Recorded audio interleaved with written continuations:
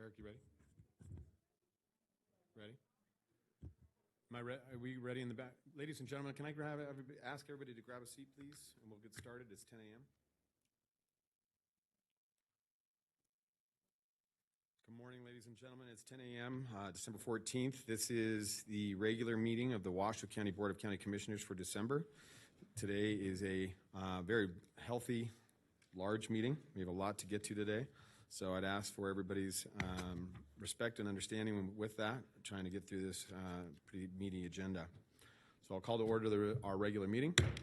And with that, I would ask if Supervisor Mr. Jim DiMartini, will you please lead us in the Pledge of Allegiance, sir?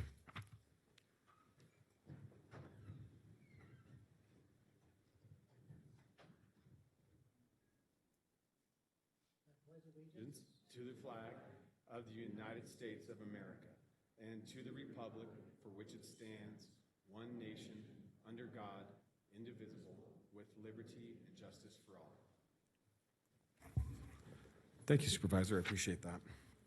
Madam Clerk, can I get a roll call, please? Bob Lucy, Chair. Here. Von Hartung, Vice Chair. Here. Alexis Hill. Here. Kitty Chung. Present. Jeannie Herman. Here. County Manager Eric Brown. Here. Assistant District Attorney Nathan Edwards. Here. And I'm Jan Galasini, your County Clerk, so you have a quorum. Thank you, Madam Clerk. I appreciate that. Next, this takes us to item 3. Mr. Manager. Item 3 is public comment. Comment heard under this item will be limited to 3 minutes per person and may pertain to matters both on and off the commission agenda. The commission will also hear public comment during individual action items with comment limited to 3 minutes per person. Comments are to be made to the commission as a whole. All right. Madam Clerk, will you please call public comment? Of course. Mr. Chair, we have several signed in, so if the people would queue up after the first name is called.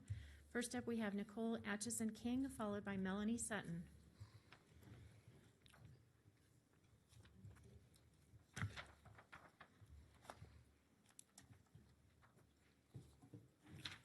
Welcome. Well, hi, thank you. My name is Nikki Atchison-King. I'm the Vice President of Community Solutions for Silver Summit Health Plan. I'm here to speak on behalf of Manager Brown's performance evaluation. Manager Brown has a unique appreciation for the power of public-private partnership. Under his leadership, he has called together all of the managed care organizations because he understands that the clients that you serve, the citizens that you serve, are our members. And we all have the same vested interest in ensuring that they have the best access to the care that they need. So we wholeheartedly support Manager Brown. He's been a wonderful partner to all the managed care organizations and specifically Silver Summit Health Plan. Thank you. That's all I have to say. Thank you, ma'am. Melanie Sutton, followed by Cindy Martinez. Good morning. I'm happy to see that you guys are going to be discussing the end of the public health emergency, which it's kind of funny because it's pretty much exactly 1 year since 150 of us showed up here asking you guys to end the public health emergency. And Lucy, I appreciate that you're not wearing a mask today. So yes, we are here to ask or demand that end the public health emergency, and I'm thankful that you guys have it on the agenda to be able to discuss. Thank you. Cindy Martinez, followed by Nicholas St. John. Good morning. Good morning, Commissioners, County staff, Mr. Manager, Mr. District Attorney, Madam Clerk. I am proud to announce that I am a grateful member of the 99.978% survival club of the China flu virus infection. I'm proof positive, as well as many people who are in Washoe County who have been able to weather the infection, did not require an experimental use authorization injection, have not poisoned our bodies with an experimental biological agent that is killing our citizens, weakening immune systems, and threatening the future of the children in this county. A commission that refuses to act upon that and protect the constitutional rights of the citizens of Washoe County are derelict, absolutely derelict in your duty to protect the constitutional rights of the citizenry. That includes the Washoe County District Attorney's Office, the Washoe County Sheriff's Office, and I've received information that reportedly, well, the county commission has not called the police on anybody. Yes, they have. One of our contingent is still pending a trespass citation from January 5th of 2021. One of our members in here, our fellow citizens, Nicholas St. John, was accosted after one of the meetings a couple of months ago by law enforcement. That was wrong. And his crime, not wearing a mask and daring to stare down the citizen, the elected representation. Mr. Lucy, would you please look up? I'd appreciate that. In daring to speak to our constitutionally elected representatives who are not doing anything to protect our constitutional rights. And interestingly enough, Chair Lucy is running for re-election. And if you look at his website for his re-election, you will find nowhere on there anything about protecting the citizenry and our constitutional rights. There's a lot of stuff in there about growth and citizen activities, but there's nothing on there. And I imagine before I finish and sit down, he'll probably contact his campaign manager and his webmaster to have that rectified. But that website as it stands with no mention about the citizens and their constitutional right and his duty to protect that has already been downloaded and archived. Thank you. Thank you, ma'am. Next up, we have Nicholas St. John, followed by Roger Edwards.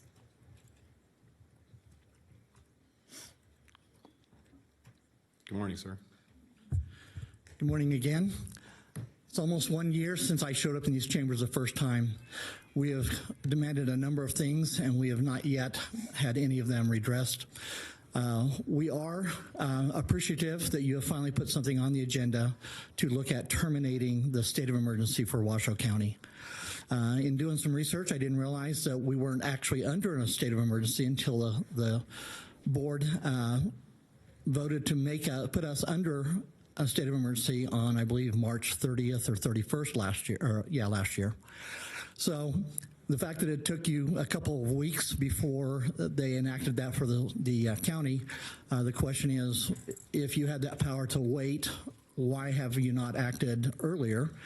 And again, we greatly appreciate you putting it on the agenda. We really hope that we see a positive outcome today and that you, as the commission, will vote to terminate this,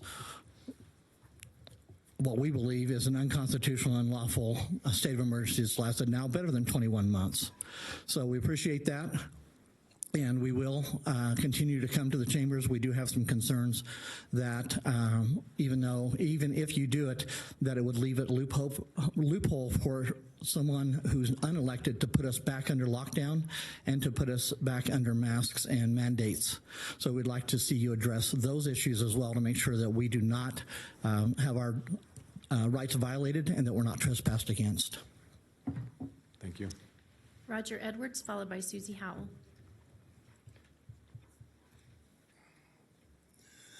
Good morning, sir. Well, good morning, my public elected representatives. Roger Edwards. I have to announce I just had an anniversary. I'm now a 49-year resident of Washoe County. I have to go along with the folks earlier that talked about our county manager Brown. He's been a breath of fresh air. He comes to all the meetings. He really gets involved with what we want him to get involved with, and that's really nice. My concern is also with the mask mandate. This is nonsense. The emergency was over so long ago. If every time we get a flu in the county, we have to mask up everybody, restrict their lifestyle and all this other stuff, we'll never get anything done. We need to get back on track. I have another issue, though. It's 180 degrees away from that. In 1994, me and 4 other good people put together a water recharge program in Golden Valley. It was a model program for the entire country, and We sat down over months and months and tried to work out the details. We had one government sponsored well that was already put in 92, and it was working. So we put in 4 more. We actually ended up with 5 recharge wells. And guess what happened after all that talking and planning and surveying and everything else that we did in 92, 93, 94? Something happened that none of those specialists or citizens ever thought possible. And that was that we filled up our aquifer that we take our water out of. And it started flooding the homeowners on the lower part of our neighborhood. So we shut it down almost 6 years ago now. And guess what? The water level in our aquifer has risen with the recharge shut off. And I still can't get Dwayne Smith to shut down taking the $22.66 monthly fee off from our neighbors. We just need to shut that down immediately. I don't mean to shut down the program. You just shut down the charge for all of the 630 homeowners we have in Golden Valley. Shut down that fee right away. That's simple. Then we can sort out what we want to do with the whole program. Dwayne has been giving us this double talk for 2 years at our homeowners meetings. Come on, we just need to shut down the charges, and then we can deal with the details of how we're going to, we're going to monitor the wells and anything anyway. So the payment to the county from the citizens, we got over $1 million in our account. That's nonsense. Come on, folks. Thanks. Thanks, sir. Susie Howe, followed by Janet Butcher.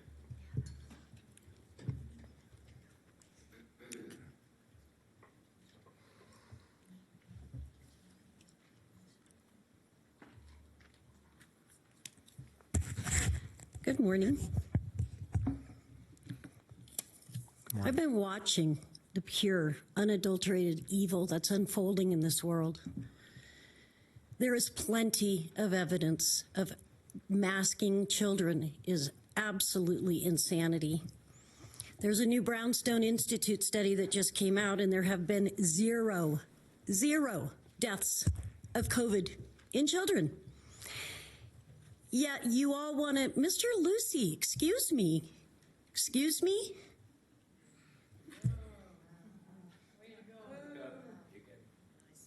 I'm going to start my time. Can you stop my time until I have everybody's attention? Can you please stop my time?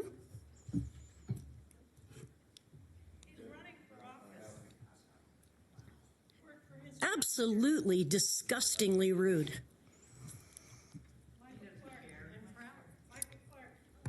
There have been 0 deaths in children. Do you have children? Mm-hmm. Anyway, you walk around this town and you look at the absolute theater that is happening. Because, boy, you can walk into a restaurant in your mask, but take it off, and you're 1 foot apart from somebody else. There are large factions of people that don't wear masks. It is our choice. The children do not get it. They need to be unmasked.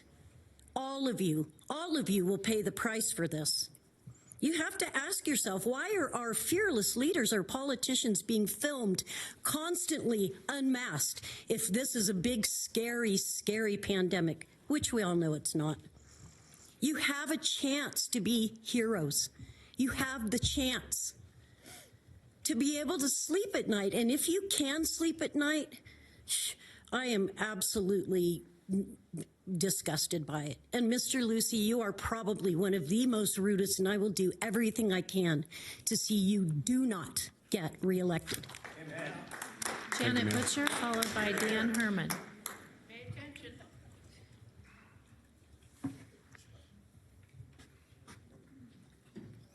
Welcome. Janet Butcher. I would like to thank and honor the essential workers who risked their lives and who were being subjected to forced experimental injections. Honor those who lost their lives or businesses or jobs. I could go on and on about the abuse of the residents and especially the children, but you all have heard it. But ignore it. I would request that we take a few seconds to applaud all of them.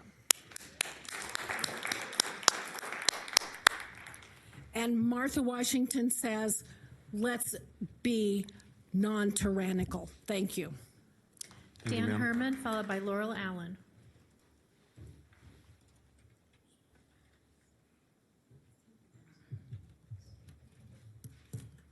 Welcome, sir. Good morning, Dan Herman, Spanish Springs. I've got some real concerns with the changes to the Citizens Advisory Board that the commissioners have enacted here. And what this policy change excludes developers from attending our Citizens Advisory Boards. Those boards are set up to inform the citizens. So when you got developers coming in, they're going to backdoor their projects, and there's a big problem with that because the citizens don't know what's going on in their own communities.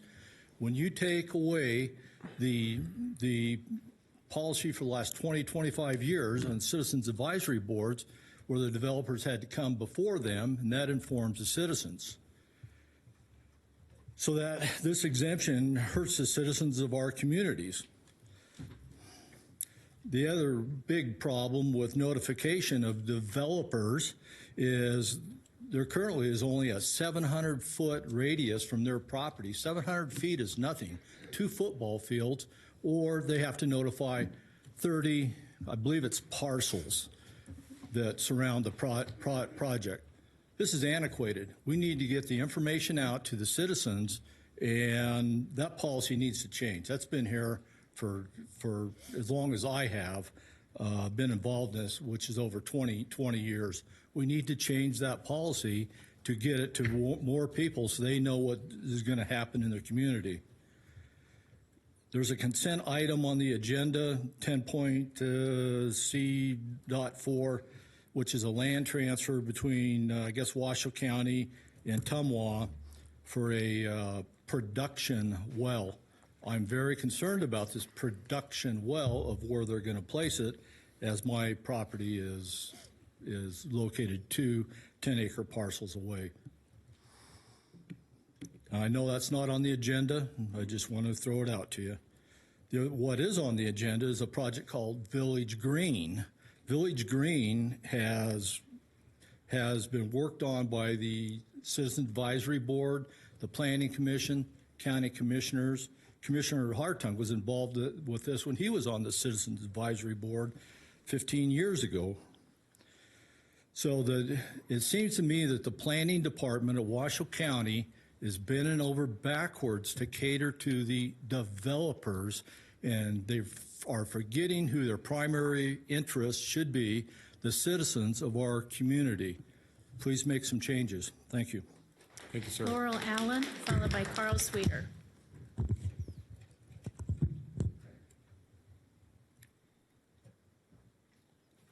Welcome. Hello. So my name is Laurel Allen, and I'm a resident in. Oh, sorry. I'm a resident in Golden Valley. I'm also a homeowner. We are currently dealing with some issues in our neighborhoods. We have an open parcel that is actually has a tentative map out for, I believe it's about 90 homes. But during that time, it's just been zoned as open land. All the homes that are located around the area are dirt roads and should be private roads, but due to easement conflictions, it is now open to the public. In the 7 years that I've been a resident, the uptick in off-road vehicles, horse traffic, dogs off leash have increased to the point where we no longer enjoy where we live. My children have been outside before and have almost been hit by off-road vehicles. There have been loose dogs that have run up on our property. And we've called the sheriff's department, and with the off-road vehicles that speed past our home, and they basically told us that they're going by the 2-mile rule, which allows you to operate any off-road vehicle on public roads for up to 2 miles. And in that instance, there's no reason why they shouldn't be able to take the paved roads down Indian or Estates and enter the BLM entrance on the BLM side. What they are doing is cutting through our personal property and then going through this open land as if it is their own off-road playground. Animals are defecating everywhere. There's horse manure everywhere. And it's gotten to the point to where my husband and myself are finding ourselves looking at other options for a living because we're not getting any cooperation. When I contacted code enforcement, the funny part is that they said that they would be more leaning towards the 1,000-foot rule, which is you are not to operate any off-road vehicles within 1,000 feet of a residence. Now, I do understand that by having, you're supposed to provide ingress and egress, but that is also supposed to be on a respectful basis, which these people are not showing. They do not live in these neighborhoods, and it shows. And it's to the point to where these two conflicting laws, with the sheriff's department telling us they're not going to do anything because they're within their 2 miles, to the code enforcement saying that they would go with the nuisance code for the benefit and well-being of the residents in the neighborhood. And this needs to have, I need more clarification on this. I need to know which takes precedence. Does it take precedence for the person who's having fun, or does it take precedence for the people who are trying to just live their life? I have an infant and I have a son that's 5 years old, and we don't even get to go out on our property. Thank you for your time. Thank you, ma'am. Carl Sweeter, followed by James Imbenthun.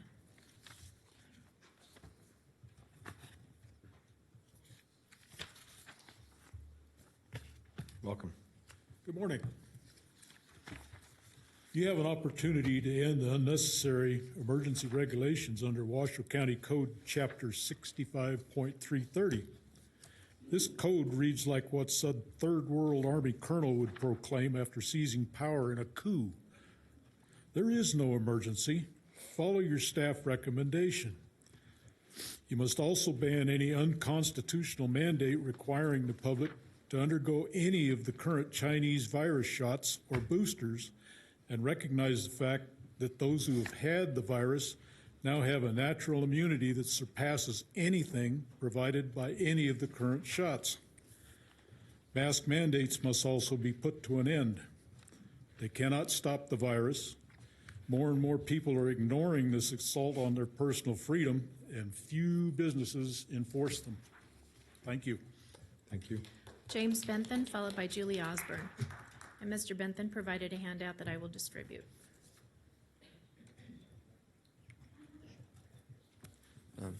James M. Bentham for the record. The Washoe County Commission is losing public trust and confidence. What can the Commission do to regain trust and confidence of the people, the voters, children, parents? First issue, the issue I want to talk about today is the mask mandates. It's time to scientifically look at the mandate, examine the science, and then I'm asking the Commission to end the mask mandates. The first document that I wish to discuss is the outside of a box of masks. Face mask. 1. Barrier, blocks large airborne particles. 2. Filtration of pollen, dust, and other air particles. 3. Comfort, an absorbent layer keeps things cool and moisture-free. But the devil is in the details. Not for medical use, intended for single use only. Discard after use. The general use mask cannot eliminate the risk of contracting an infectious disease. Second document I wish to bring up is top Biden official faces truth masks. Truth, masks are useless, by Tiffany Lane, August 4th, 2021. From day one of this COVID madness, Kevin Jackson and those of us at the Black Sphere have refused to buy into the biggest scam of all, face masks. When the boxes say not for medical use, how can millions of people still put their faith in useless contraptions? Is this a placebo being mandated on the people to make them feel better. Aside from the disposable masks people constantly use, there are cloth masks that seem more suited for a fashion statement than virus protection. Biden said, if you're not going to help, at least get out of the way and let the businesses and schools decide on their own whether to require masks. There can also be health hazards using masks. The trust in the Washoe County Commission is eroding. What can the commission do to regain the trust of the people? First of all, I'm requesting that you end the mask mandate based on science, not on hearsay, not on someone saying, oh, you need a mask, you need 2 masks. Do we need 3 masks? Look at the science, please. Thank you. Julie Osborne, followed by Ann Sweeter.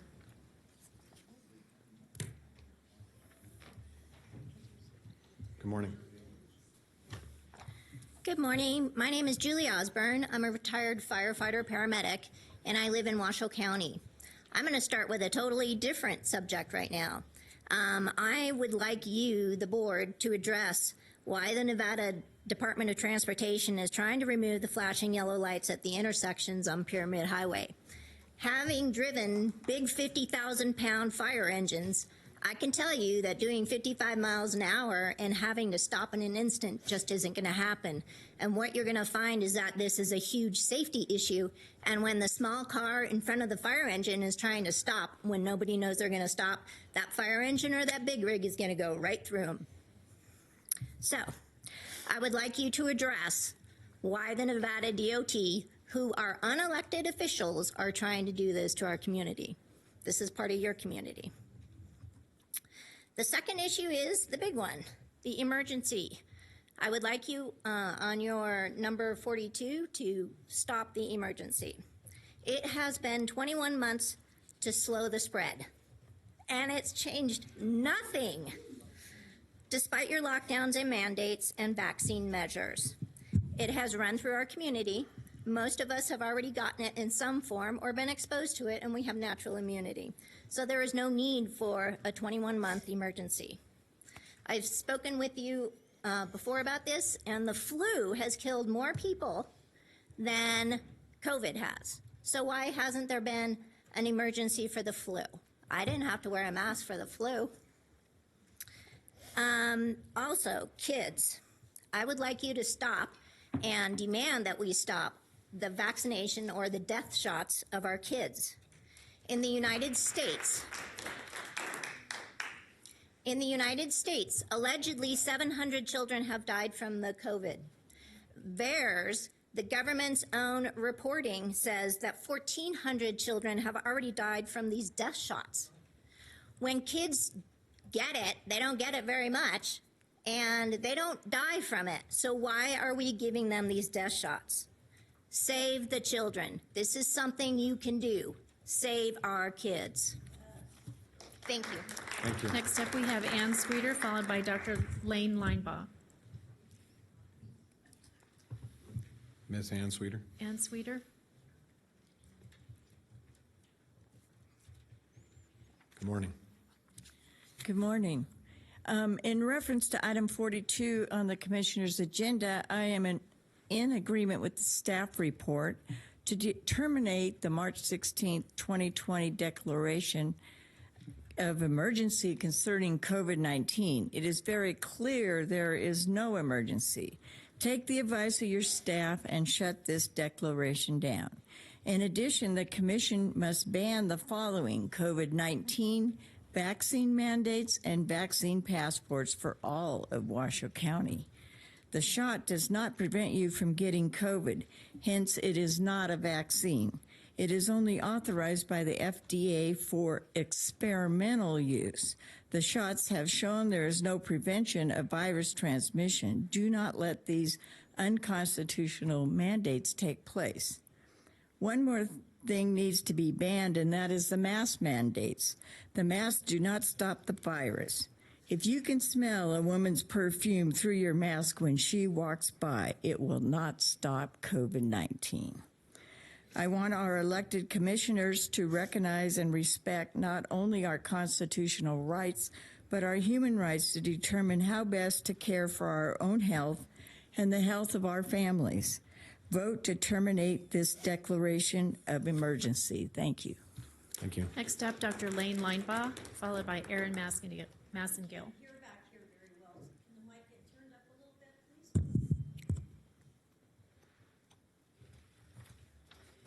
Good morning. Can you hear me? Okay. So first of all, I'd like to thank all of my friends that I met a year ago for being here week in and week out for the last year and speaking out and fighting for our constitutional liberties and freedoms. A lot of what I'm going to share with you comes from Dr. Thomas S. Cohen, MD. Did you know that the SARS-CoV-2 virus has not actually been shown to exist, which of course means that COVID-19 cannot exist, which then a thinking person concludes that the variants can't exist, which means there is no emergency, which then means we can lift the emergency. But let me go into this a little bit. Did you know that back in the day when the sailors got scurvy on these 6 months journeys on these ships, that they thought that this was a contagion until one of them ate a lime? And the flu, is it possible that everybody gets the flu every year because we are filled full of sugar and toxin from Halloween on, and that we've been poisoned in our water, our food supply, vaccines, and medications? So, in the history of medicine, not one published study shows the isolation of identical particles that would represent a disease-causing virus from any bodily fluid from any sick person. Pretty shocking. So to even be more clear, if one takes any person with any viral illness, for example, chickenpox, rabies, measles, AIDS, or COVID-19, the published literature does not contain any evidence of any virus that was directly isolated from any bodily fluids from even one person suffering from these illnesses. The interesting thing about this statement is that no health institution from any government in the world disagrees, including our beloved CDC.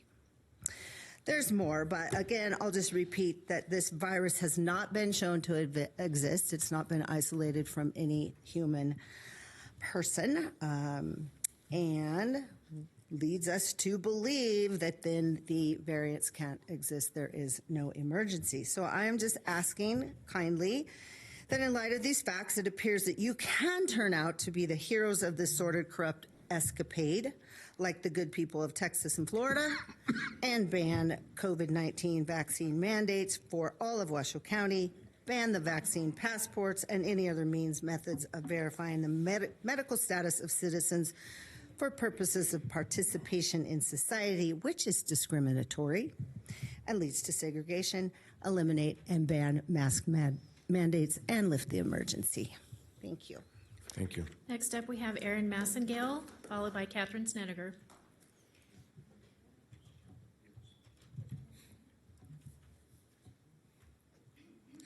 Good morning. Good morning.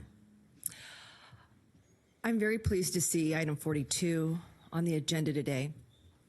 I am slightly disappointed that we don't actually have a resolution drafted, which makes me wonder how serious we are about ending the public health emergency. Additionally, I would like to ask that you agendize and pass a resolution to ban vaccine passports or any sort of segregation and discrimination based on medical health status, whether we're talking about a vaccine, what is perceived to be a vaccine, an inoculation, or any other health concern. This would not be acceptable with hepatitis B, AIDS, HIV, or any other circumstance. As we end the calendar year, in most other companies, corporations, et cetera, there is a review process that goes over whether you met your goals or not for the year as an employee. I don't know how you guys grade yourself. I don't know how you determine whether what you've done here is successful or not. However, I would like you to look in the mirror and decide whether you have done the will of the people or whether you've towed the agenda line. Thank you. Thank you. Next. Next up, we have Catherine Snedeker, followed by Debbie Taylor.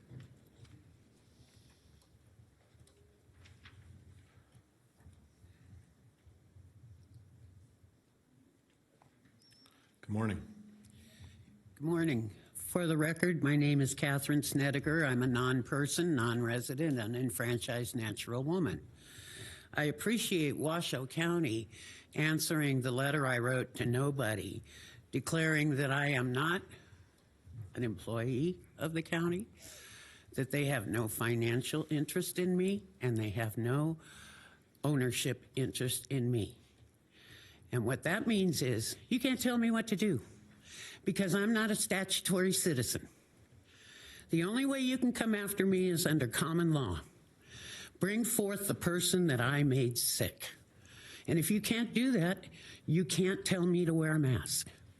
You can't tell me to have a vaccine, which is not a vaccine. The reason that there's no hydroxychloroquine, ivermectin, or other things that help us get rid of COVID is because then they can say, there's nothing else out there except the vaccine. So you have to take it because we're denying you what really works. Now, I understand this week you're insisting that children 5 to 11 get vaccinated at their school. What the hell is wrong with you people? My God, what is wrong with you people? Especially the chairman who can't be bothered because, you know, we are parasites and they don't want to hear from us. So they ignore us.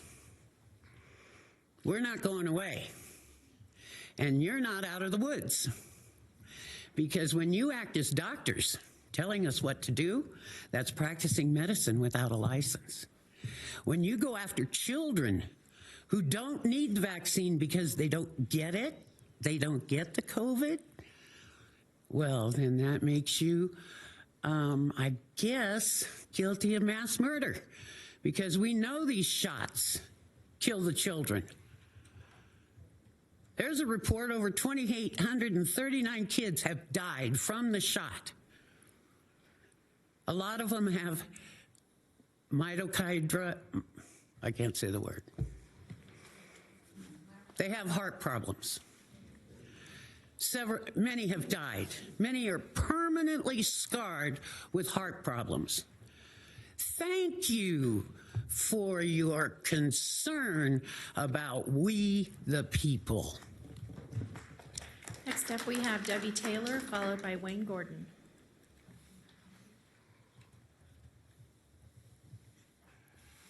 Good morning.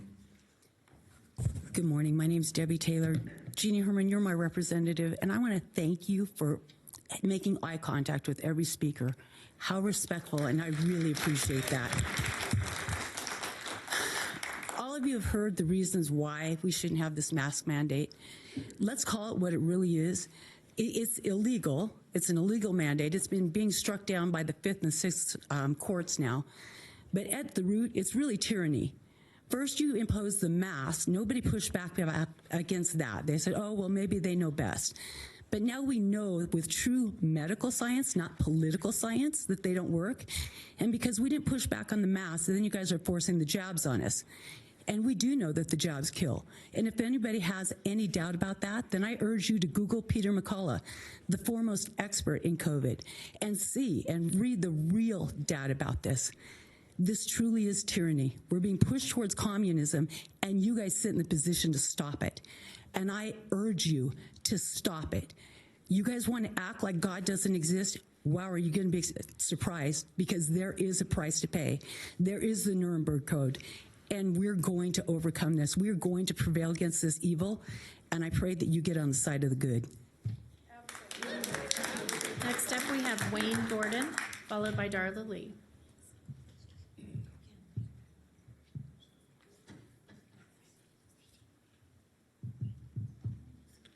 Mr. Gordon.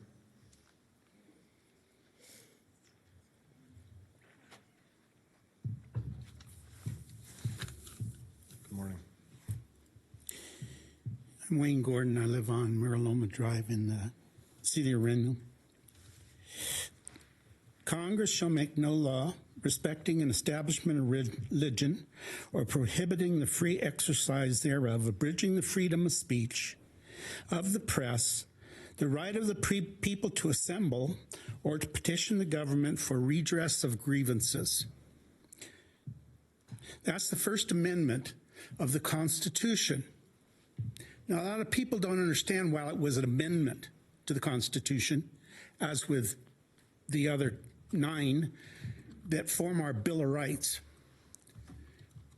But they weren't amendments because everybody considered it was obvious that these were needed and they were to be used. But at the end of the convention, they said, we better put these in here to ensure that we, in fact, get freedom of speech, freedom of religion, and so forth. Right now, we're using this so-called pandemic, which it's not, as an excuse to force people to not be able to assemble completely. We took away the churches for a while, although I think we've gotten all that back. What we're doing is we're taking people and we're slowly taking away their freedoms. They won't notice it maybe a little bit at a time, and pretty soon we'll be just like China. We'll lose all our rights. If these people that are out here standing up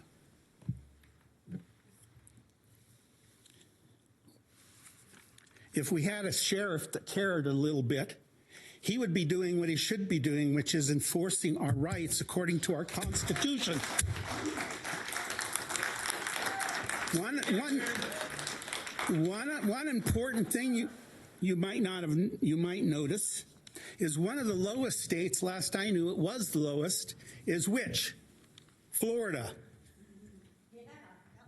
And which state has basically, of 2, removed all the considerations of so-called of COVID? And that's Florida. We should look at what they're doing. Fortunately, today we may get a chance here in the county. Next up, we have Darla Lee, followed by Charles Elliott. Good morning. Good morning, Darla Lee for the record.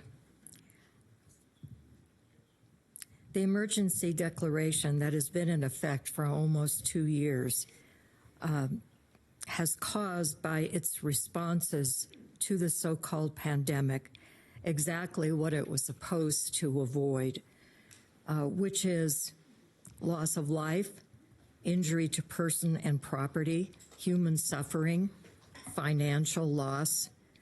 These things have all been multiplied under this declaration.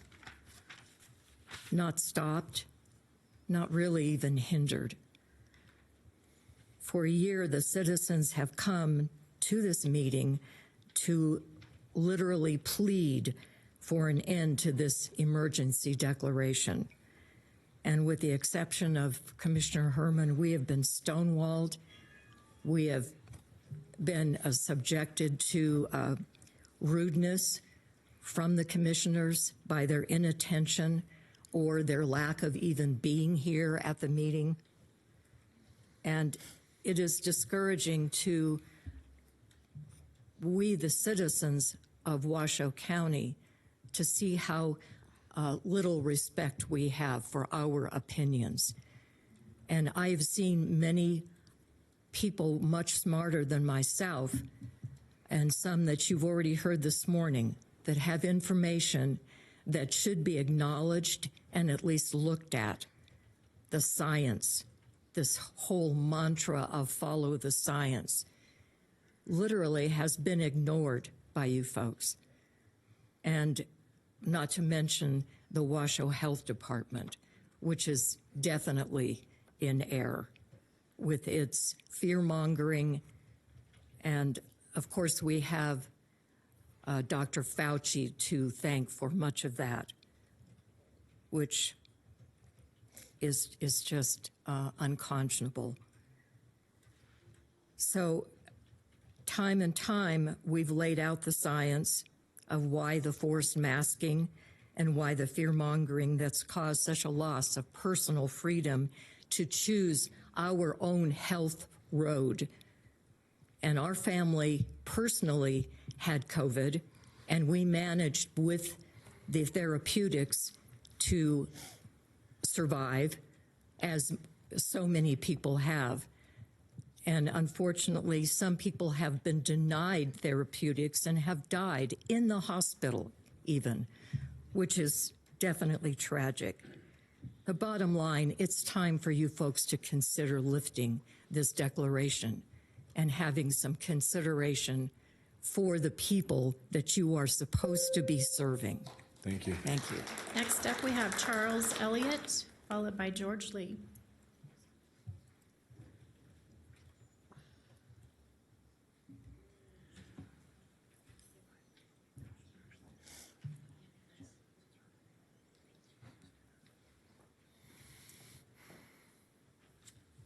Good morning.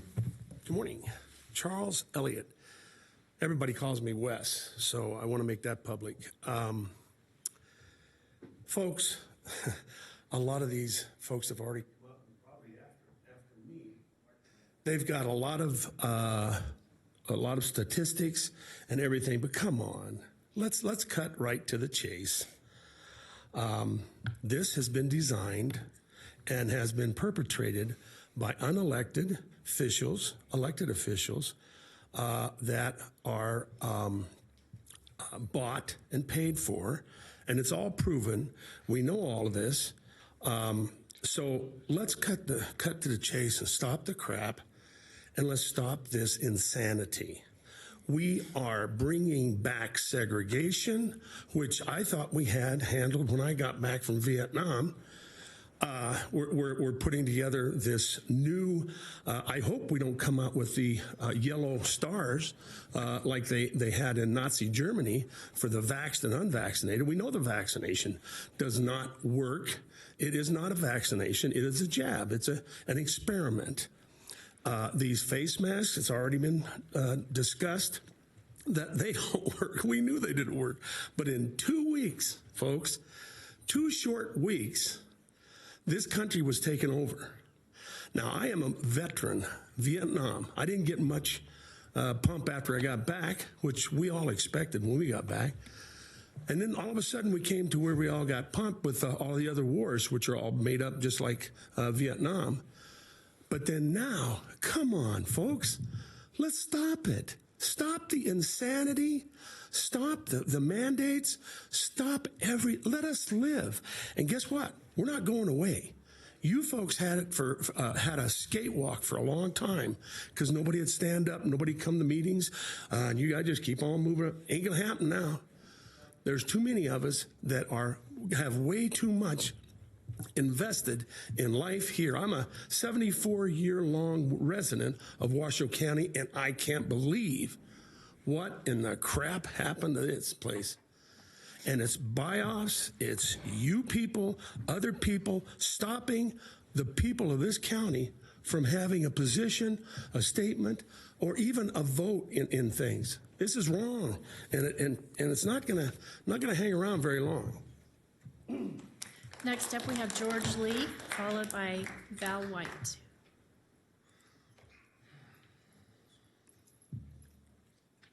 Welcome, Mr. Lee.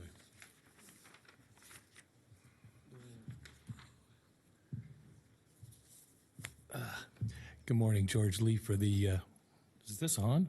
Can anybody hear that? Is it on? I'm speaking up. There's a button right there. There's no light on this. Under 65-320, you have always had the opportunity and the availability to deactivate this emergency according to a county law. Now, I know that it was tempting and to succumb to federal and state power, to turn over that power to the state. But now the governor has basically abdicated his role by allowing the counties to deactivate the emergency. Under 65-330, and I see nothing in 65-330 except to quell, what's it called? Insurrection. No, come on. Closing gas stations so people can't buy gasoline. Closing, closing anything that could be used for an insurrection, which, by the way, this has nothing to do with an insurrection because this is top down. This is not bottom up.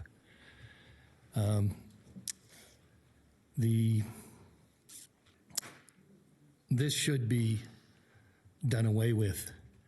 We put 2 weeks in to flatten the curve. Well, we flattened the curve, 2 years ago. We have seen the inefficacy of the vaccine, which, by the way, at its best was 85% effective, which means 15% of the people who had the jab are out running around infecting everybody else or getting it. That's why there are so many people who've been injected who are picking up other variants and reinfecting. That's because it doesn't work. This is under 65-320. This is your responsibility to look at it and say, this is not the way to go. We've got to stop this now. Oh, one other thing, if I can remember it. Maybe later, maybe when the item comes up. Thank you. Next up, we have Val White, followed by Victoria Meyer.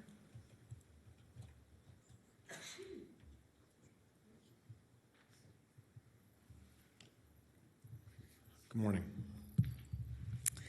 I come to these meetings knowing that my comments are not going to change your mind. I know that because over the several months I've been doing this, you either fail to look at us or you completely disregard facts that should change your mind.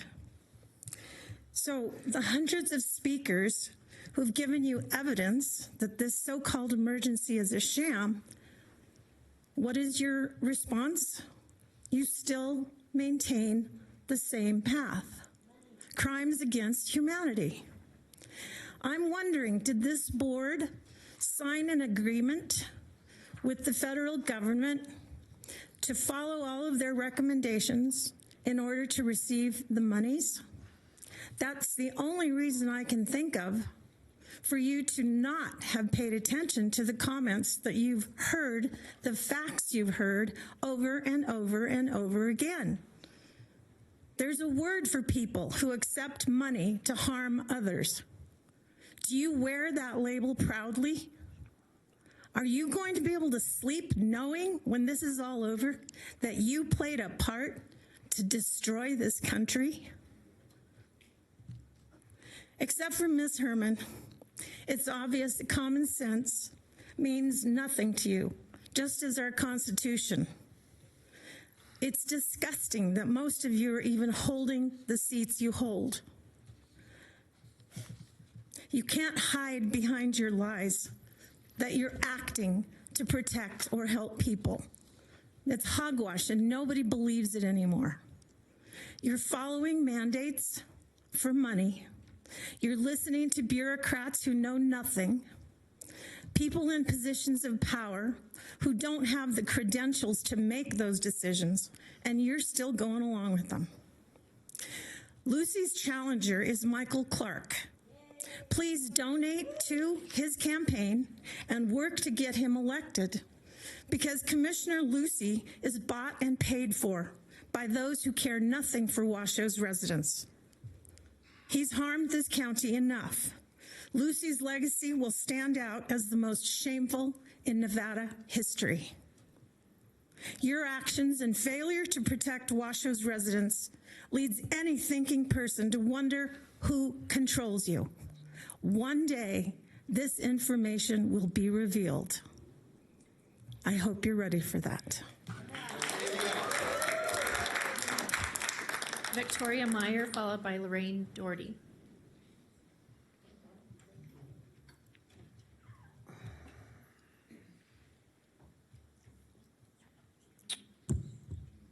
Good morning.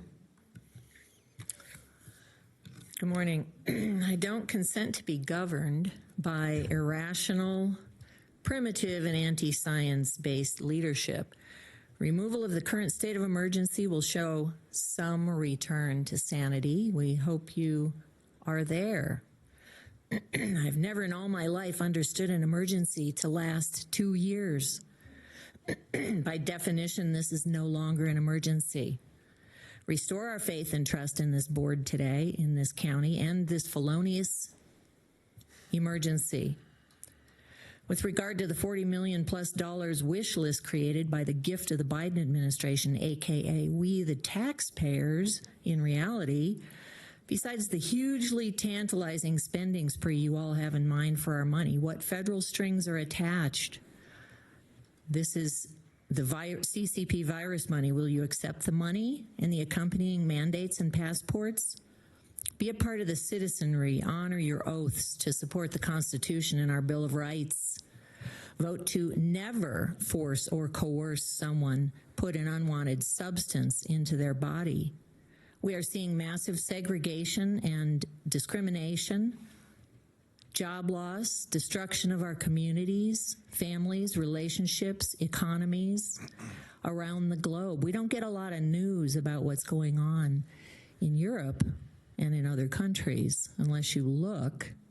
And there are massive protests happening everywhere, lockdowns happening in Europe. The unvaccinated are being segregated and locked into their homes. Do we really want this here, or can you people on this board representing us, elected officials, stand up? Thank you, Jeannie Herman, by the way, for standing up for us. Let's stop the madness, stop the mass psychosis, stop the tyranny now. You people here in this county have the power to do that. And there's many good people here today saying many truthful and good and honest and heartfelt things. We just hope that you will take heed. And when this item comes up on the agenda today, that you do the right thing. Let's not have segregation anymore. We ended that decades ago. I forgot my star today, my yellow star, but that's kind of how it feels today when I go out into the world and the division that's been caused by all the politicization around this issue. It's time to stop it right here in this county. Let's take one step forward and do the right thing today. Next up, we have Lorraine Doherty.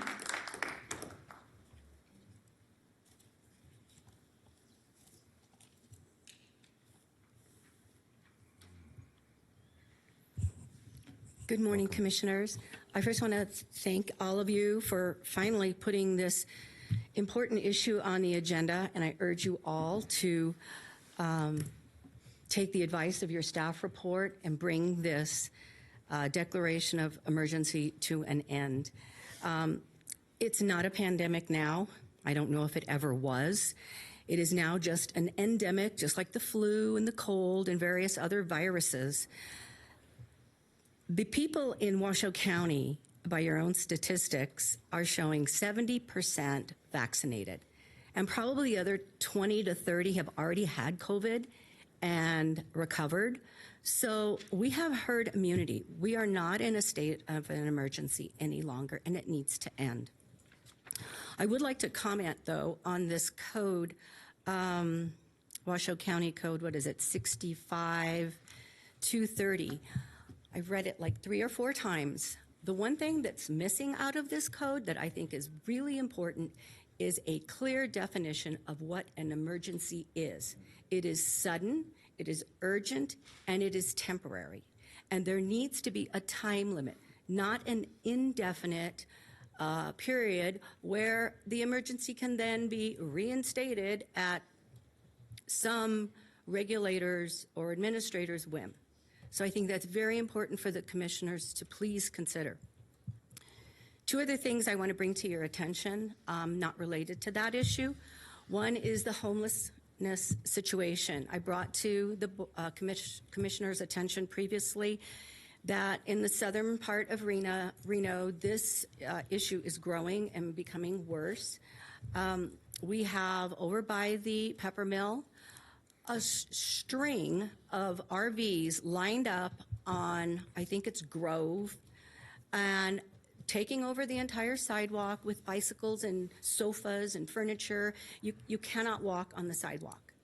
So that is something that really needs to be addressed. Also, in the South Meadows Business Park over on the corner of Virginia and South Meadows, there is another growing encampment. I brought this to the commissioner's attention also previously when there were like 2 to 3, now they're like 5 to 7.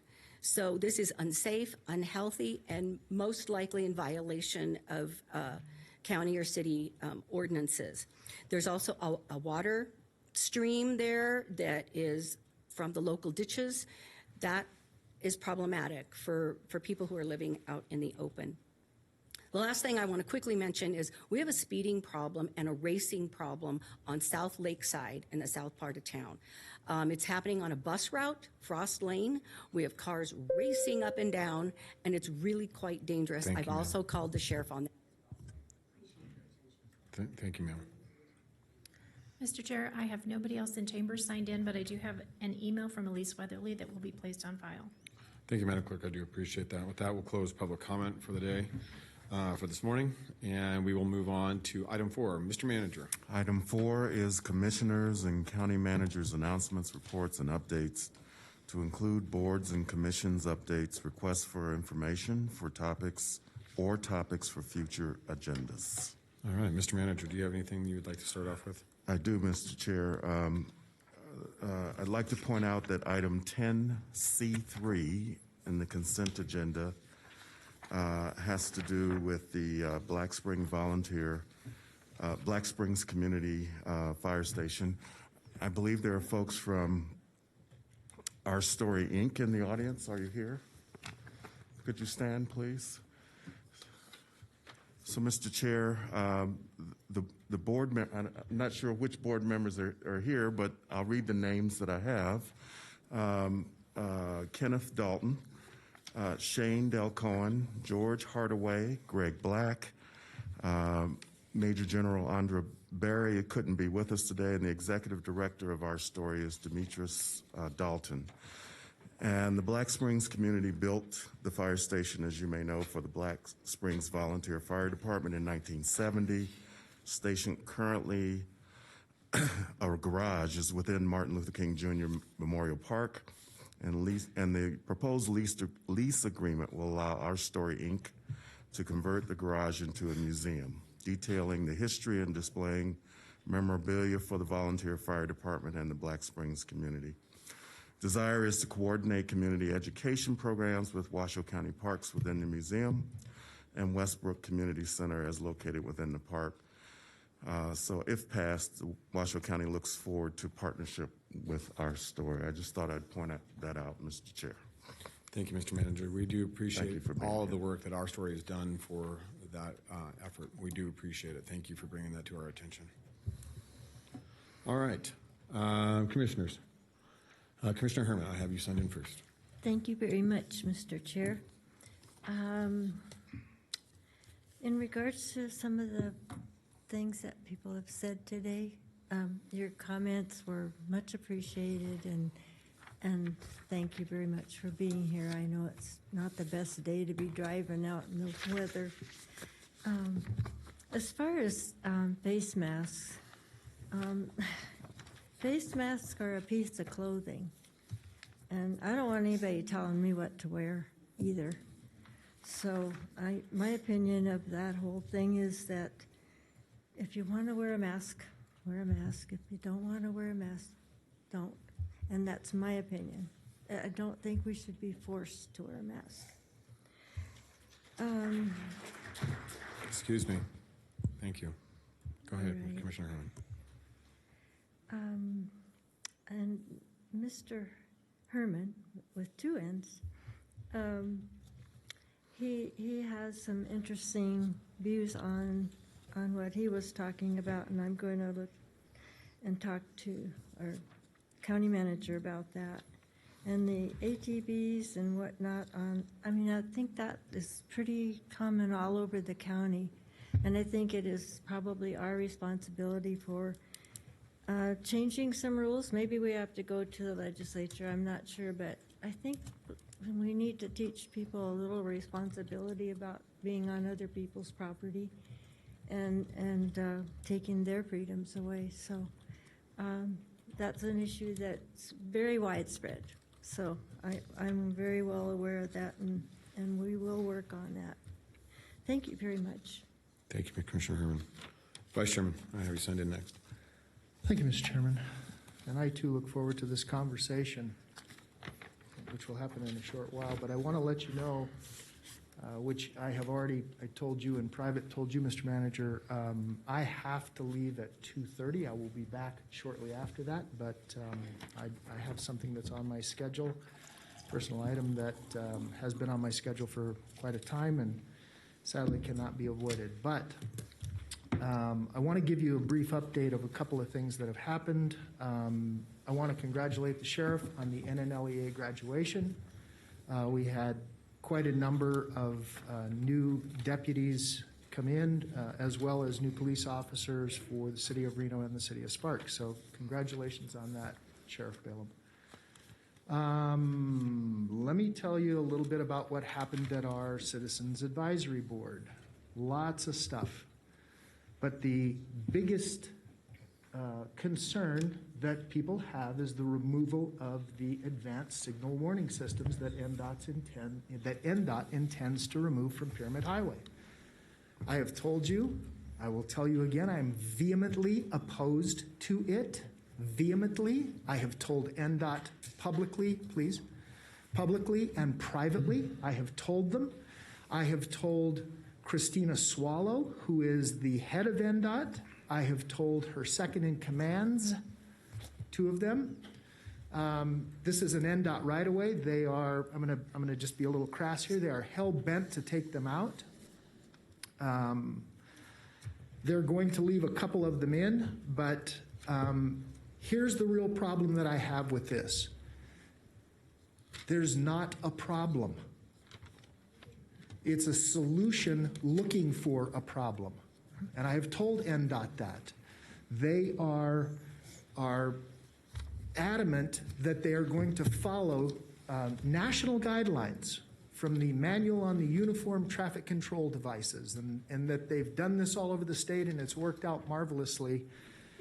I would contend that we've had no issues based on these advanced signal warning systems on the Pyramid Highway. In fact, it has made Pyramid Highway safer. They claim that people are speeding up because of them when they see the light changing. Again, okay, I'm not going to argue their data, but what I would say is how many accidents have they caused? And the answer to that is none. So I say to you again, this is a solution looking for a problem. I've had an issue with it. I have told NDOT. I have told NDOT at RTC. I have told them from this dais. They were scheduled to be at the Citizens Advisory Board. They were not there to talk about that, but apparently they're going to come and talk about that. I will make my opinions known again. There's only two people in the state, you're going to like this, who can stop this. The governor and Christina Swallow. Those are the only two. The governor can say, we don't need to remove these. Christina Swallow can also say, okay, stop with this. So that was one of the main things. And I am completely, and by the way, I've lived in Spanish Springs coming on 35 years now. And so I'm not speaking from a position of, oh, I just moved out there last year and gosh, now they want to make this change. Those advanced signal warning systems have been there since when Pyramid started. There were no lights, but as lights were put in, mostly I would remind you, by the city of Sparks. It's not a beef on the city of Sparks, but they are put in by the city of Sparks.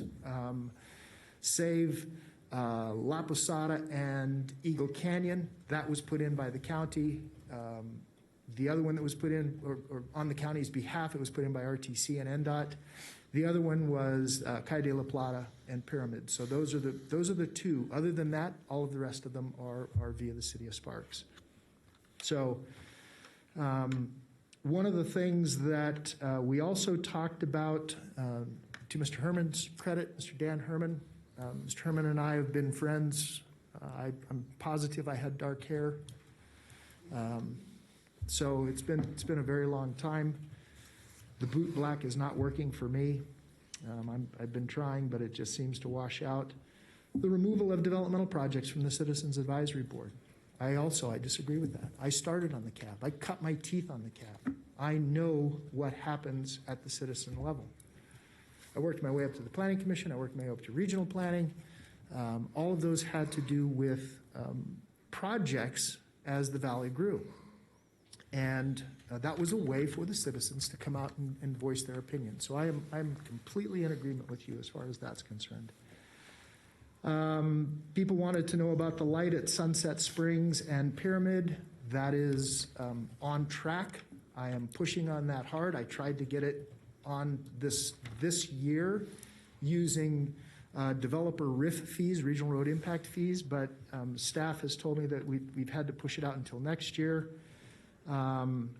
They were concerned about the limited turn movements put into place by NDOT in the city of Sparks on David James and those other side streets. It makes it very difficult for those folks living on the west side of the highway. I'm still waiting to hear what's going to happen with that. Let's see. That is, and then there were some complaints about access to Lazy 5, which NDOT did quite a number of years ago. In fact, I was on the Citizens Advisory Board at that time also, and begged with NDOT to no avail. With respect to off-road vehicle speeding on public streets, Sheriff, man, if I had a nickel for every time we had this conversation, and I had this conversation with your deputies, I could probably retire. I don't know how we deal with this kind of stuff. Maybe we do need to change some of the laws. I don't know whether they reside in Washoe County Code or they're in NRS with respect to driving off-road vehicles. I'm going to be very honest with you. I'm driving them on the public roads. I have no issue if someone drives an off-road vehicle on the public road as long as you behave yourself. Just do the speed limit. If the speed limit is 25, please do 25. Don't endanger people walking their dogs and children on the roads and etc. Just do the speed limit and nobody will get into a twist on public roads. But that's never the case. So Sheriff will and Undersheriff will talk again offline. Maybe we need to just have a conversation with the manager. It's huge in Spanish Springs.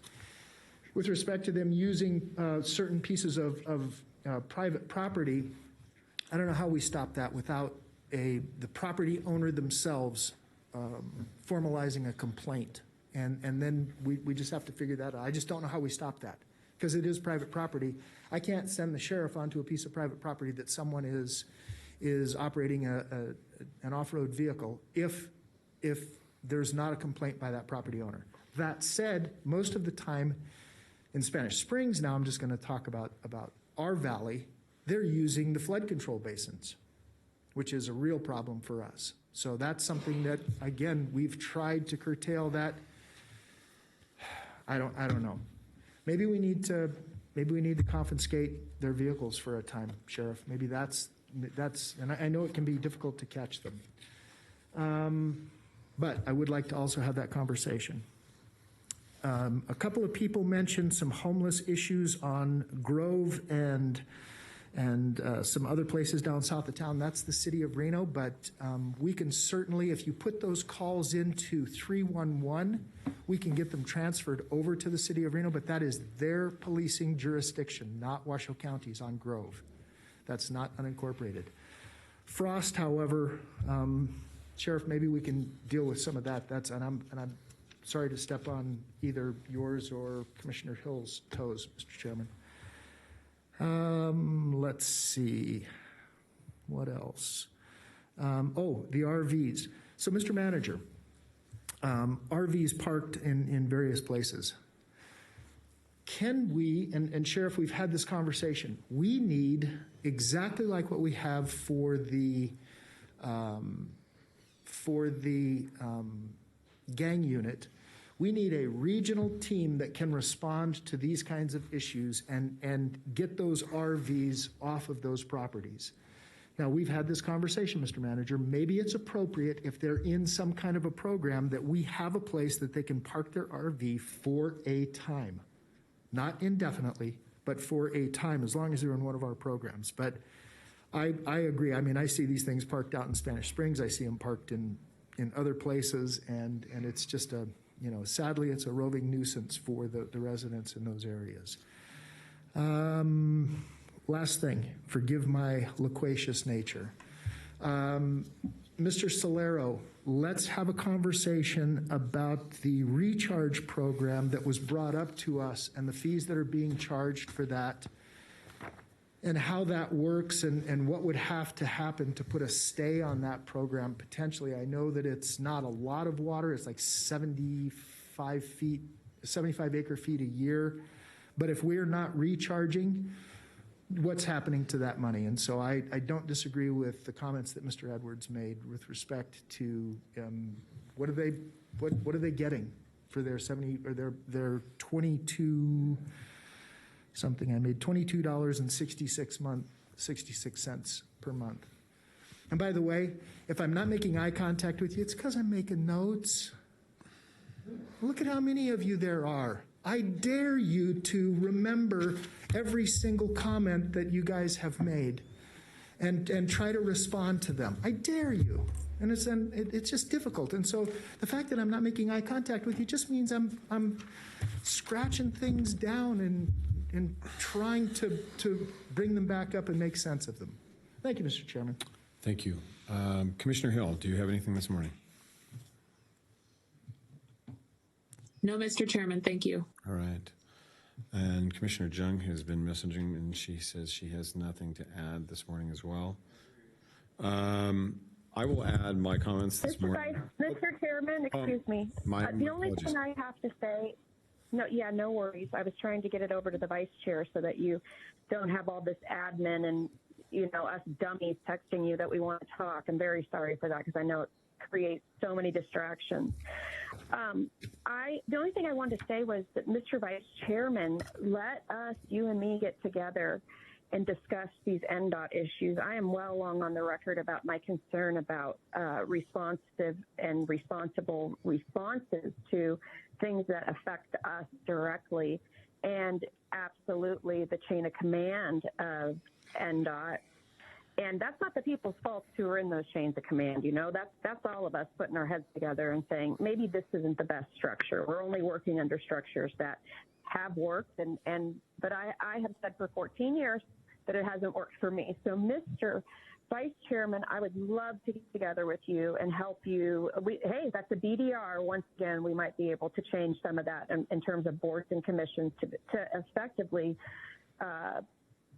hand down any of these rules that will work, especially for different communities. And if I might just say why this piques my interest, can I just tell you, I used to live, my very first place I ever lived in northern Nevada was out in your district, Mr.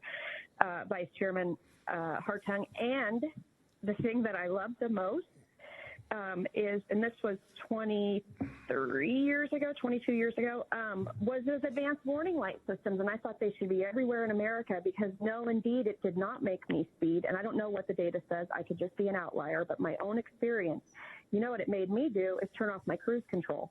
So I was automatically decelerating. And I noticed when I drive in other states, I get actually tricked because their warning lights are always on. So I turn off my cruise control and it's actually a green light. So I've also been adapted to this situation. So I totally get your frustration and intuitively support what you're saying. But on a global macro issue, I really do think we need to do some changing on how we can be of consequence and our citizens can be of consequence when those decisions are made via roads that are owned by NDOT, no choice of our own. I might remind you that Sun Valley Boulevard, which I usually complain at least 3 times a year about the ditches and how dirty they are, and that is NDOT's job. So you got a happy helper if you need me. I just wanted to let you know I heard you well, and I share your concerns. Thank you, Mr. Chairman. Thank you, Commissioner General. Appreciate that. The concerns this morning in regards to the Grove Street issues and the homeless issues at South Meadows in Virginia. The sheriff and staff are here. I know they've heard those concerns. We'd like to get the MOST team travel out to those areas and try to work with RPD to address those issues. We've seen some other spots at the constituents have told me about the base of Zalesi and Arrow Creek Parkway. They have told me about South Meadows Parkway off of Double Diamond by the pond area, the marsh area there across from Renown. So if we could take a look at those. And I think we're also going to have to work with NDOT in those discussions. I know they helped last time in regards to the discussions along the I-80 corridor here at Wells and the Virginia off-ramp. And then a couple of things I want to do to kind of kick it off on a positive note for me. I want to welcome a new member to our family. Commissioner Hill had a healthy baby girl on November 23rd, and we want to welcome Zora Hill to the family, and we wish her well. And we know Mom and Commissioner Hill is doing well at home with her baby, and we wish her time at home, and hopefully that gets easier and more sleep nights can come in the months ahead. A couple other things, so we're looking forward to that. I want to wish everybody a Merry Christmas and a Happy Holiday. This is going to, like I said, today is going to be a very long meeting, a lot of issues we have to address today. We'll try to be as expeditious as possible and get through that so we can get to some of the meat of our meeting here. So I would ask that if you could be understanding of that. We're going to probably be a little bit dynamic in the sense that we're going to move some items around so that we can facilitate and make sure all the commissioners are here through most of those discussions. And that is all I have. This will be the only meeting for the remainder of the year for the County Commission. So we did have our TM meeting this morning. I do want to have a more robust meeting now with not only, I made those comments at the TM meeting, the Truckee Meadows Fire meeting this morning, but I think they need to be made here in the sense of Gerlach too. I'd like to talk about fire services and what we're doing forward with fire services in Gerlach and some of the issues that we're experiencing around the valley. I think it's necessary. So, Mr. Manager, if we can get some time where you, myself, the Vice Chair, whoever, Commissioner Herman, to sit down and discuss those fire services, what we need, what we're looking for, how we can better do that, and bolster that in the coming year. I think that's something we need to address as well. And other than that, those are my only comments for this morning, so I have nothing further. Vice Chairman. Mr. Chairman, thank you. And not to drone on about the advanced warning systems, those signals, but NDOT has claimed that that there is very few places with limited sight distance. And what I would contend, and I've heard you say this, and I've heard it loud and clear, and by the way, it's not just heard you say it, I have experienced it. Sat behind a semi where I looked over and saw those advanced signal warning systems going off, and it allowed me to slow down when a semi was in front of me and I could not see the signal nor anything around, and don't tell me I was following too close and that I need to be 300 feet behind the dang thing. That's just virtually impossible. So that is another situation that I would like to bring up with NDOT. I mean, I've got a whole laundry list, but I've heard that loud and clear. So, Vice Chairman, what I would recommend is that we put on at the earliest we can a presentation from NDOT to this board to discuss those matters and anything pertaining to county. So we'll have that. We'll bring that back in the next year. I'm your huckleberry, sir. All right. Seeing nothing further, we will close item 4, and we will move on to item 5. And these are presentations. So, Mr. Manager. Item 5 is a recommendation to acknowledge receipt of the Washoe County Annual Comprehensive Financial Report, Auditor's Report, and Report on Internal Control for the fiscal year ended June 30th, 2021, as presented. Approve the appropriation of $35,090,102 for the fiscal year 2022 budget, consisting of $9,813,597 for purchase order encumbrances committed in fiscal year 2021, and $25,276,505 for spending of restricted contributions and fees, and authorize the comptroller to proceed with the distribution of the ACFR for public record as required by law. And today we have the comptroller in chambers. Ms. Hill. Good morning, Commissioner. Good morning. Kathy Hill, Washoe County Comptroller for the record. Thank you for your time today. I know you have a large calendar of items, and I'm thankful for allowing me to take a moment to acknowledge all the hard work and results of this year's annual comprehensive financial report and audit. I want to thank the departments for their assistance with this year's audit and their hard work, specifically HSA, District Attorney, and Health Department.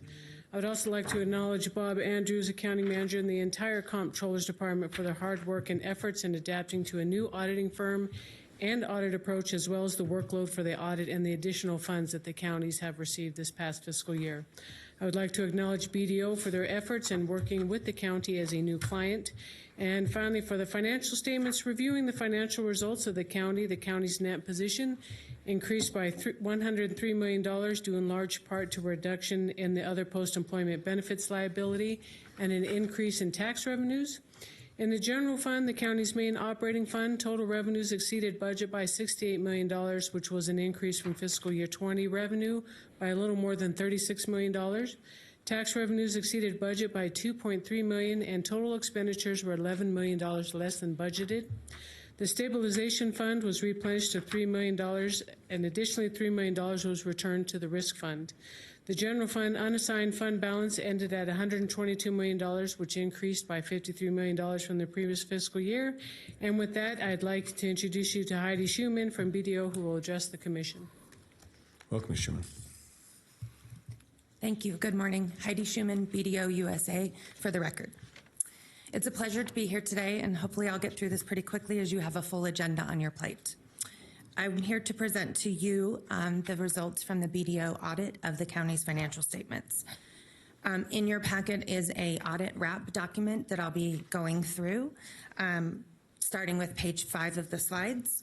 The objective of the audit was to obtain reasonable assurance, not absolute, for the county's financial statements that are free from material misstatement. Our scope was basically directed, and we followed what was given to you in the audit planning presentation. We issued what we call an unmodified opinion. It's the highest opinion that BDO can issue, which is basically a clean report. The county's financial statements are free of material misstatement. I want to thank Bob and Kathy and her amazing team, as well as the different departments, including the ones that we audited for single audit. They were a new client for us, and so a learning curve was involved, and they were very gracious in helping us get through and understand the county. So hats off to them for dealing with us. Going to page 6 quickly, we did have some significant accounting estimates that we looked at, which are pension and post-employment benefits, as well as self-insured liabilities. We concluded that the assumptions that the county used were reasonable, and we considered them appropriate. We had no adjustments for those. You'll find in note 1 the summary of the accounting principles, as well as the county adopted GASB 84, GASB 98, this year, which are new accounting pronouncements. There were no other significant changes in the policy. Page 7, we had no issue with the quality of management's reports. Page 8, we did have 2 adjusting entries that were corrected, which the county agreed with. They related to the implementation of GASB 84, and you'll find those on page 8. As well as we had one adjustment related to the single audit, which was to defer some revenue that just hadn't been spent yet. Jumping to slide 11, there were a few findings related to those GASB 84 adjustments, as I previously explained. You can certainly read through those adjustments in detail. They were only for the balance sheet. There was no net impact for net position. On page 12, we did have one slight deficiency recorded with relates to single audit testing. And you can read that in detail. The remainder of the slides are required communications that BDO has. I won't go through those in detail. They're there for your reading, and if you have any questions, I'm here to answer those for you. And I appreciate your time this morning. Thank you. Thank you, ma'am. Do appreciate it. First off, I want to thank BDO for taking Washoe County on as a client. Your report is extensive, and I've had the opportunity to read through it, and it's phenomenal. So thank you for all the time and effort you put in. Ms. Hill, to you and as well, to you and your team for always putting together a very comprehensive, along with understanding of where we are with our risk management and where we are as our financial report. So we appreciate all the work both of you have done. Thank you very much. Any questions by the commissioners for either Ms. Count about the annual report? All right. Thank you very much. All right. Looking for a motion, I believe this is for possible action.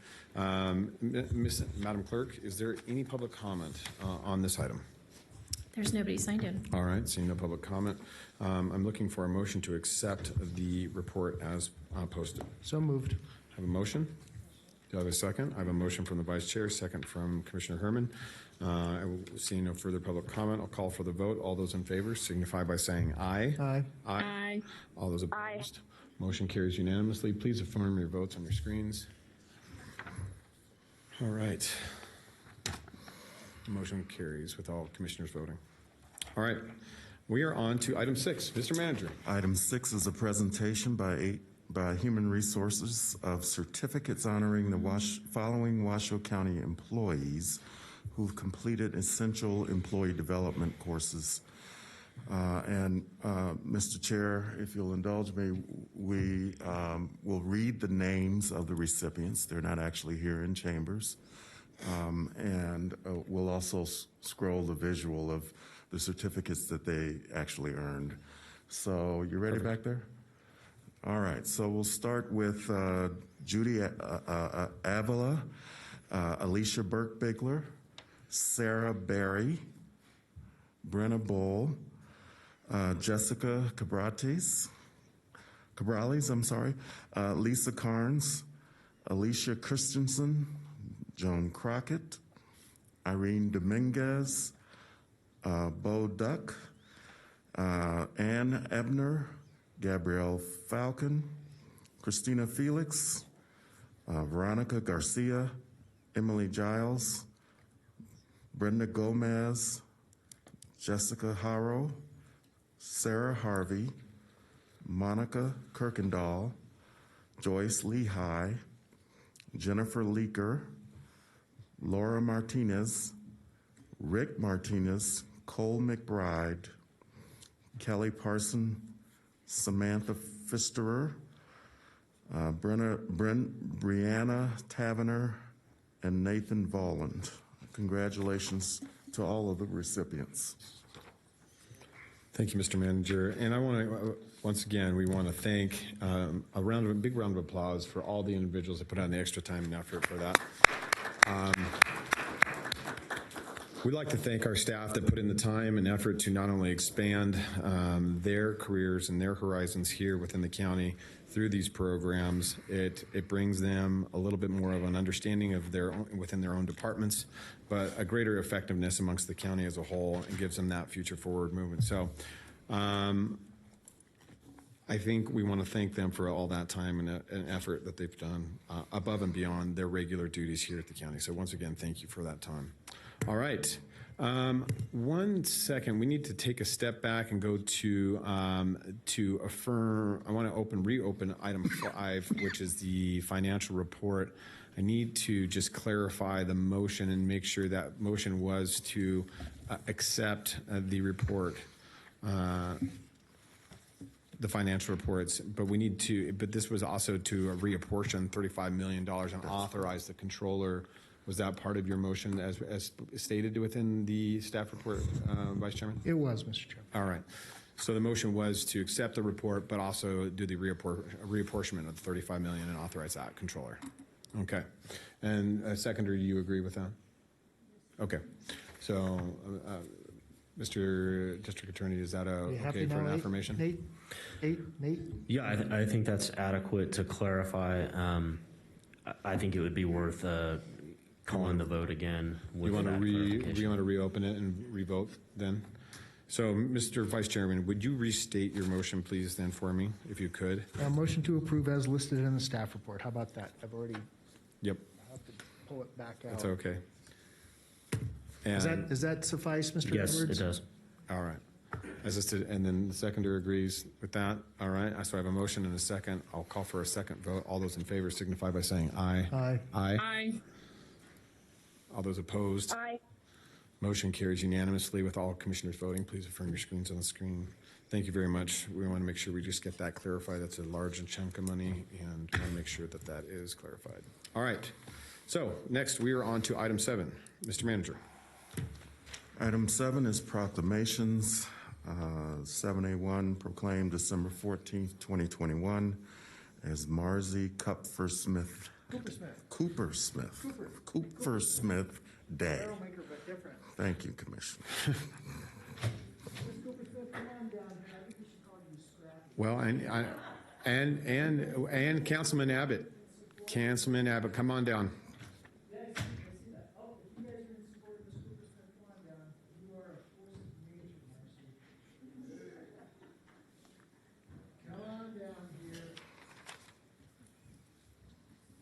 By the way, Marcy and I are the same height. I just wear my hair a little taller than she does. You are bigger in stature than I can begin to imagine. Marcy, first of all, this is for you.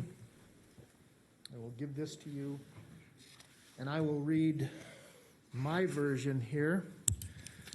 Washoe County, Nevada proclamation, whereas Marcy Cooper-Smith is a notable citizen of Washoe County who has committed her time, talent, devotion to the welfare and well-being of the senior citizens in the community. And whereas Marcy was central to the creation of the Sparks Senior Citizens Advisory Committee, which provides input to the community leaders regarding issues relating to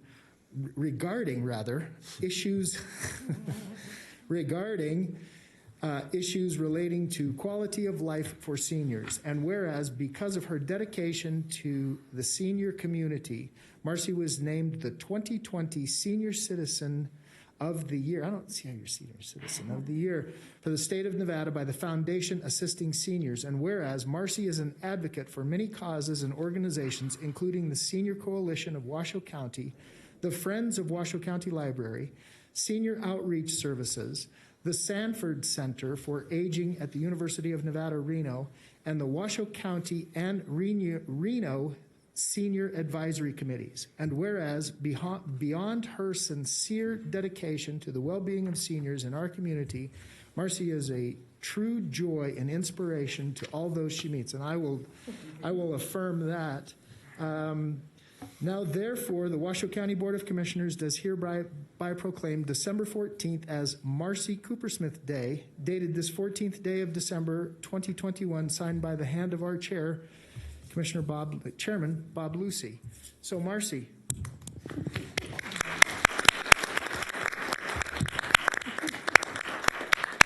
I honestly don't know what to say. Those who know me that when I say I'm speechless will find it hard to believe. But this is just such an honor, and just to be recognized, that the seniors are recognized, and as long as I can keep using my big mouth, I'm going to be out there for seniors to make sure that seniors are not forgotten, because we need more help than ever in these times. I have to thank all the commissioners, especially, I must say, County Commissioner Jung, who I have known the longest and has been there every step of the way. When it comes to seniors, all the stuff I've been doing, she's always been there with me. So she's really been through it with me, the thick and thin. I had served on the Citizen Advisory Board when I lived in Commissioner Lucy's district. Commissioner Hartung is my commissioner, who's met with me for senior issues, and Commissioner Herman, oh my goodness, we've had several coffees pre-COVID when I was going to restaurants. I don't know Commissioner Hill, but I think she's pro-senior, so as long as you're pro-senior, you're okay in my book, so thank you. Thank you so much.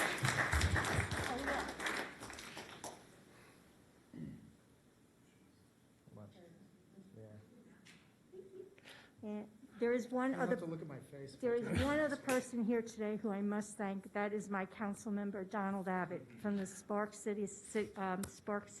Council. Well, I'm going to ask Mr. Abbott to come up and say a few words about He was the one you. who got me into that whole Senior Citizen of the Year nomination, so. Of course, Marcy. Welcome. Thank you guys for recognizing Marcy today.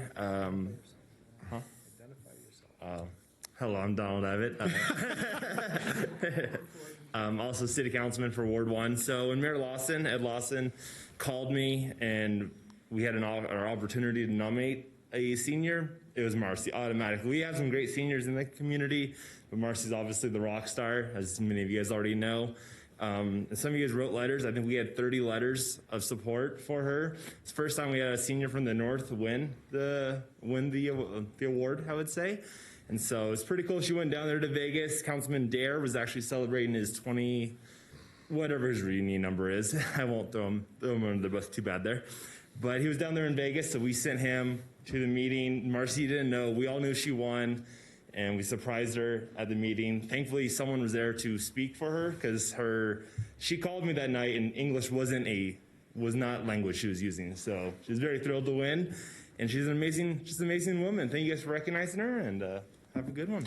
Thank you. Appreciate it, Councilman. Thank you. Mr. Chairman, I too want to thank Commissioner Jung for all the work that she's put into this, and I'm here on her behalf today, standing in front of you. Thank you, Vice Chairman. Ms. Cooper Smith, I can't tell you enough the energy and light you bring to the senior population of this county. It is a true honor for you to continue to get to have this day. It was an honor for me to sign that proclamation for you, because I know the tireless effort and the days that you put into it, and I know the nights that you've put into it with Commissioner Jung. So, Marcy, from the bottom of our heart here in Washoe County, we really do appreciate all the hard work. You truly are one of the best. Thank you.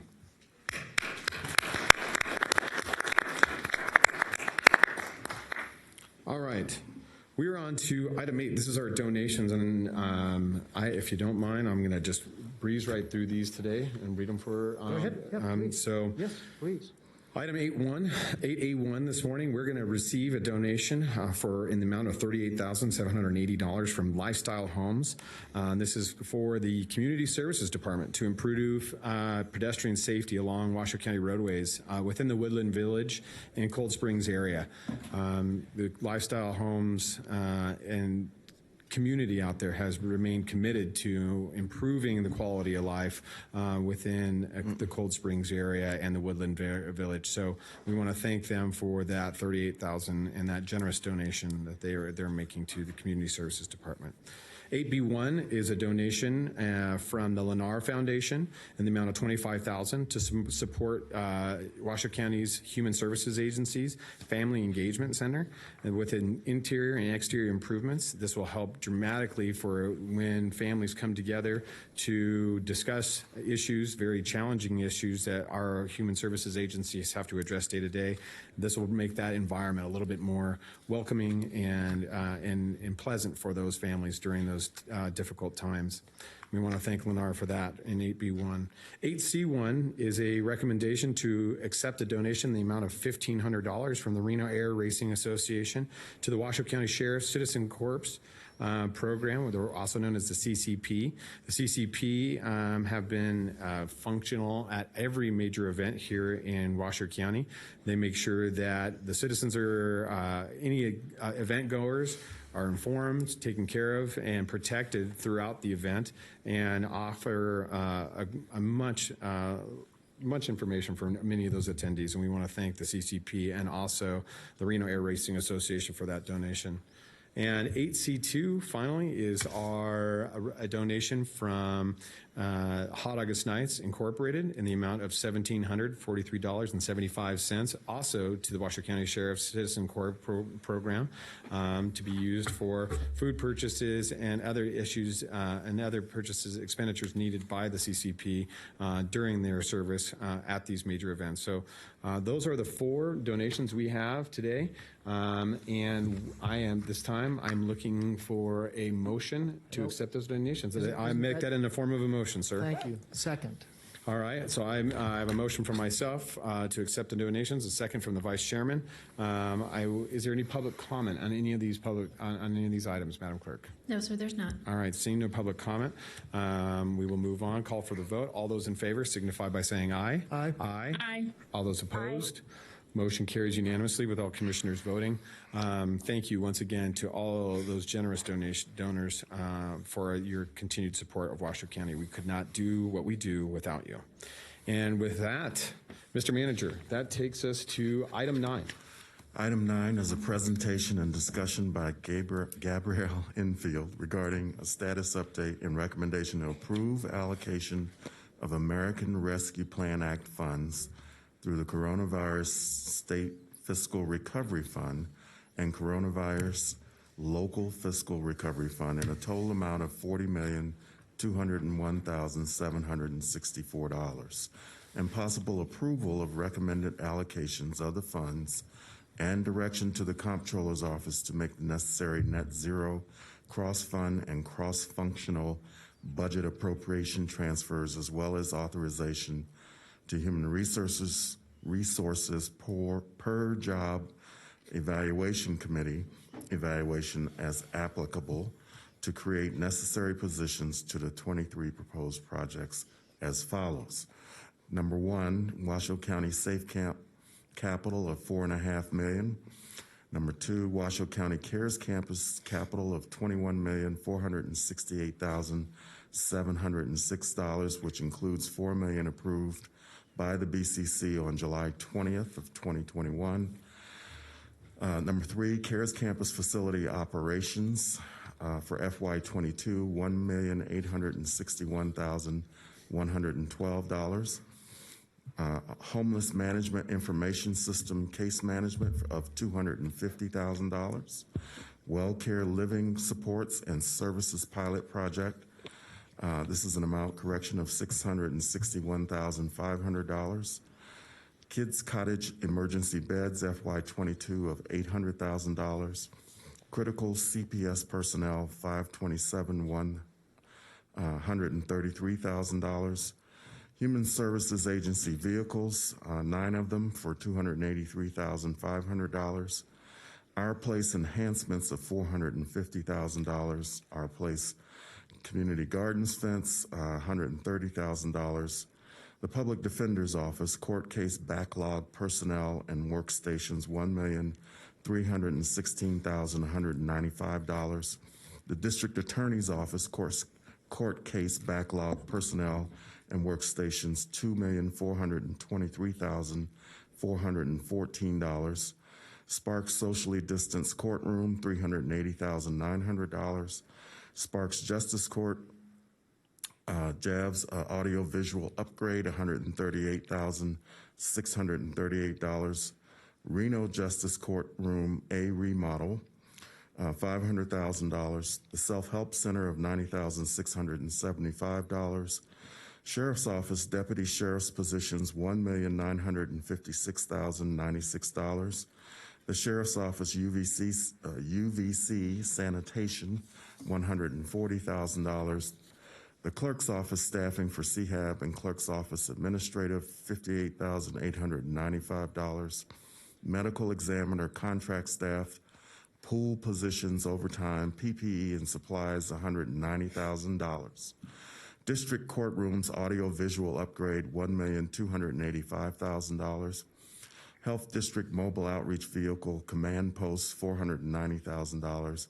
And the Health District Improvements to Public Health Technology Infrastructure of $300,000. The proposed projects fall within the American Rescue Plan Act and the Coronavirus State Fiscal Recovery Fund and coronavirus local fiscal recovery fund eligible uses include a proposed implementation process and come with extensive compliance and reporting requirements. Final allocations may vary from those proposed based on information developed during this item. And in chambers today, we have Ms. Enfield. Ms. Enfield, welcome. A little louder, Gabrielle. Can we turn Ms. Enfield's mic? There we go. Gotcha. Try again, Ms. Enfield. I'm sorry. Good morning. For the record, Gabrielle Enfield, Community Reinvestment Manager.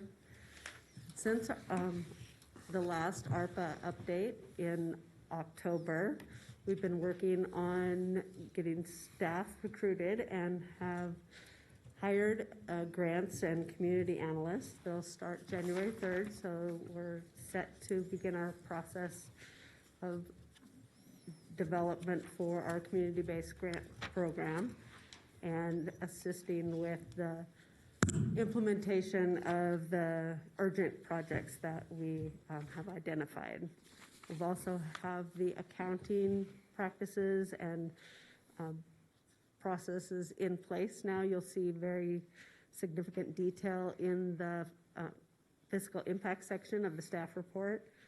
And the comptroller's office has also hired a temporary part-time accountant for the ARPA funding.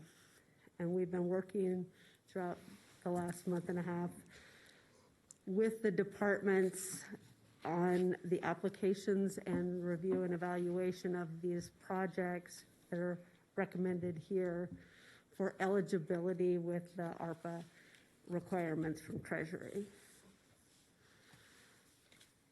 Currently, there's $9,112,000 that has already been approved by the Board of County Commissioners for ARPA funding. The $40 million that is recommended here includes those funds as well. I wanted to provide you with a comprehensive list, so those are included in this list. They're broken down together in groupings. Primarily the housing and human services is the largest component of the funding. Human Services Agency has a number of projects related to assisting with the needs and impacts of COVID as well. Our next batch is focused on courts and criminal justice for public defender, district attorney, and the courts, followed by the sheriff's office, medical examiner, and the health district. There is detail on each project provided in the staff report, as well as a representative from the departments if you have questions specific to the projects themselves.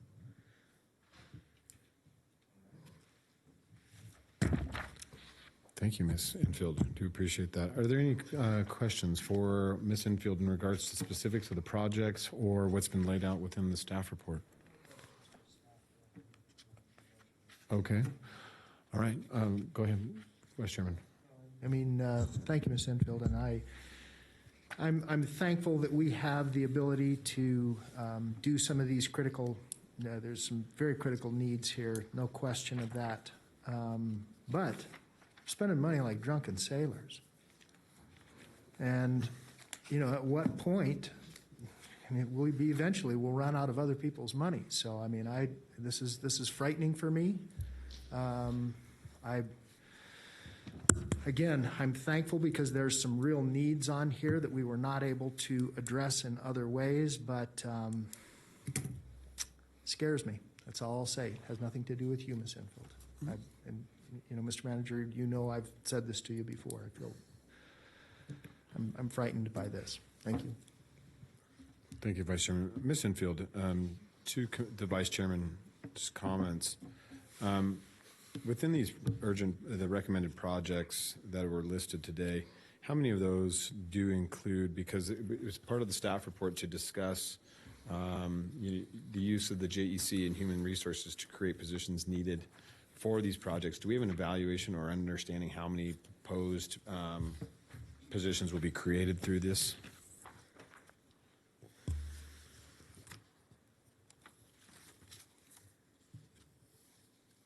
And if they're temporary or ongoing? So the positions that are identified in the staff report that are created, none of these positions are to be funded by ARPA for more than 24 months. All of these positions are, with all grant funding, they're identified as funded for the term of the award, and if they will be continued, then they would have to identify other funding or be request above base. Many of these positions would be attritioned out because they are specifically for case backlog. So a case backlog, so there's a lot of work that needs to be done in a short amount of time in order to address the case backlog. The number of positions, I need to count them.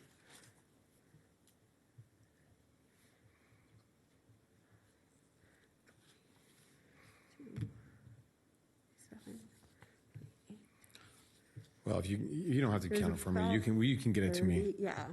Can you know roughly, but what it would be approximately, or no? About 30. About 30? 30, yeah. Okay. I know we have 22 in the sheriff's office and then maybe 35. Okay. So we'll have to, so I will get with you and discuss, and the manager, and for long-term. But Ms. Infield, can you also explain for the record too, this money from the federal government has been granted to Washoe County through the ARP, the American Rescue Plan Act. If we do not utilize this money, does it go back? Absolutely. Okay. Yeah. And so we the have utilization of this money will be used one way or another, whether it's by Washoe County or another municipality, correct? Correct. Okay. We have until December of 24 to obligate projects with these funds and until December of 26 to expend them. Okay. And this is currently, this is just, the recommendation is for a total of $201,764, correct? That's Correct. 44% of the total funding we've been allotted out of the 92 million? 91 and change. 91 and change. Mm-hmm. So, and we will receive the second, injection of funds next May, correct? Or next Yes. June? The second tranche should be here in May. May. That's what we've been told from Treasury.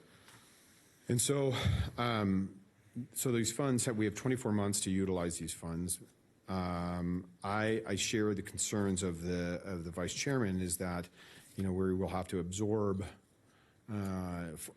for any positions that are ongoing into our budget in future years.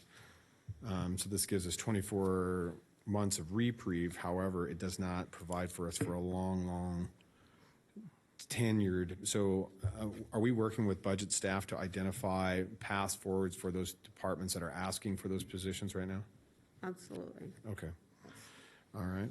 All right. Those are all my questions. Is there anything, Vice Chairman? Thank you, Mr. Chair. And look, you brought it up. You brought it exactly at. No one is more desirous of seeing deputies on the street than me. We've been so understaffed, it's not even funny.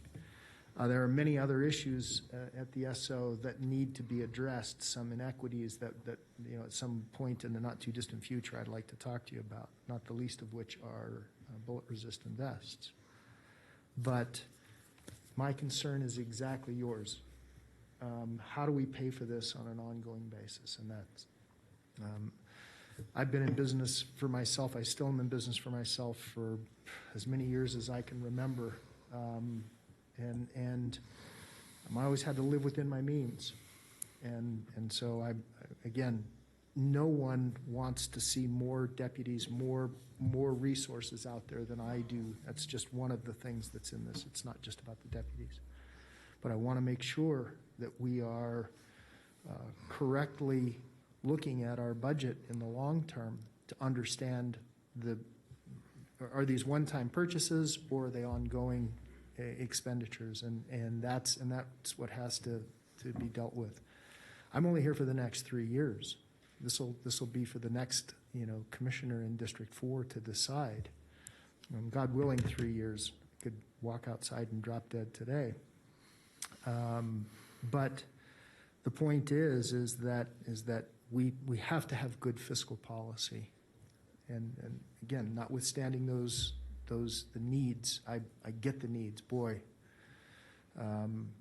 we've had numerous conversations about the need all around the community, and law enforcement is a really big one for me. So I appreciate the time. Thank you.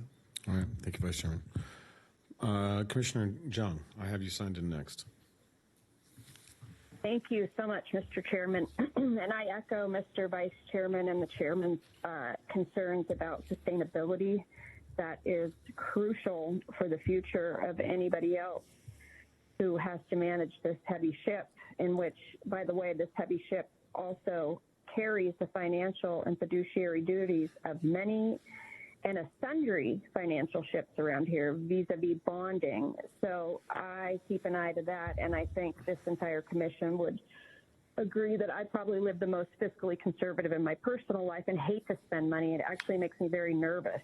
And it makes me nervous in government too. I've never ever experienced this kind of help from the federal government ever, even when we were begging and screaming for it. So but I am with you. It is not the way that as our standard operating procedure here. And it is a point of pride many times too for all of us that we have got through some pretty dark years without any assistance. And we went through this too when the grants came out for the Recovery and Reinvestment Act after the market crash and bailout by us taxpayers of banks. We had this similar argument, and the argument was accept it, but we maintain that we will be fiscally extraordinarily conservative. The other way we could have went is, or we give it back. But here was the bad argument about that. And then it went to California, and we still paid for it vis-a-vis our income taxes. So I get the pickle. I'm nervous too, Mr. Vice Chairman, and I think that it is crucial in all of our fiduciary responsibilities that we approach this with trust verification and holding a line on sustainability and not absorbing future costs vis-a-vis personnel, which are our most expensive and our most valuable assets we own. And I will tell you this, I do trust that we are on that way, but it's always good to verify and to put on the record the concern. We don't want this to be just blown through our fingers. And I do recall that it has to be transformative and, a kind of a big push. And I see these numbers, and I do see that. If you ask the end users that are in need of providing these quality of life services, and I think that at a time that we can do a little more is a time to be creative, but with the eye on the bottom line, because I'm nervous too. I've never voted on something like this that was an infusion ever in my life, personally or professionally.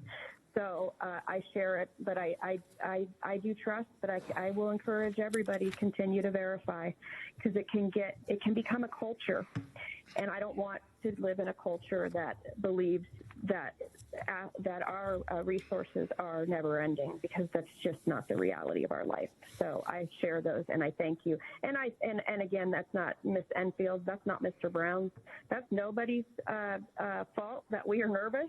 That's just who we are, and that's what we've learned to operate in. And I know you too, Mr. Vice Chairman, successful small business owner.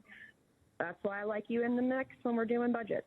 Thank you, everyone. Thank you, Mr. Chairman. Thank you, staff. I know it makes staff nervous too, just so everybody knows, because they've never had this opportunity either. So, well done. Let's get this cracking. Let's get back to providing that quality of life that we know every single citizen, whether they agree with us or not, that's all they're asking for here.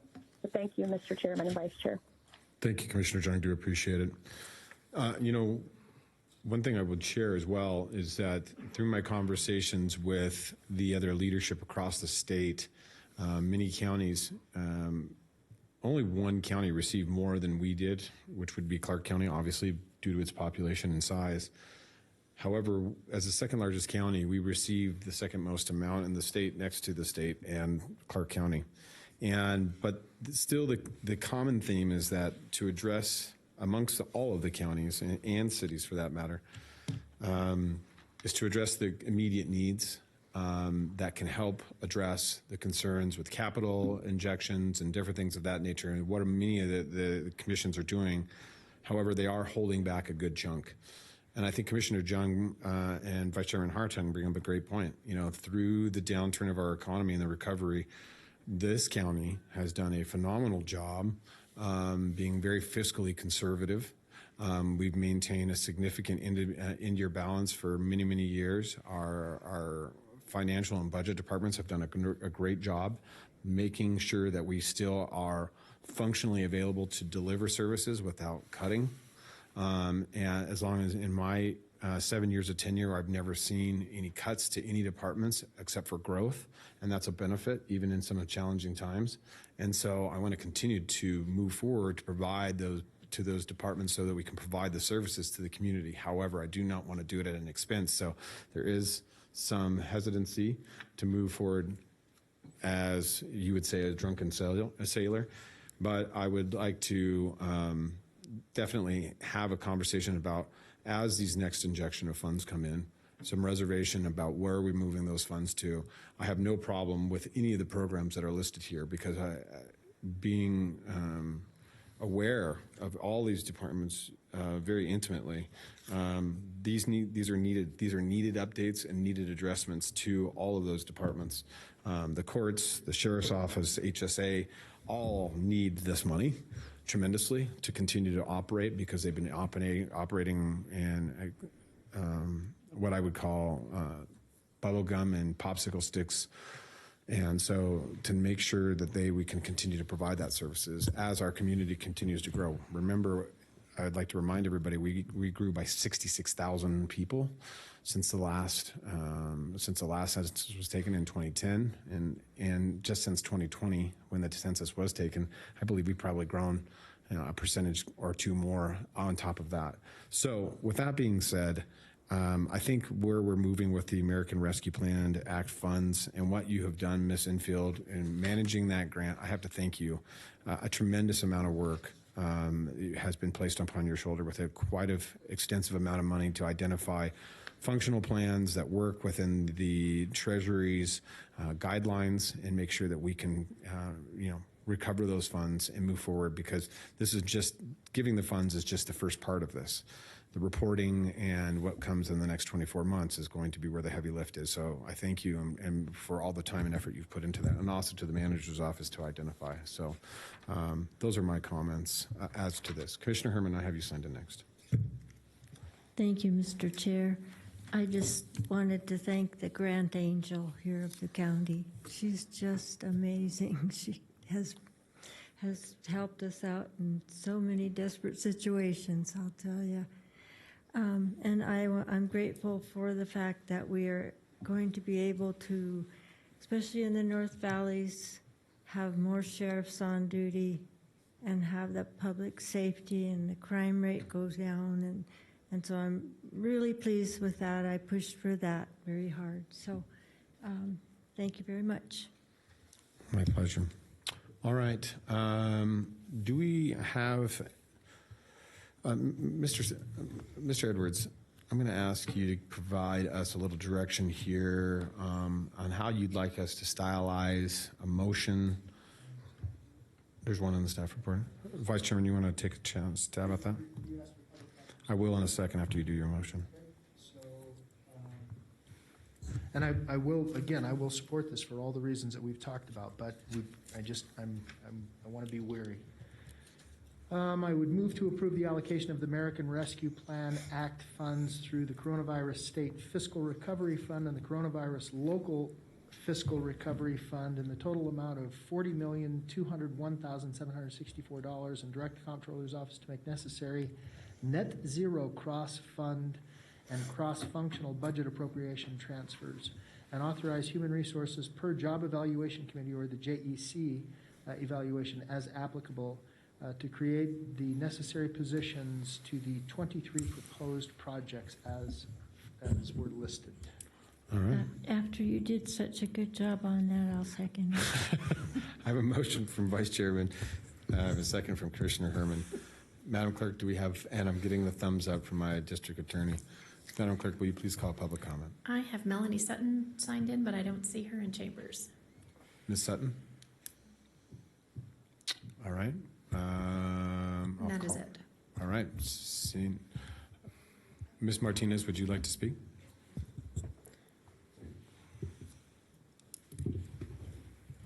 Welcome. Thank you. I did put in a card for 4. Okay. Or, I'm sorry, for number 9. Okay. Go ahead. Thank you, Ms. Enfield, for that detailed listing. I received my assessment notice indicating that and I'm going to tie this together. I know that you think that it's tied to what we're talking about here. Buildings and improvement increased from $166,788,000 to $167,633. My house is over 20 years old. And the total taxable, let's see, the land, this is interesting because my land hasn't expanded, went from $66,100 to $81,200. Of course, we know what the real estate's doing in town. And I bring that up because now my taxes are going to go up. My home insurance has increased because the cost of replacement for home insurance has increased. My utilities have increased, and I'm just one person in a county of 500 or 487,000 people. So as I look at this detail of this magic money coming from the federal government, let me just say this to begin with, though. It's, let's be clear that this federal money are enticements, if not only bribery, to include to influence a swing county in a swing state going into the 2022 midterms. This money does not exist anywhere except in a virtual spreadsheet in Joe Biden's magic bag. Almost 75% of the money that's detailed in this list is for homeless support. The Safe Camp, the CARES Camp capital, the facility operations, the management, everything, 75%, almost $30 million of the $40 million detailed here is for homeless projects. I don't benefit from that, especially we know that there's a problem detailed by This Is Reno about the violence that's being perpetrated around the homeless camps, as well as what our citizens have talked about earlier about homeless camps springing up around town. We, the people who are footing the bill with our property taxes and our sales taxes, are the ones who are directly impacted by this boondoggle. Now, originally I had said that I supported this and I was looking forward to this. Not looking forward to it, but I was willing to support it. I no longer support what the scope and goal of this alleged homeless camp is supposed to be doing. We are getting fleeced, and as Commissioner Hartung articulated, this is bumping up budgets with money that we don't have, and all of you will be gone, and we will be stuck with the bill. This is wrong.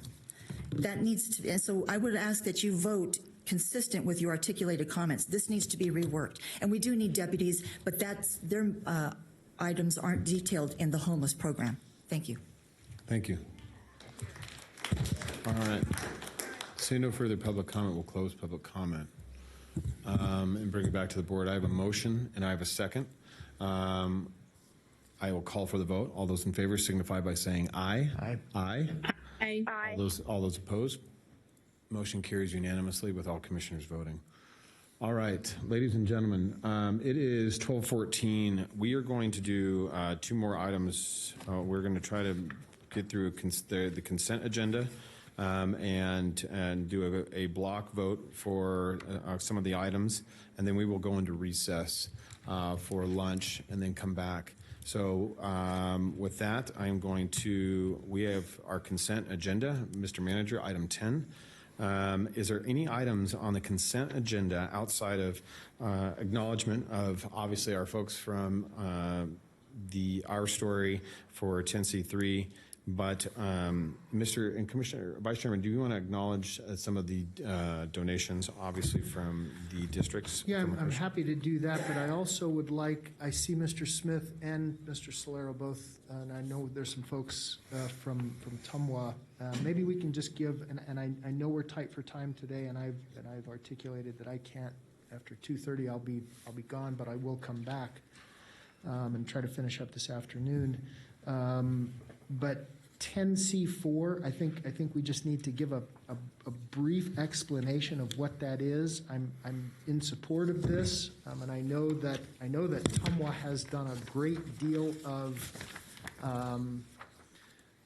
re-injection into the aquifer in Spanish Springs, which has greatly benefited those residents who have private wells and the private water company out there, not just Tumwa. But let me get through those donations. Mr. Manager, you mentioned 10C3. Those folks are no longer here. About the Black Springs, Our Story board members who are here, which is a wonderful thing. 10J1, Commissioner Herman, thank you so much for that, for the 4-H Youth Development Program at UNR, $10,000 to that. 10J2 is also from Commissioner Herman, $10,220 to the Cold Springs Community Center. Accessibility door paddle opener. I'll take that job. My goodness. 10J3, Commissioner Herman, $20,000 to the Food Bank of Northern Nevada. Thank you so much for that. Commissioner Hill, $1,000 grant for the IVCBA holiday lighting. I don't even know what that is. It's Incline Village something and Crystal something. Bay. Crystal Bay. Thank you. Okay. I'm glad you didn't just let me assign words to the acronym, because I could have been a lot more creative than that. No, we didn't want you to get that. And then 10J5 from Commissioner Hill, $10,000 with $5,000 grant to the Tahoe Fund for a billboard campaign. So those are your consent items, notwithstanding 10, excuse me, Mr. Chairman, C4. 10C4. All right. And then we just need a quick, just fast of what we're doing with that. Mr. Solero, Mr. Smith, or Mr. Crump? Mr. Crump? Yes. Mr. Crump, can you enlighten us in regards to 10C4, please? Good morning. I know what's happening with this, Eric. I've been aware of it for a while, but would you just articulate what this is? Sure. So for the record, Eric Crump with Washoe County's Community Services Department. 10C4, it does two things. It grants Tumwa an easement, and there is a representative from Tumwa to talk about what they're planning to do on that property. So it grants Tumwa an easement for an exploratory well, and then potentially production well.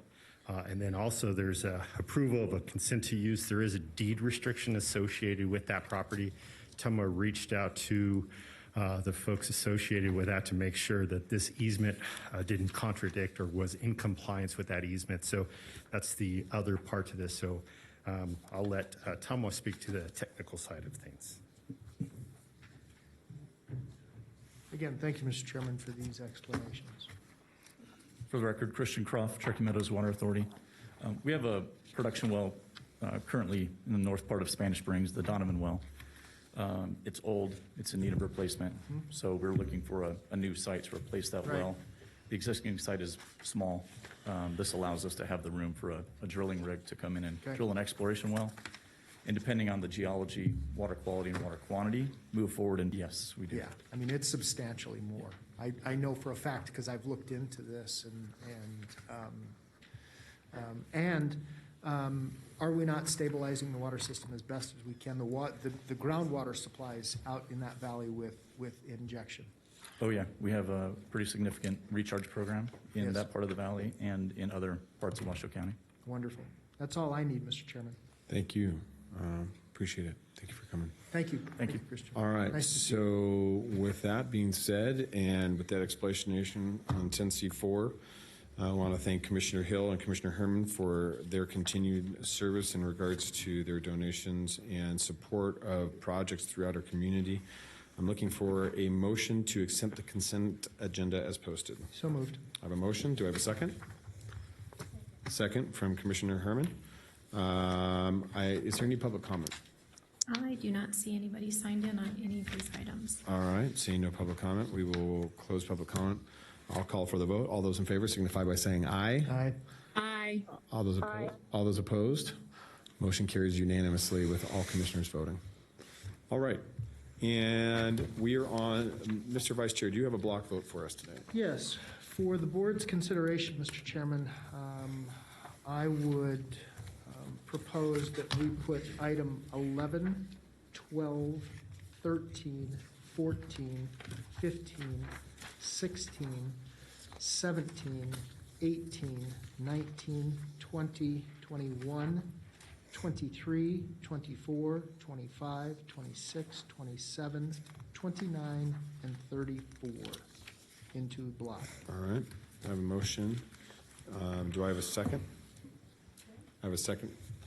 Mr. Manager, will you please read these items into the record?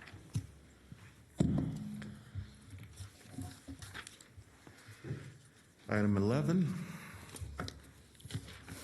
is a recommendation to approve a participating agreement, interpretive services between the Great Basin Institute, Washoe County Regional Parks and Open Space, and the U.S.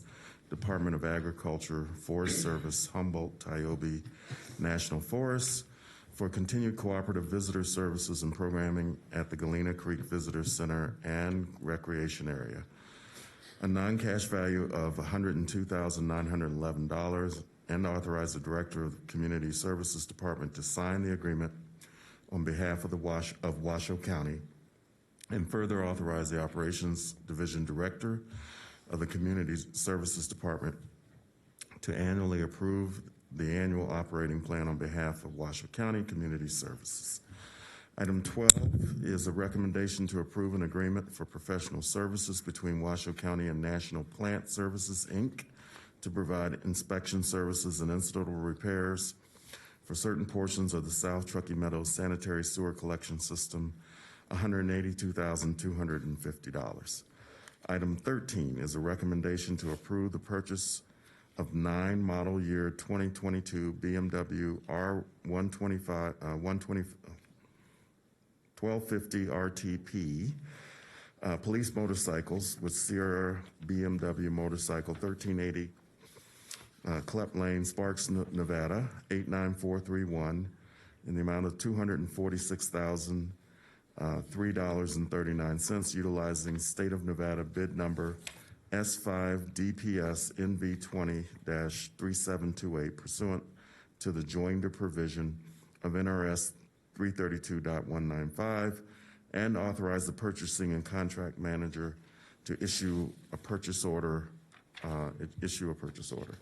Item 14 is a recommendation to approve 2 quitclaim deeds authorized by the City of Reno to accept donation of 2 parcels of land, APN 008-211-47, located at 1498 East 7th Street, Reno, Nevada 89512, assessed value of $36,742, and APN 008-211-51, located at 1800 Threlkel Street, Reno, Nevada 89512, assessed value of $873,903, pursuant to Amendment Number 2, an extension of an interlocal agreement for shelter operation and other homeless services among the City of Reno, Washoe County, and the City of Sparks, and authorize the chair to act on behalf of Washoe County to execute and deliver any and all documents as may be necessary or appropriate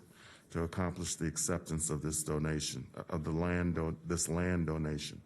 If approved, this item will result in ownership of the two parcels being transferred from the city of Reno to Washoe County and added to Washoe County's capital assets, and approve an assignment and assumption of signed location, lease, and electrical agreement to assume existing agreements between the city of Reno and Lamar Companies for continuation of an illuminated existing outdoor advertising structure or billboard. Revenue to Washoe County is approximately $1,537 per month. Item 15 is a recommendation to approve the interlocal agreement to implement the Lake Tahoe total maximum daily load water years 2022 through 2026 between Washoe County and the Nevada Division of Environmental Protection to continue Washoe County's commitment to participate in an urban stormwater pollutant load reduction program at Lake Tahoe. The primary goal of the program is to construct and manage the required infrastructure to reduce the amount of fine sediment particles that enter the lake and reduce water clarity. The agreement includes the obligations of Washoe County, including 5-year pollutant load reduction milestones. Item number 16 is a recommendation to accept the Nevada Department of State Lands and the Fund to Protect Lake Tahoe funding agreement in the amount of $2,021,257 with a Washoe County cash-in-kind match in the amount of $673,753, Tahoe Regional Planning Agency mitigation match funds of $592,903, and Washoe County in-match funds in the amount of $80,850,000 for the purpose of planning, design, and construction of the second phase of a water quality improvement project in Incline Village to improve water quality and aid Washoe County in achieving total maximum daily load reductions.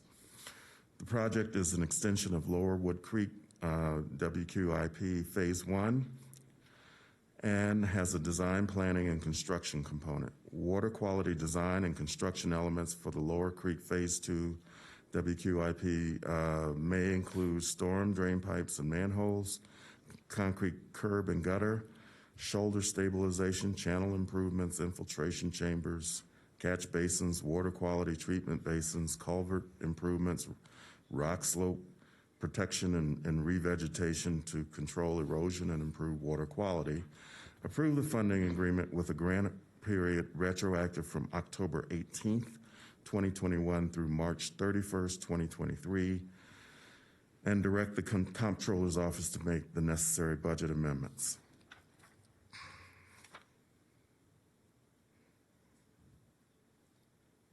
Item number 17 is a recommendation to authorize change order number 8 for Lower Wood Creek Phase 1 Water Quality Improvement Project in the amount of $348,965.99. Total compensation contract increase from $2,133,964 to $2,387,374.95 for the required additional roadway paving along Southwood Boulevard.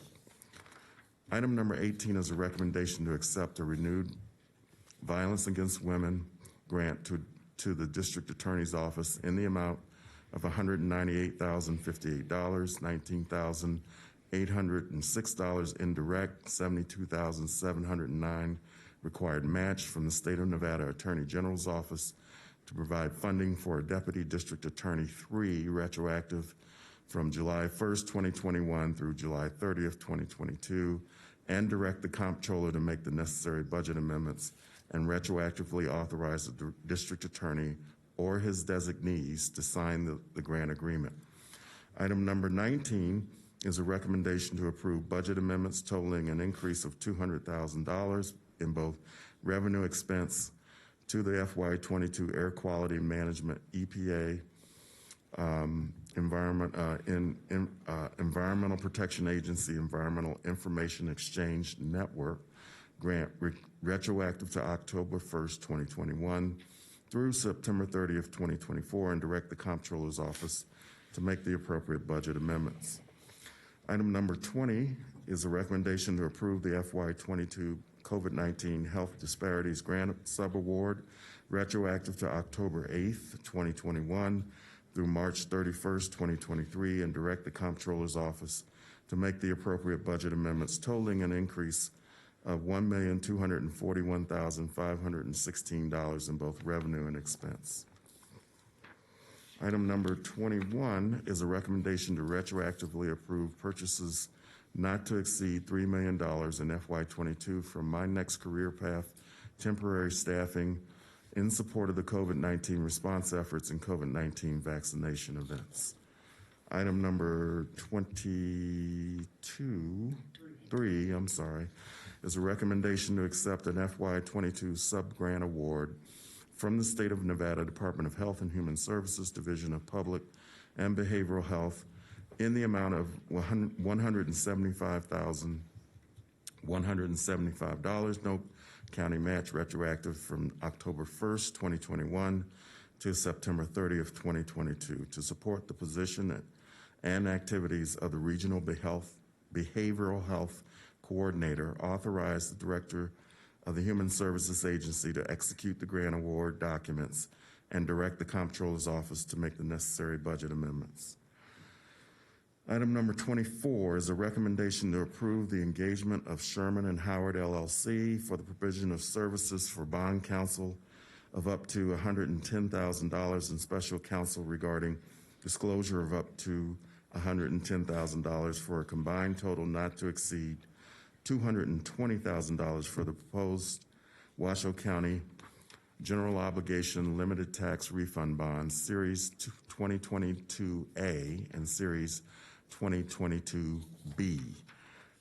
Item 25 is a recommendation to request for proposal number 3169-22 for facility operator Safe Camp for the lowest responsive and responsible bidder Karma Box project in the amount not to exceed $847,893.21 for professional services, initial 19-month term, tail coverage required to supplement policy coverage in the amount not to exceed $100,000 and $535,511.50 annually for subsequent one-year renewals, and if approved, authorize the purchasing and contracts manager to execute the contract beginning retroactively December 12th, 2021 through the June 30th, 2023, an option to renew for 3 one-year periods thereafter. Item supports the Safe Camp located at 598 Line Drive, Reno, Nevada 89512, a secure, stable location for people experiencing homelessness to live temporarily while they engage in housing-focused case management to assist them in securing permanent housing. Item 26 is a recommendation to approve FFY 21 Department of Homeland Security Grant Pass through the State Homeland Security Program, awarding $180,000 with no county match required for a continuity of operations and continuity of government project, authorized food purchases for planning and training events retroactive from September 1st, 2021 through August 31st, 2023. If approved, authorize the county manager or his designee to sign the grant award documents when received and direct the Comptroller's Office to make the necessary budget amendments. Item number 27 is a recommendation to approve a request to initiate proceedings to amend Washoe County Chapter 25 pursuant to Senate Bill 389 from the 81st legislative session and direct the county clerk to submit the request to the district attorney for preparation of a proposed ordinance to impose a fee to be charged and collected when a passenger car is shared through a peer-to-peer car sharing program pursuant to Washoe County Code 2.030 and 2.040. Okay.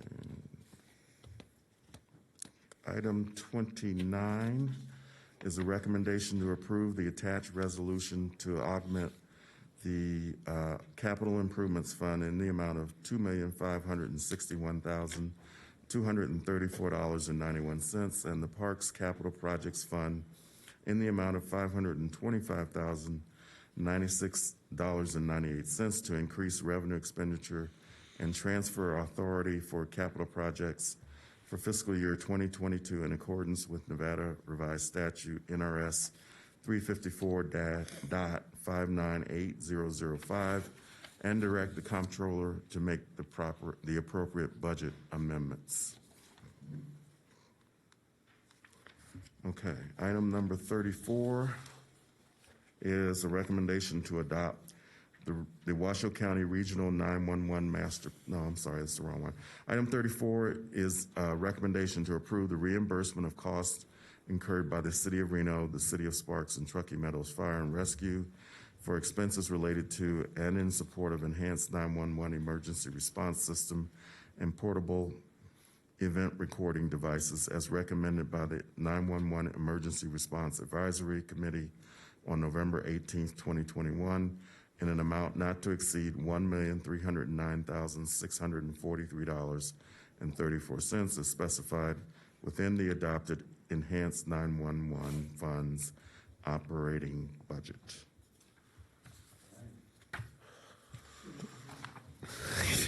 Want to do it one more time? All right. Thank you, Mr. Manager. I appreciate it. That is very, very long and detailed. I appreciate that. So I have a motion and a second for the block vote. Madam Clerk, do I have any public comment on any of those items listed? There is nobody signed on right. any of the items. All right. Seeing no public comment on any of these items, I will call from the vote for these. All those in favor signify by saying aye. Aye. Aye. Aye. All those opposed? Motion carries unanimously with all commissioners voting. All right. All right, ladies and gentlemen, it is 12:36. We are going to take a 45-minute lunch break. We will be back right at around 1:20. We'll be back in chambers at 1:20. Thank you very much.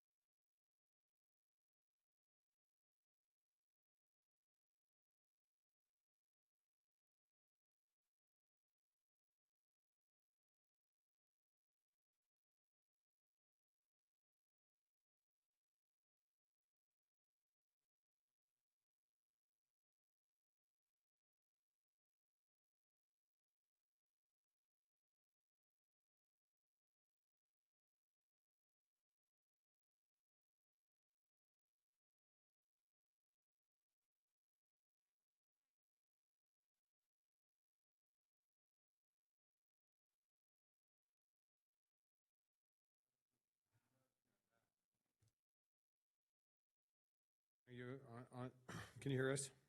I am sorry. I had to unmute my microphone. Thank you. Okay.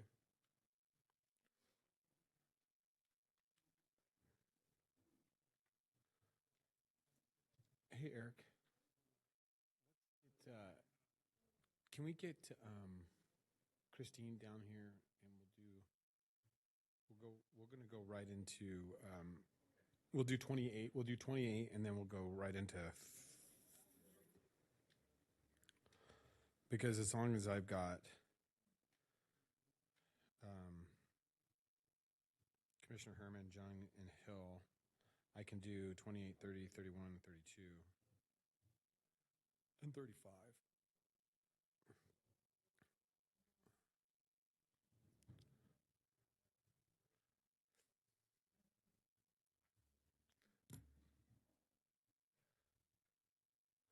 We need our DAs. Yes.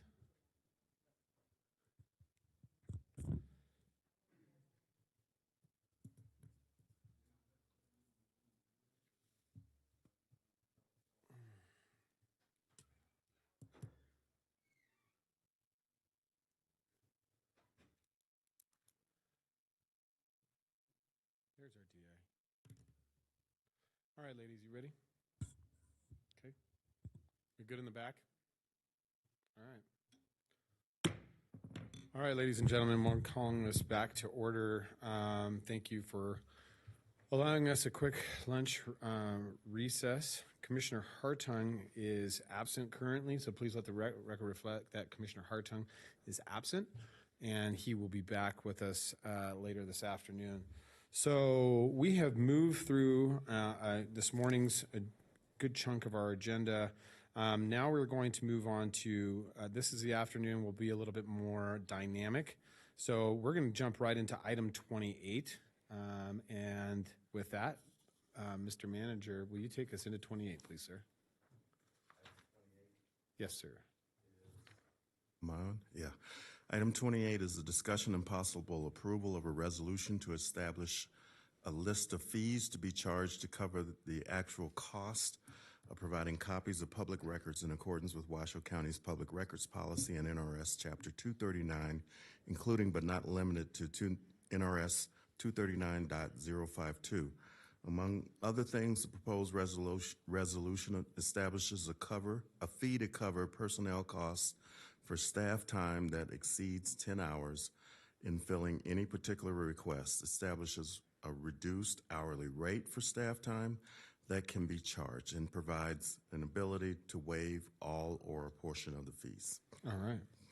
Thank you, Mr. Manager. And this is an item that has come back from previous discussions here in the commission. We do have District Attorney, Deputy District Attorney Lindsay Liddell with us, and Mr. Nate, our Deputy District Attorney Nate Edwards, to cover some of the changes and questions and concerns that were brought up in the previous meeting when this was last heard. So with that, Ms. Liddell, I will turn it. Do you want to kick it off, Mr. Edwards? Yeah, I'll introduce it on our end briefly. Okay. You're correct. This is brought back from the meeting in October. And as well, this is also an adjunct to the adoption of the public records policy by the County Commission in response to the 2019 amendments that allowed the departments to charge for actual cost. This is the implementation piece of that, which establishes what the actual costs are. There were comments and input at the October meeting, October 12th, I think it was. This was recrafted with those in mind, and some of the key features are a waiver of the first 10 hours of staff time. So 2 hours we still believe is the cutoff, but this affects a standing waiver from 2 hours to 10 hours. So there will be no charges incurred up to that 10-hour mark for staff time. It's quite a long period of time. It's also consistent with what the city of North Las Vegas and the city of Henderson are doing down in southern Nevada. I'll note that the school district here does use a 2-hour cutoff locally, so there's sort of some variation about the way the local governments are doing this, but We opted for that higher end based on concerns expressed at the last meeting. This also includes a standing waiver of any staff costs that would exceed an office assistant staff level pay rate, which I think, and Lindsay can correct me if I'm wrong, but I think it's $17.83. Is that right? I believe. 1871. Okay, so 1871 an hour. So there's no charges above that office assistant level. So, for example, there's no special fees or higher fees for like an engineer doing review or those types of things. Those are the key points that are part of this revised package, and Ms. Liddell can walk you through any other details or specific questions that you might have about it. All right.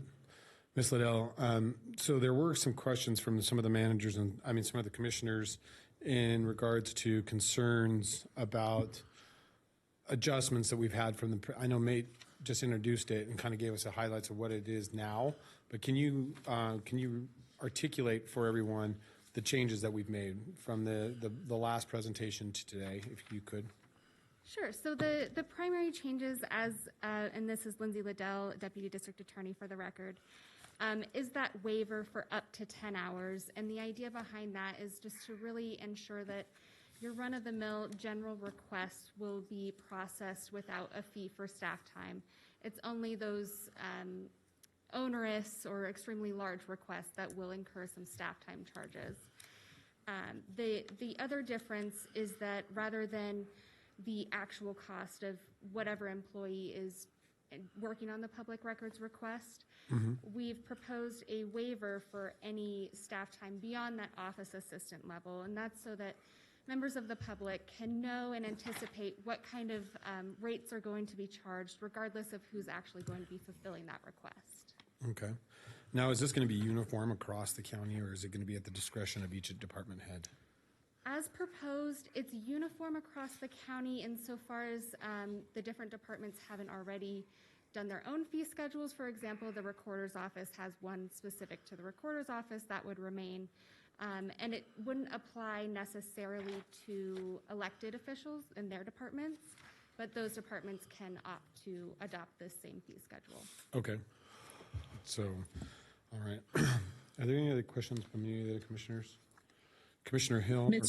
Yeah, go ahead.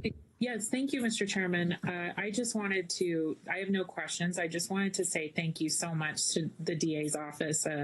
This board gave some feedback to the last time that this came before us, and you did an amazing job of really providing clarity to the fee hourly level, and also to ensure that we're not, being overly charging on the hours and looking at that 10-hour mark. So I just wanted to say thank you, and I really appreciate the back and forth and then the problem solving that the DA's office did for this. So thank you. Great. Thank you, Commissioner Hill. And Commissioner Jung, do you have any comments you'd like to make or questions? I just want to say, echo what Commissioner Hill said. I mean, listen, this is sausage making, and it's not pretty, but it's amazing what can be done when everybody is considered and then accommodated. And I know that was a heavy lift, and I know that in some ways the messengers were sort of beaten up, which is just a human thing that we do. But that also shows the professionalism of our DA and the DA staff. They gave us a pass for going after the messenger. So I am in complete support of this, and I really appreciate the hard work and the heavy lift this is to satisfy 5 unsatisfiable human beings, us commissioned. So good job. Thank you. Thank you, Commissioner Jung. So, Ms. Liddell, and then I have just one last question I had too in regards to this was, with this, we still have the ability for each department to have waivers for education, press, those types of waivers are still in there, correct? So we removed the language regarding the factors that would go into the waiver, and instead just gave a blanket ability to waive. Great. And the concern behind that was taking into account feedback as to having a director decide, is this really educational, things like that. So we just thought it would be easier for all just to grant the ability to waive all or a portion of a fee. Great. Now, is your office going to be the ones that are going to help with the implementation about this policy across the county? Our office is available to advise on, provide legal advice as far as what's required for the implementation, as well as to provide training on public records law. Great. Okay. Mr. Chair. Yes. Mr. Manager. County Manager Eric Brown. Mr. Chair, I think operationally what we would like to propose is that 311 become the central repository for PRR requests. That is generally what has been happening over the last year anyway, with the exception of some of our elected departments like the sheriff and so forth. Right. But I think if operationally we can coordinate between 311, the department that's affected, and the DA's office, we'll have a much better record of what's going on, which has been one of our challenges with each department doing its own thing. We haven't been able to actually track it as closely as we would like. So I just wanted to put that out there for the commissioners' considerations. Wonderful. Thank you. I appreciate that, Manager Brown. And, you know, like I said before, we want to make sure that the community maintains access to all records that they feel prudent and necessary. However, for those records that become onerous and diligent for the staff to fulfill, it takes quite a bit of time, and those are resources that are neglected from other projects and for other individuals. So we want to make sure that we balance that carefully and not prevent individuals, but we want to make sure that everybody's is covering costs if they do need those records, and really make those a prudent step. So Ms. Liddell, Mr. Edwards, thank you for you and your staff for all the work that you've done on this issue. There is, let me open my agenda here. With that, I am looking for a motion at this time to move forward with the resolution to establish the list of fees. So moved. All right, I have a motion from Commissioner Hill. Do I have a second? Second from Commissioner Herman. Madam Clerk, do we have any public comment signed in on this item? We have nobody signed in. All right, seeing no public comment on this item, I have a motion to approve the resolution and establish a list of fees to be charged by Commissioner Hill, a second by Commissioner Herman. As mentioned in the staff report, call for the vote. All those in favor signify by saying aye. Aye. Aye. Aye. Please affirm your vote on your screens. Motion carries unanimously with all commissioners voting that are present, and as stated, Commissioner Hartung is absent. All right, we're going to move on to item 30. Mr. Manager. Oh, this is an adoption of an ordinance. So actually, I will have the clerk introduce this. Okay. Sorry, 30. Mr. Manager. All right. This is Bill number 1866. And if it is passed, it will be ordinance number 1675. Okay. An ordinance authorizing the issuance of Washoe County, Nevada General Obligation Limited Tax Refunding Bonds, Series 2022A, in a maximum principal amount of $15 million, specifying the terms and conditions of such bonds in their form, providing for the levy and collection of an annual ad valorem tax for the payment of the bonds, providing for the adoption as if an emergency exists, and providing other details in connection therewith. All right. Thank you, Madam Clerk. And Mr. Manager, do you want to introduce our staff today for this? Yeah, here to update you on this item is our Chief Financial Officer, Christine Valetich. Thank you, Mr. Manager. Good afternoon, Chair and Board. We're here to ask you today to adopt an ordinance to issue the general obligation refunding bond series 2022A. So these bonds would be refinancing two bond series that we currently have outstanding, which would be the 2012A and the 2019 bonds. And NRS 350.684 provides that the county may issue refunding bonds to effect a lower interest rate. As this board knows, we've been before you a number of times. Interest rates continue to be at historical lows, and so we wanted to take advantage of some additional savings that we can achieve by refunding the bonds. Currently, the 2012A and 19 bonds carry interest rates between 2.6 and 4%, and they're paid from general obligation ad valorem taxes. The refinancing would not extend the term of the bonds, so they'll mature just what they currently are scheduled to do, and it's basically just to save some debt service, some interest. Right now, the market is very favorable. We're anticipating an interest rate below 2%, believe it or not. And so we would anticipate a savings of about $1.2 million on this refunding issue. And that's about it. I have several more coming, but this is the first. Okay. So, thank you, if Ms. you have any Valedich. I questions, appreciate that. happy to answer. And we also have bond counsel here.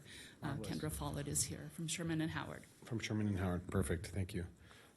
So the savings on this is approximately 1.2 million? That's what we believe we can achieve. The bonds would be sold January 12th. Okay. But we're coming to you now. We had presentations to the rating agencies last Friday with Standard & Poor's and Moody's, so we're going to be receiving ratings probably next week or early the following week, and we anticipate the sales on January 12th. Are we, and please remind me, are we still AAA or are we AA plus? We are not AAA, but we're trying to work towards that. We are a AA plus and a AA2 from Moody's and Standard & Poor's, so just below a AAA. So we strive to keep a good relationship with those rating agencies and be very fiscally conservative. We may be able to get there. Ms. Valedich, maintain that. were we not, at one point, I believe we were a AAA. Were we AAA rated? We've never been AAA rated. No, we received an upgrade in the last several years. It was upgrade. We were A plus, so we're now AA. AA plus. Yep. Okay. And as a bonding agency for most agencies, we maintain that. So with and maybe bond counsel can help, but with our AAA or AA rating, that helps with our interest rate, correct? Absolutely. And the sale of our bonds, it puts us in different pools for our ability to sell those bonds, correct? Right, ability to sell, marketability, and then also the interest rate, because we're a really strong credit, and then investors recognize that. Understood. Okay. Any other questions by any of the commissioners on this item? Commissioner Hill, Commissioner John, do you have anything? No, Mr. Chairman, thank you. All right.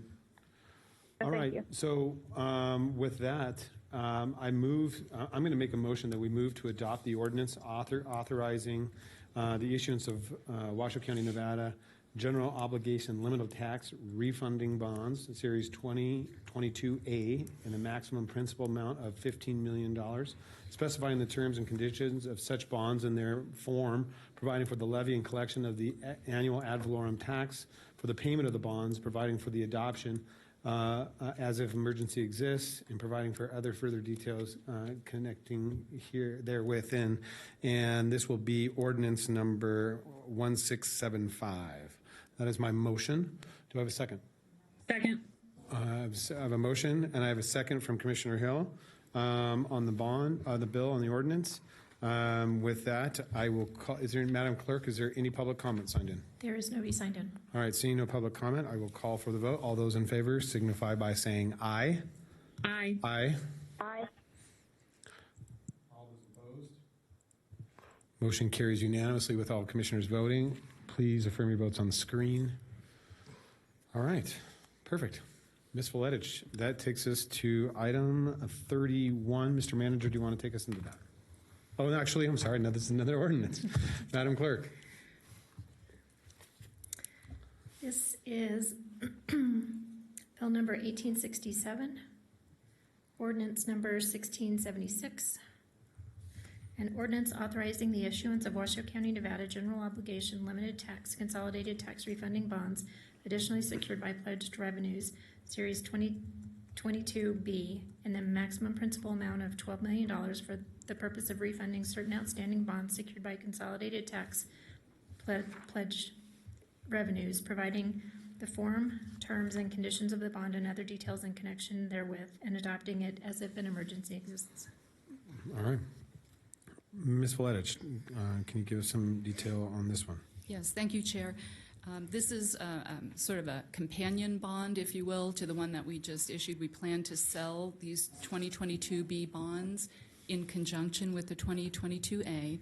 These will be refinancing the Series 2012 Series B bonds that are currently outstanding, and those are also general obligation, but they have an additional pledge of C-tax. So they're, a little bit different revenue source than the 2022A. The current bonds carry interest rates between about 2.75% and 3%. Again, the refinancing will not extend the term of the bonds. They'll mature based on their original issuance date. These will mature March 1st, 2027, and we anticipate to generate additional savings here of about $550,000. So altogether, about $1.6 million between the two bonds that are going to be rolled into the 2022 A and B issuance. The other thing that it does is nice. We're taking 3 separate issues that we have to account for and administer and rolling them into one, so it's streamlining that as well as savings. And so these will also be sold in January? Yes, okay. Same date, January 12th. Gotcha. All right, perfect. Any questions in regards to these bonds? Seeing none, Madam Clerk, is there any public comment? There's no public comment. All right. I would make a motion that we move to adopt ordinance number 1676, authorizing the issuance of Washoe County, Nevada general obligation limited tax consolidated tax refunding bonds additionally secured, pledged by revenues, Series 2022B, in the maximum principal of $12 million for the purpose of refunding certain outstanding bonds secured by consolidated tax pledge revenues, providing the form, terms, and conditions of the bonds and other details and connections therewith, and adopting it as if the emergency now exists, providing the form, terms, and conditions of the bonds and details and the connection therewith, and adopting it as an emergency now exists. So I have a motion. Do I have a second? I have a second from Commissioner Herman. I have a motion and a second. Seeing no public comment, I'll call for the vote. All those in favor signify by saying aye. Aye. Aye. All those opposed? Motion carries unanimously. Please affirm your votes on the screens. All right. Thank you very much. And we're on to item 32. Madam Clerk, will you take us into this one, please? This will be Bill 1868, ordinance number 1677, an ordinance authorizing the issuance by Washoe County, Nevada of its general obligation limited tax sewer bond additionally secured by pledged revenues, Series 2022, in the maximum principal amount of $23 million for the purpose of financing sewerage projects for the county, providing the form, terms, and conditions thereof and covenants relating to the payment of said bond, and providing for its adoption as if an emergency exists, and providing other matters relating thereto. Okay.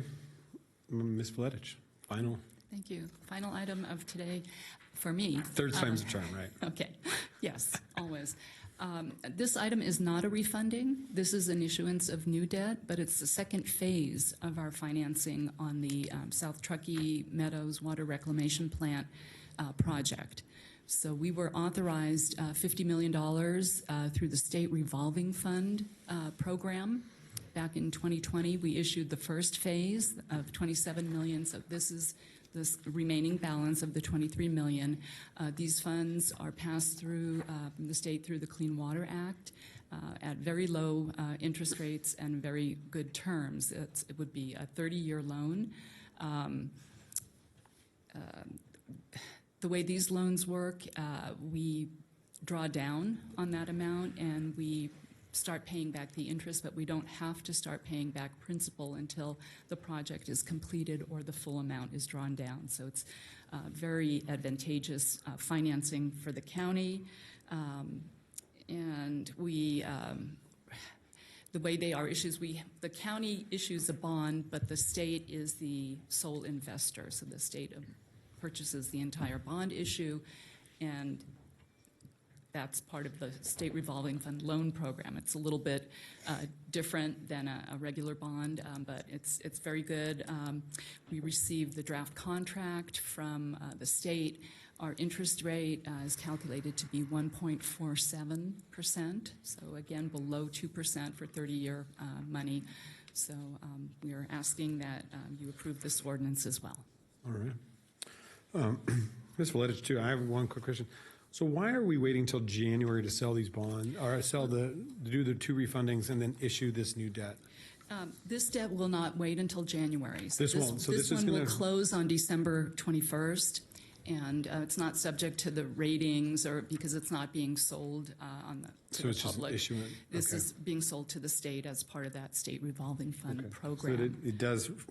Yeah. So it would close on the 21st. So it has a different timeline. Yeah. Okay. All right. Any other questions from the commission in regards to this bond issuance? This bond, I mean, we did initially support this bond. This board supported this bond back in 2019 for the first issuance of the first phase of the $50 million. And so this is the second phase of that $50 million for that project, for the Stem Wharf project. So I will make the motion that we move to adopt ordinance number 1677, authorizing the issuance by Washoe County, Nevada of its general obligation limited tax sewer bond, additionally secured by pledged revenues, Series 2022, in the maximum principal amount of $23 million for the purpose of financing sewage projects for the county, providing for the form, terms, and conditions thereof, and covenants relating to the payment of said bond, and providing for its adoption as if emergency exists, and providing other matters relating thereto. I have a motion. Do I have a second? Second from Commissioner Herman. Thank you, Commissioner. And do we have any public comment signed in on this item? There's no one signed in. Seeing no public comment, close public comment, bring it back to the board, call for the vote. All those in favor signify by saying aye. Aye. All those opposed? Aye. Motion carries unanimously with all commissioners voting. All right, we're going to move on to item 35. Thank you, Ms. Valedich. I appreciate all your work and time that you've put into this. We're going to move to item 35. Mr. Manager. Item 35 is a recommendation to adopt the Washoe County Regional 911 Master Plan Update prepared by Federal Engineering, Inc., as recommended by the Emergency Response Advisory Committee on September 28th, 2021. All right. And in chambers, we have Jamie Rodriguez and Quinn Corblick. All right. Ms. Corblick, how are you, sir? Good, thank you. Good. Good afternoon, commissioners. Quinn Corblick, Washoe County Technology Services, and Jamie Rodriguez is here as Washoe County's representative on the 911 committee. Before we get started going through these slides, I have a quick presentation. Before we get into the content of the plan, I'd like to address why we have the master plan in the first place and why we're updating it. So for the county to collect and use the 911 surcharge, state law requires that the county have an updated and maintained 5-year master plan. And technically, we currently have a plan that was updated in 2018, but because there has been substantial changes in developments related to 911, we are making recommendations to update the plan. And we started this process last fall, and since then we hired a consultant, Federal Engineering, to help us update the plan, and that is what we're presenting to you today. So, the master plan as it is, next slide, please. Oh, I can do it with technology. I should know this as I work in technology services, right? Don't tell anybody that. In any case, so the master plan fulfills all of the statutory requirements that a master plan needs to for the 911 fees. It also addresses the computer-aided dispatch system. This is one of the biggest changes that has happened since the 2018 plan, and provides a detailed review of funding and revenues and a spending plan that I'll address in a little bit. We're going to go over just briefly again the recommendations in the master plan and also the spending analysis. Okay, so the first recommendation is to create a backup plan.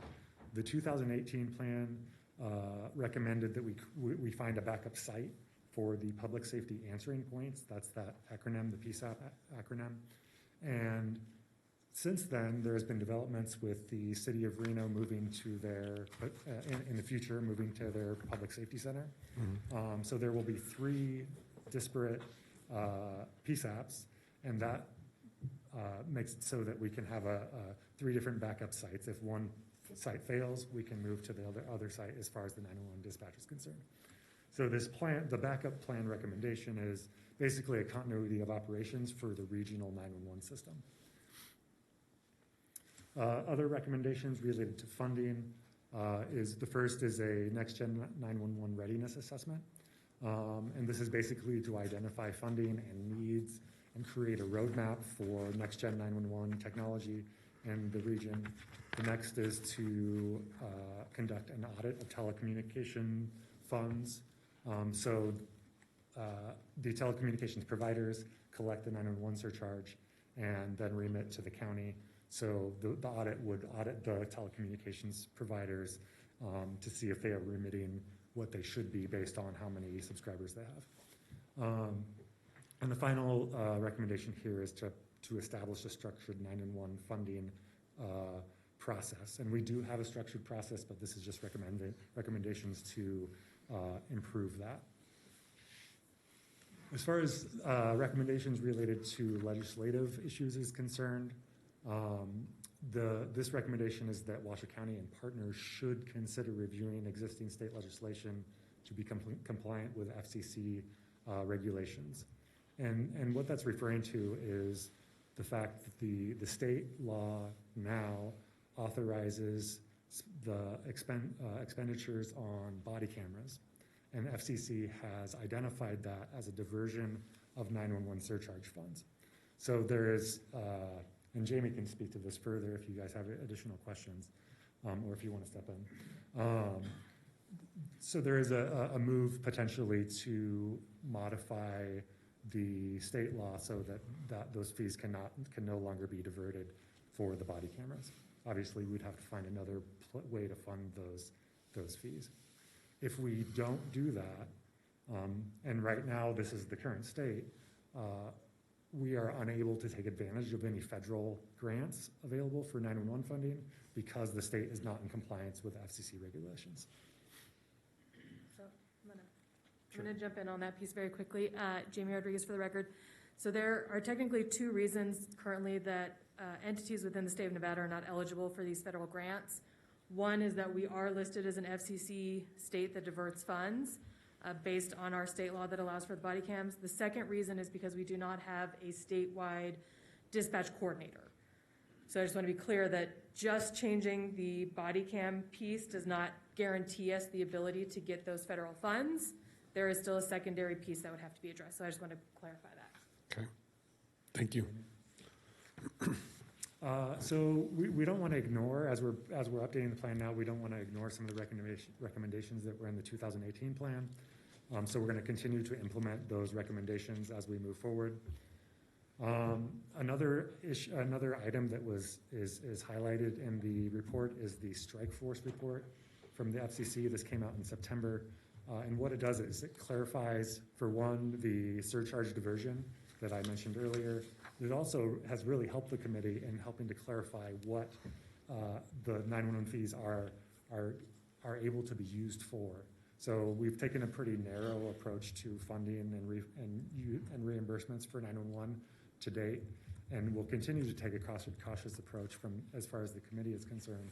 But this really clarifies what can be spent, or what the monies can be spent on, and so that's been really helpful. Lots of detail here on the spending plan. The two things I want to highlight here is first, that as many of you may know, that at the end of last fiscal year, our fund balance was above the statutory maximum of $5 million by about $467,000. And what this plan does is in this fiscal year creates a spending plan so that we'll spend down that balance, and for the remaining years in the plan, maintain the fund balance below $5 million. A couple other things here is that we have set aside money for the CAD replacement, the computer-aided dispatch replacement. That's going to be a big regional project. And also earmark some funds for the Reno Public Safety Center as far as their 911 communications are concerned. So, Mr. Corbett, before you move forward, so the 7.6 million that's been approved, has that been approved by this board already for the 21-22 years? So that line, 7.6 million, that's total approved and potential expenses. Okay. So anything you can see kind of towards the top, there's projected revenue. But has that been approved by this board yet, or just by No, the E911? not all of it has, no. Okay. So today, I think one of the block vote items, item 34, that kind of adds to that 7.6. So that 7.6 is a planned total for this fiscal year, as opposed to, if you look up above the 5.4 million in the existing and approved expenses, that's what's been approved so far this year. Having said that, this board just approved another 1.3, I think. So that adds to that 7 point, Yeah, so that 1.3 is in addition, would be in addition to the 7.6. No, it's in addition to the 5.4. Oh. So it gets us closer to that 7.6 Understood. total. Gotcha. Okay. I'm just having a tough time kind of through your graph, what's been allocated, what has not been allocated. So it seems like these are potential expenses and potential. Yes, essentially everything below the existing approved expenses and contracts are items that are planned, or that we know that for example, we know that on the Truckee Meadows and Fire and Rescue line, we knew that they were going to request reimbursements for their fire station alerting system, which is a really big ticket item. And that was actually on that approved reimbursement item today. Right. So I guess what my point is that the 1.39 that we just approved on 34 in the block vote today will now be placed into the Reno column where it's currently showing 0, correct? Is that what I'm trying to understand here? No, I'm just trying to understand your graph. Yeah, let me see if I can help. So if you go at the top, the approved existing, right, so that's what our contracts are that exist. So below that, those are expansions of what have not been, that were not in the budgeted plan. So some of those have already been reimbursed. So specifically, the Sparks Fire Station alerting, that $400,000, that has been approved by this board. Okay. The Truckee Meadows fire alerting was in, I believe, correct? Was in today's item. Now, the CAD dispatch has not come to this board. Next Gen has not. MDTs have not. Some of these are what we were waiting for this board to give approval for, because this is where we are meeting between what the FCC Strike Force report gave us of the federal government saying, here's what you can now spend money on. And so that's where the board is now saying, well, now we have these additional expenses, which basically the easiest way to explain it is we have always funded dispatch or PSAPs, right?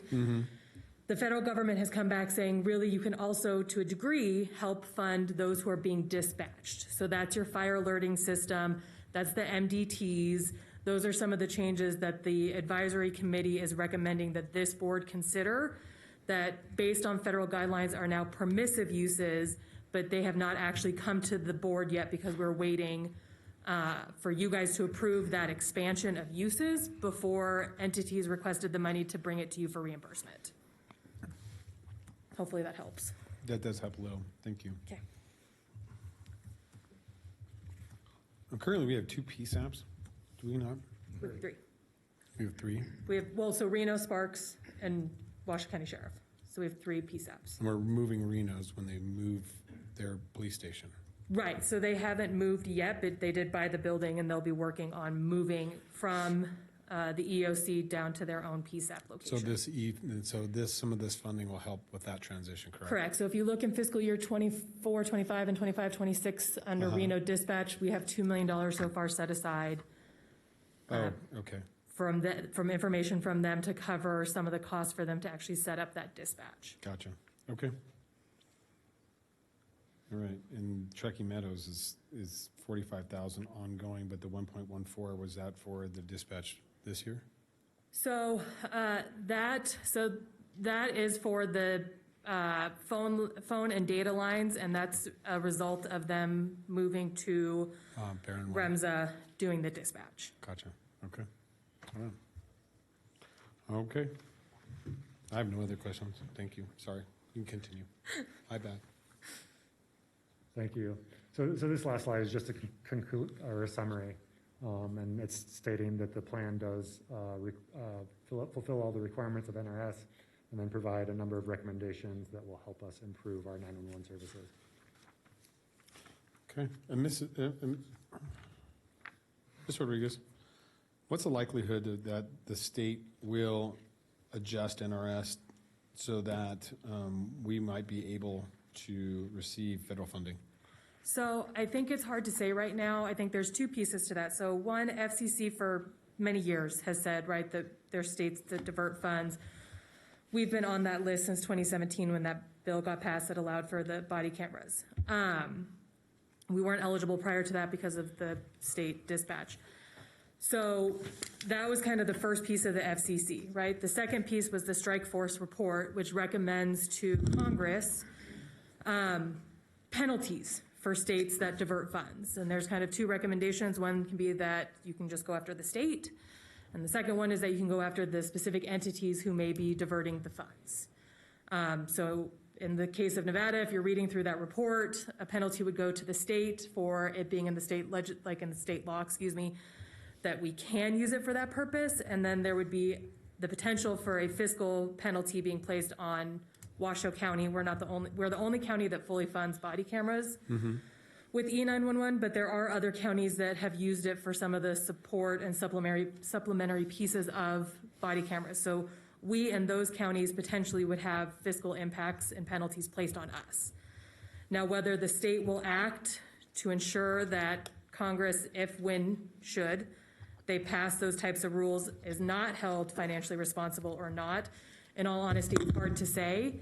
I think the secondary piece to that is as we roll out the 988 program, or the state rolls out, the 988 program, there's a large number of federal grants that would be eligible to help set up that program that now the state will not be eligible for. So I think that may also be a driving force to get us off that list of states that divert funds so that we are eligible for additional federal grants. Yeah, okay. That's a little worrisome. What's the likelihood? I mean, they haven't enforced any of those fines yet, have they? No, so FCC can only make the recommendations. Congress would have to pass a bill to actually do that. And there's no talk of that, I've heard. So we haven't seen anything yet. Obviously, it's something we're watching very closely. So we have not seen anything yet, but that report, in all fairness, really did just come out this fall, and Congress is, generally speaking, not always that quick to act. So I would assume that if they're going to do anything, the soonest it would be is probably the next Congress. Yeah. Okay. All right. I have no further questions. Commissioner Herman, Commissioner Hill, Commissioner John. No questions. Thank you, Mr. Chairman. All right. All right. At this time, I am looking for a motion to approve the master plan as presented. So moved. All right. I have a motion to accept the master plan as presented. Do I have a second? Second from Commissioner Herman. Is there any public comment on this item, Madam Clerk? There's nobody signed in. All right, seeing no public comment, I'll call for the vote. All those in favor signify by saying aye. Aye. Aye. All those opposed, motion carries unanimously with all commissioners voting. Please affirm your votes on the screen.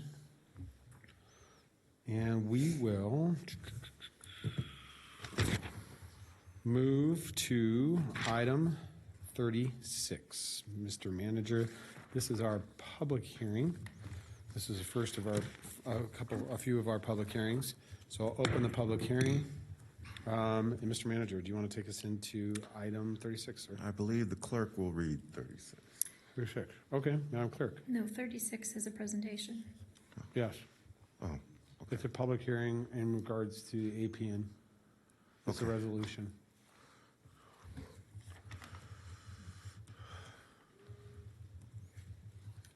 okay.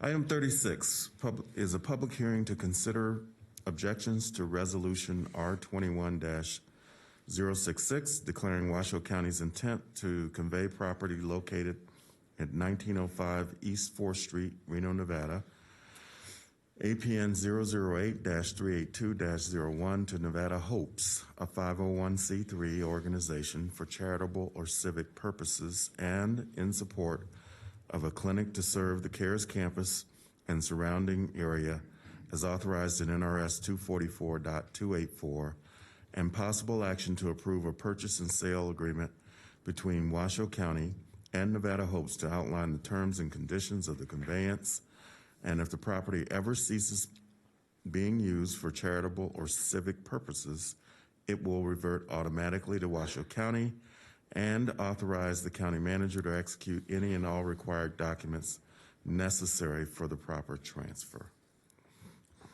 Okay. Thank you, Mr. Manager. Commissioners, is there any need for a presentation or discussion on this item or for clarification from any of the commissioners?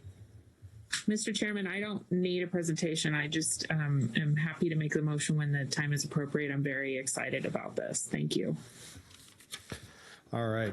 Well, with that, Madam Clerk, is there any public comment signed There's in on no this public item? comment. Seeing no public comment, Commissioner Hill, I'll turn it over to you. I move to approve the Nevada Hopes purchase and sale agreement. Well, you have to do a couple things to your motion, Commissioner Hill. You have to declare the intent to convey the property, and then we'll have a motion to approve the purchase and sale agreement. Thank you. I move to convey the property and also make a motion for the purchase and sale agreement. Thank you, Madam. Thank you, Commissioner Hill. Do I have a second? Second. Second from Commissioner Jung. So I have a motion from Commissioner Hill, second come from Commissioner Jung to move forward with the conveyance of the property located in 1905 East 4th Street with APN 008-382-01 to Nevada Hopes. 501c3 organization, and a possible an action to approve the purchase and sale agreement between Washoe County and Nevada Hopes to outline the terms and conditions for the conveyance. Seeing no public comment, and this is a public hearing, we've taken public comment. I will call for the vote. All those in favor signify by saying aye. Aye. Aye. All those opposed, motion carries unanimously with all commissioners voting on the public hearing. All right, 37. This is a public hearing and adoption and possible adoption of an ordinance. So, Madam Clerk, will you take us into this, please? Okay, this will be ordinance number 1678, an ordinance amending the Regional Road Impact Fee, RRIF, General Administrative Manual, GAM, and the RRIF Capital Improvement Plan, CIP, with revised fees. The RRIF is an NRS Chapter 278B impact fee designed to generate revenue for the construction of regional roads and associated improvements in the community that was first passed in 1996 and has since been periodically amended upon the adoption of the Regional Transportation Commission, RTC, of updated versions of the GAM, CIP, and fees. The amount of the fees is based on the most recent version of the CIP in effect and is calculated according to the formula set forth in the GAM. The current amendments to the GAM consist of the 7th edition RRIF GAM that has been approved by the RTC for recommendation to governing bodies of the county and cities, as well as associated updates to the CIP and fees. Revised fees range from a 0.07% decrease to a 6.19% increase. This was formerly Bill number 1865. All right. That was a whole lot of acronyms. It is a whole lot of acronyms. The RIF program has been in use here for quite some time, since 1996. It has been very beneficial for developers, but at the same time it has been used inappropriately. But we are still focusing as much as we can to manage that as best as possible. But before we jump, I'm gonna take this. I have one thing we need to correct. We'll go back to it in a second in 36, but we'll finish this first. And this will be ordinance 1678. Is that correct, Madam Clerk? Okay. All right. Is there any presentation needed for the RIF fees by any of the commissioners in regards to the changes here? Seeing no presentation from the needed, is there any public comment on the RIF crease, Madam Clerk? There's no public comment. Okay, seeing no public comment, we'll close public comment. At this time, I'm looking for a motion to, I will actually make the motion. I'm making a motion to adopt ordinance number 1678 as provided in the staff report, amending the regional road impact fee, or RIF, General Administrative Manual, GAM, and the RIF, Capital Improvement Plan, CIP, with revised fees. The RIF is an NRS 278B impact fee designed to generate revenue for the construction of regional roads and associated improvements in the county, that was first passed in 1996 and has been periodically amended upon adoption by the Regional Transportation Commission, RTC, and updated versions of the GAM, CIP, and fees. The amount of the fees are based upon the most recent version of the CIP in effect and is calculated accordance to the formula set forth in the GAM. The current amendments to the GAM consist of the 7th edition of the RIF GAM that have been approved by the RTC for the recommendation for governing bodies of the county and cities, as well as associated updates to the CIP and fees. Revised fees range from 0.70% to decrease to a 6.19% increase. For the other matters necessarily connected therewith and pertaining thereto. And the ordinance is drafted within your packet. That is the motion I will make. Do I have a second? Second. Second from Commissioner Herman. Seeing no further public comment, I will call for the vote. All those in favor signify by saying aye. Aye. Aye. Aye. All those opposed? Motion carries unanimously with all commissioners voting. Please affirm your votes on the screen. We need to go back, ladies and gentlemen. I apologize very quickly to item 36. We have to reopen that. One thing we did not clarify in the motion that does need to be clarified on the conveyance of the property, and I apologize, Commissioner Hill, is that we need to authorize the county manager to execute and any and all required documents for that property transfer. So, Commissioner Hill, would you like to make that motion as you were the motion maker last time? Yes, Mr. Chairman, and this time I will just read the motion in the staff report. Move to declare. The last part. You just need that last part. Oh, just need the last part? Starting okay. in number 3, please.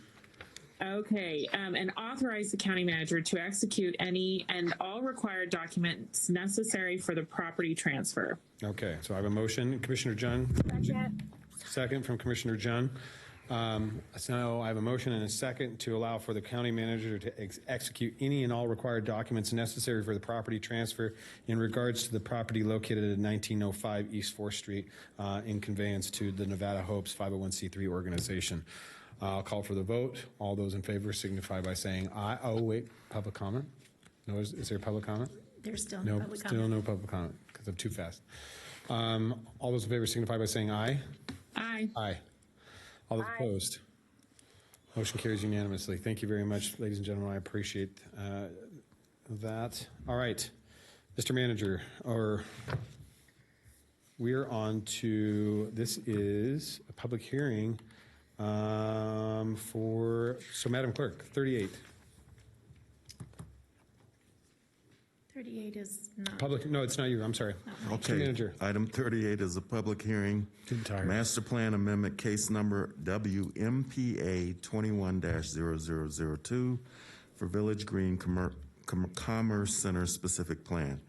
To acknowledge receipt of the Planning Commission's report on the Board of County Commissioners' proposed modifications to the Planning Commission's action of September 7th, 2021, approving WMPA 21-002, and for hearing, discussion and possible action to adopt an amendment to the Village Green Commerce Center specific plan, which is located in Appendix D of the Spanish Springs Area Plan, a component of the Washoe County Master Plan, and consists of APNs 534-561-06, 534-561-07, 534-561-08, and 534.561-10. If approved, the amendment will add clarifying language and include the following. Remove Goal 5 infrastructure. APN 534-561-10 is exempted from the Spanish Springs Area Plan, Appendix A, including the building site coverage requirements. Update building setback requirements along the western property line of the plan boundary from 5 feet to 50 feet when adjacent to residential zoned parcels. Add requirement addressing trash enclosures adjacent to any residential zone parcels. Remove sidewalk required along Calle de la Plata frontage, and color and evergreen trees as options for 50 feet in length of building walls. APN 534-561-10 is exempted from the following architecture provisions: general guidelines, any energy efficient tenant criteria, building massing and form, mechanical equipment, and building materials, the following landscaping provision: site grading and the following sustainability provisions, low impact development standards, and environmental sustainability standards of the Village Green Commerce Center specific plan. Clarify that eliminated signs will only be allowed when not adjacent to residential property. Remove security lighting section and parking lighting requirements. Clarify that effluent water is only required when available in the area. Clarify that no loading docks are allowed to be adjacent to residential property. Remove figure D5, business park buffering. APM 534-561-10 is exempted from low impact development standards of environmental sustainability standards. Clarify roadway improvements as required by Washoe County Engineering and Capital Projects, and remove current equestrian easement and add a public trail easement on the east side of the Washoe County owned parcels, APN 534-561-06 and 07. The Board of County Commissioners may adopt the proposed amendment, may further modify the proposed amendment, and refer the matter back to the Planning Commission for its report in accordance with NRS 278.220, or may deny the proposed amendment after the public hearing. If adopted, the master plan amendment will take effect after a determination of conformance with the Truckee Meadows Regional Plan by the Truckee Meadows Regional Planning Agency. And if approved, authorize the chair to sign the resolution to that effect. All right. Thank you, Mr. Manager. All right. Do we need a presentation on this? I see Mrs. Olander is here. So, Ms. Olander, do you want to give us a presentation on this, please? Julie Olander with Planning and Building. I just wanted to make one clarifying. There seems Sure. I mean, I can go through my presentation. No, that's fine. Why don't you take us through Okay, it? Why don't you okay. take us through it, please? All right. So this is the master plan amendment for the Village Green Commerce Center. And as you remember, it came before you on the 26th of October, and there were some modifications that were made to the plan. And they basically included, Commissioner Hartung. The setbacks along Calle de Plata from 20 feet to 30 feet. Then also along the property adjacent to any residential property from 5 feet to 50 feet, which was basically the property to the west. And we added a condition for trash can enclosures. And then we also added the public trail easement that would be located along the eastern property line of properties 06 and 07. And here's a map just showing you. So I just wanted to clarify where the public trail easement was located. There's been a little confusion that was on the west or the east side of the open space, which is Washoe County's detention area. So it is along the eastern side there. This did go before the Planning Commission on the 7th of December. There were no comments. They asked for some clarifications on the setbacks, and that was basically it. And they voted unanimously to supporting the modifications and bringing it back to you as a board. And there's a possible motion in the staff report. Thank you, Ms. Olander. I do appreciate that. And please let the record show that Commissioner Hartung is returned and is with us again. Commissioner, this is a public hearing. Madam Clerk, is there any public comment? Yes, sir, there is. We have Dan Herman. Okay.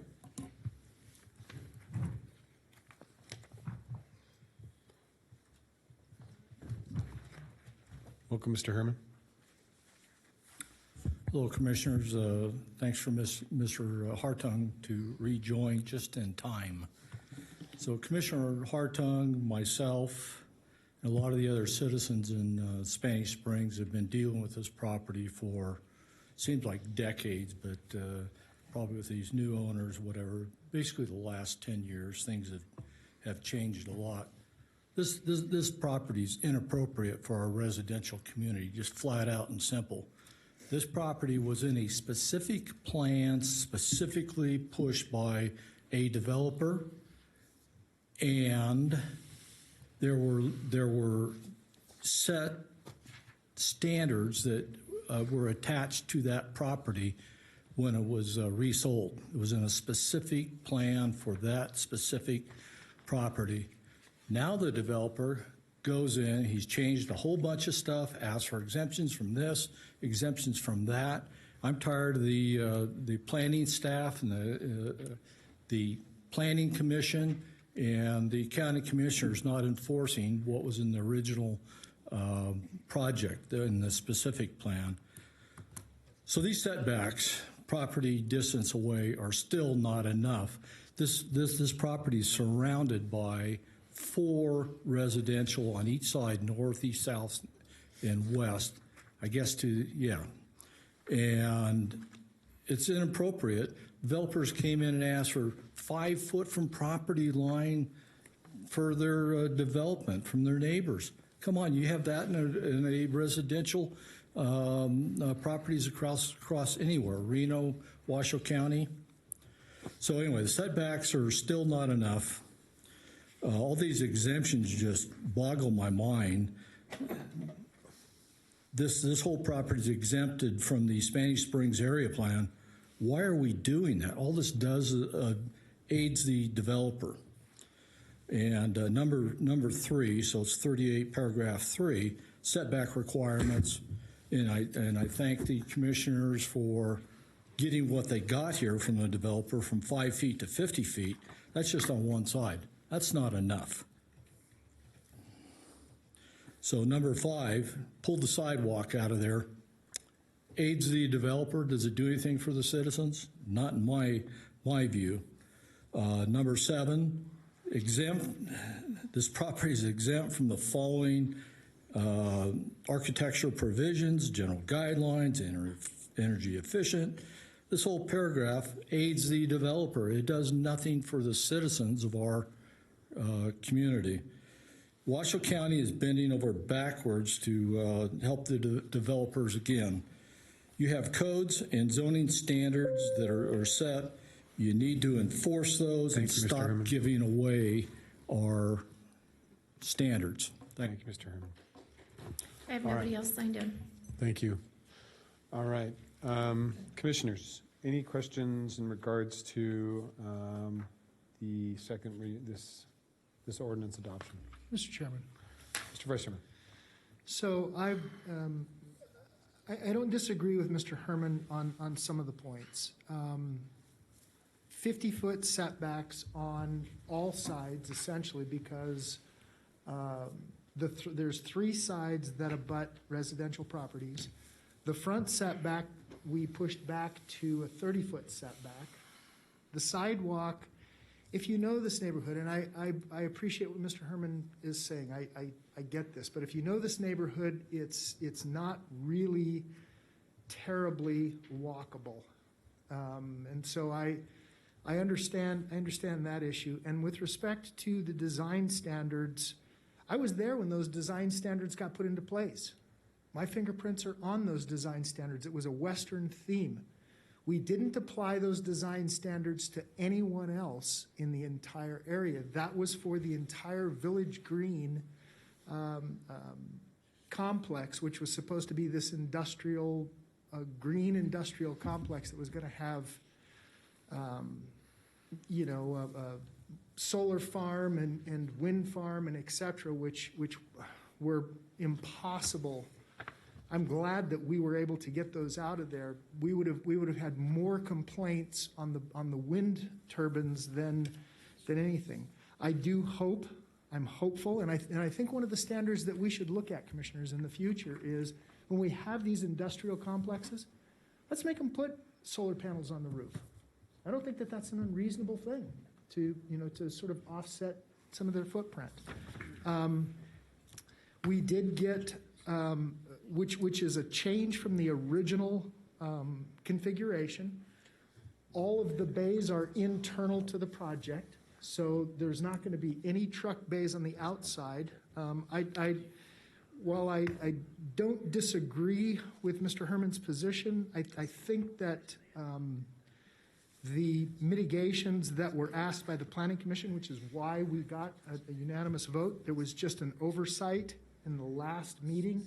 If you recall, they had a 5-foot setback on that west side, which there is a 10-acre residential parcel, and I've had conversations with that property owner, and they're good with the 50 feet. So I'm okay with this. Anytime the commission is ready to make a motion, in fact, I'll make the motion myself. Thank you, Mr. Chair. All right. Commissioner Herman. This property probably is unwalkable because it got flooded so many times when we had storms. But besides that, sounds like you've been working very hard on it. And the Planning Commission approved this.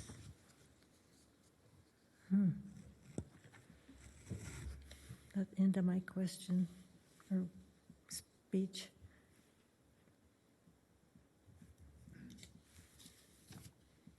Anything further, Commissioner Herman?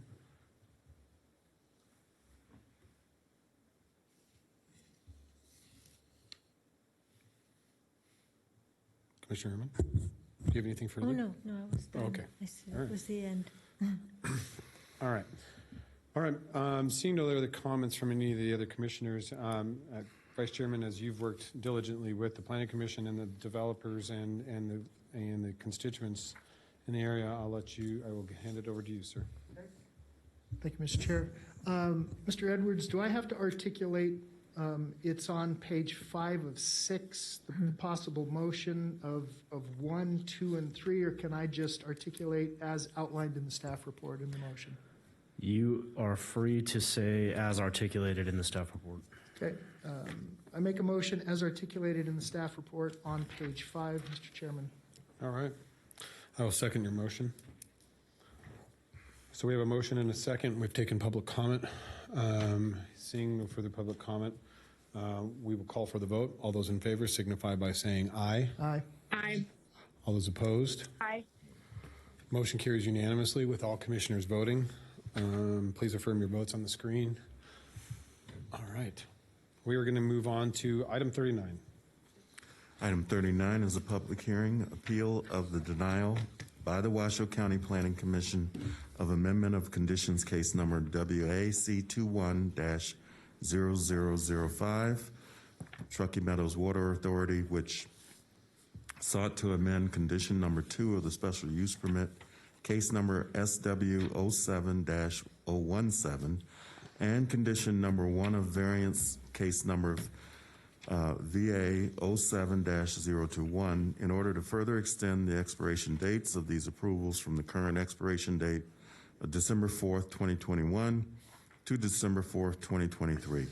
The approved special use permit allowed the construction of a booster pumping facility to convey potable water through the Mogul area as authorized by Table 110.302.05.2 of the Washoe County Development Code. The approved variance allowed by varied grading standards within Washoe County Development Code sections 110.438.45, section B1 and 2, as those subsections existed in 2007, allowing for 2-to-1 slopes instead of 3-to-1 slopes, and allowing fills higher than 48 inches within 50 feet of a shared property line, and to vary the front yard setback standards to section 110.406.50, section B, allowing a retaining wall of up to 8 feet in height, approximately 8 feet from the front property line.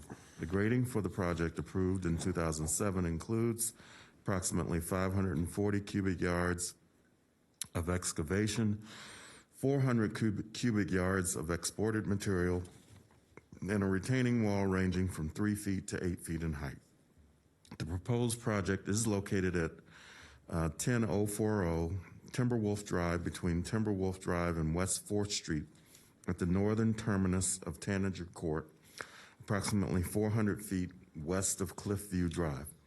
The proposed project is in the Verdi area plan, as has a master plan designation of suburban residential and is within the medium density suburban regulatory zone.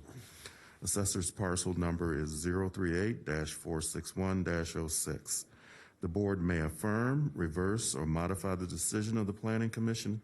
In doing so, the board may directly grant all or part of the amendment for conditions request. All right. Mr. Manager, Vice Chairman, as the chairman of TUMWA, Yes, Mr. Chair. I will let you take us into this. No, and what I'd like to do is I'd like to understand Mr. Pelham's position on this. He's the staff member that wrote the staff report and recommended denial to the Planning Commission. I'd like to understand why that is. This is a unique situation. This is a pump station. This is clearly not just a room addition on somebody's house, which I would understand why these types of requirements would be placed on. TUMWA is in an unusual position. We respond to growth. And this pump station provides some very unique scenarios, but I'm interested to hear what Mr. Pelham has to say. Welcome, Mr. Pelham. Certainly, thank you very much. May I ask staff to pull up my Can we pull up Mr. presentation? Pelham's staff's presentation, please?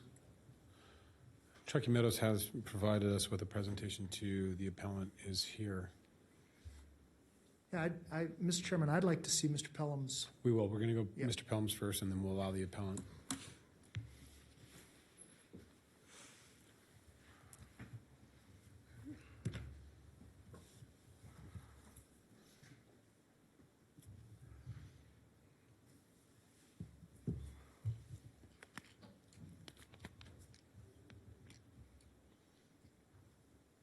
Got it?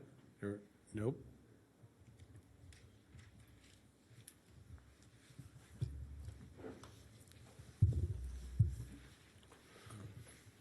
Please bear with us. I believe I emailed that on Friday to Mr. Wilrick and to the chambers.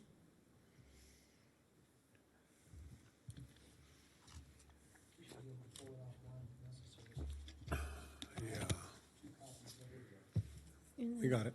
We're good. Thank you. That's the right one. There we Thank you, go. Steph. Thank you very much. Thank you very much, members of the commission. For the record, Roger Pelham with Washoe County Planning. This is an appeal of the denial of Amendment of Conditions Case Number 21-0005 for Truckee Meadows Water Authority. Okay. Again, this was originally approved approximately 14 years ago. And what it allowed was essentially a booster pump station on an easement area within a residential zone. Okay. With part of that approval was setting aside several standards that would otherwise be applied to the development code, particularly grading standards. Slopes that are steep, slopes that go directly up to the property line, rather than having grading setbacks, elimination of landscaping.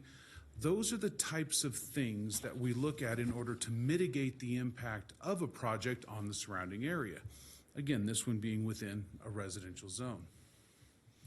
This is located in the Verdi area as shown here on the vicinity map. And this is the site plan as it was approved in 2007. And if we look to the left here, we can see that that 2-to-1 slope goes directly to the neighbor's property line. Now, under the current code, of course, that would be pulled back. We wouldn't allow you to grade right up to the property line. Likewise, we have retaining walls that are up to 8 feet in height, essentially directly adjacent to West 4th Street. These are the types of standards that might have been appropriate 14 years ago, but my recommendation, and the Planning Commission happened to agree with me, are perhaps no longer appropriate. One interesting thing about an amendment of conditions is that we're not allowed to look at the whole project. The only thing we're allowed to look at is the one condition of approval that says, well, instead of expiring on this date, it's going to be the other date. Some of the, again, so these are the cross sections. We show the proposed walls there to the left. It's a relatively simple project in that way. This one is really unprecedented in my experience, at least. It was approved in 2007 with a 2-year time frame. State law says that special use permits are good for 2 years unless otherwise specified. They came back and got an extension for 4 years. That's a little unusual, but not unheard of. And then in 2014 came back and got a 7-year extension. I've never heard of something like that happening before on a project of this type. There are also a number of other changes in addition to the standards that we would apply in terms of landscaping and grading, a number of changes that have occurred to the development code itself in the intervening 14 years. This type of project, a utility services use type, would now be heard by the Board of Adjustment rather than the Planning Commission. Planning Commission kind of oversees the master plan, where the Board of Adjustment more oversees development projects of this type. Again, grading up to the line is no longer allowed, 2-to-1 slopes are no longer allowed, the tall retaining walls. In addition to that, landscaping, Article 412, has been completely rewritten. And we now basically spend a lot more time making sure that landscaping is in place that buffers the impacts created by the project from the surrounding area. The area has changed overall. There's a whole lot more houses in that area than there were before. While those parcels that are directly adjacent to this are essentially the same as they were 14 years ago, West 4th Street may be much busier now than it was then because there are a number of projects within the city of Reno that have been approved that would use that access. Is that significant? The answer to that is I don't know, because we haven't had a chance to review the project as a whole. Again, we were only allowed to look at whether we should extend this or not. As we can see here, most of the area surrounding the overall project is within the city of Reno, and again, we don't have the opportunity to review those projects. The Planning Commission's decision to deny the amendment of conditions was being unable to make the required findings of fact be for the special use permit improvements, again, being directly adjacent to West 4th Street and without showing access on those original plans. We don't know how this is going to interact with that public facility. And then again, with the variance, the special circumstances, and the no special privileges. In my experience, we've never extended a special use permit for 14 years. Some other types of projects, like a subdivision, if you do certain things every 2 or 4 years, those can live for a very long time, but I've never seen this happen with a special use permit. And what I'd like to say is I'm not necessarily saying that this is a bad project or that it's inappropriate in a location.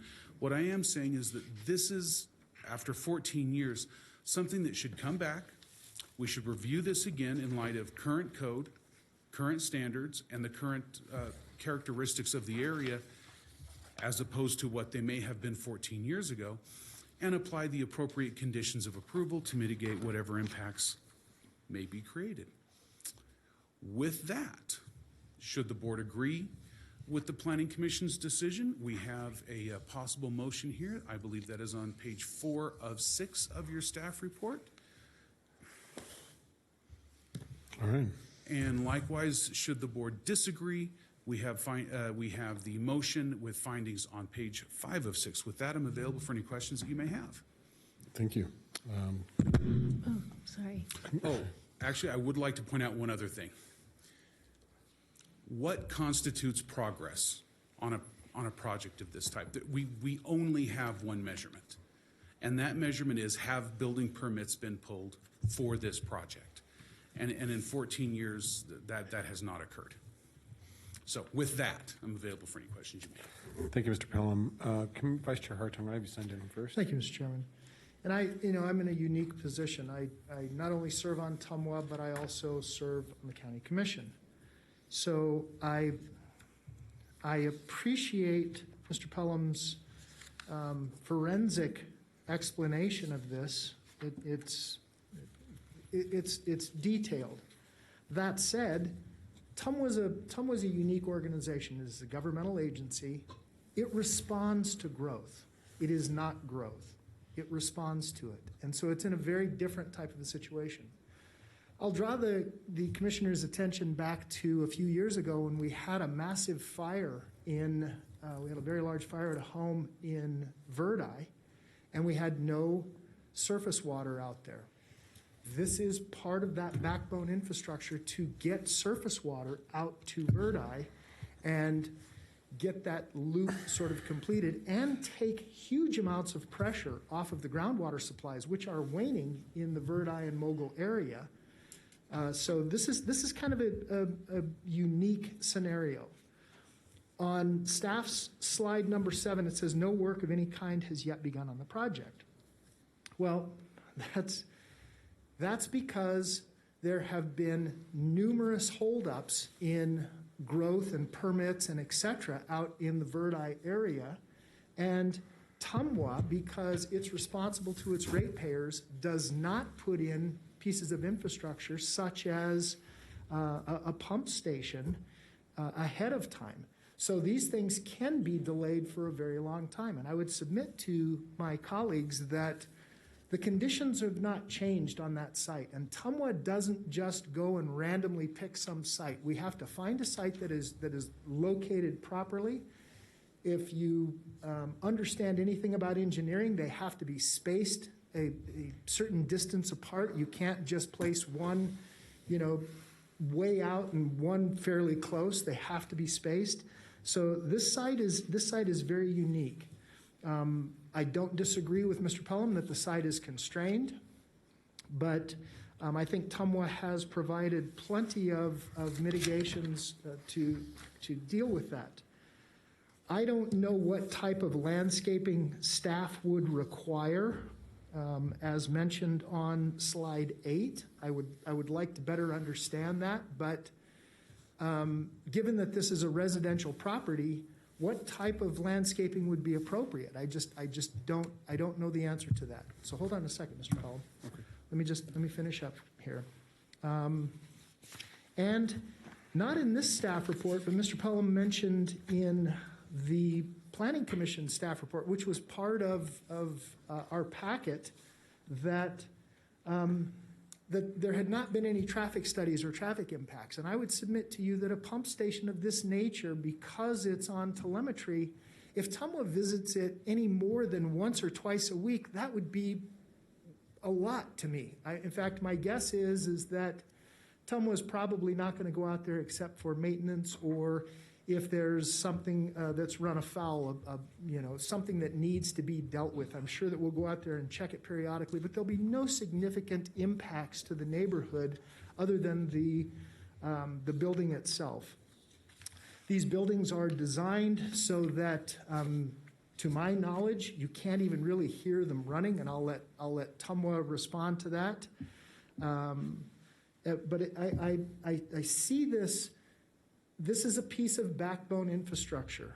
I don't disagree. Mr. Pelham has done a good job with respect to understanding why we shouldn't allow this, but I think, again, given the circumstances, this is infrastructure itself, and Tumwa is bound to supply surface water to as many of these growing areas as possible, and again, take pressure from the groundwater supplies that are being depleted, because those are the only supplies in those outlying areas. So those are all the questions and comments I have until Tumwa makes their presentation. But Mr. Pelham, talk to me just briefly about landscaping. Certainly. Thank you very much. Article 412, the Landscaping Code of the Washoe County Development Code, was recently updated, as you probably recall.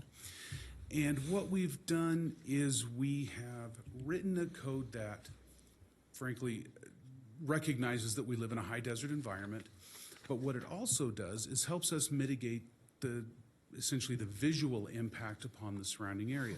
This is a civic use type, utility services use type, and a civic use type is required to meet the same standards as any commercial use type. So that is to say 20% of the project area would need to be landscaped. There would be a certain number of trees, one for every 300 square feet of required landscaping, and then 6 shrubs per tree. Within that area, there's also required mulch. That could be rock mulch or a bark mulch, that sort of thing.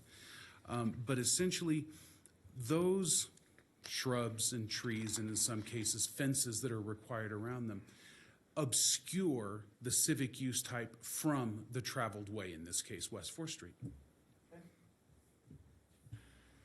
Okay, thank you. Thank you, Mr. Chairman. I look forward to hearing Tumwa's position as well. Okay. Commissioner Herman, I have you signed in. Thank you, Mr. Chairman. So, Mr. Pelham, sorry. I apologize. You're fine. So being a pump station, can we forego the landscaping? I mean, if they applied for it that way as a condition?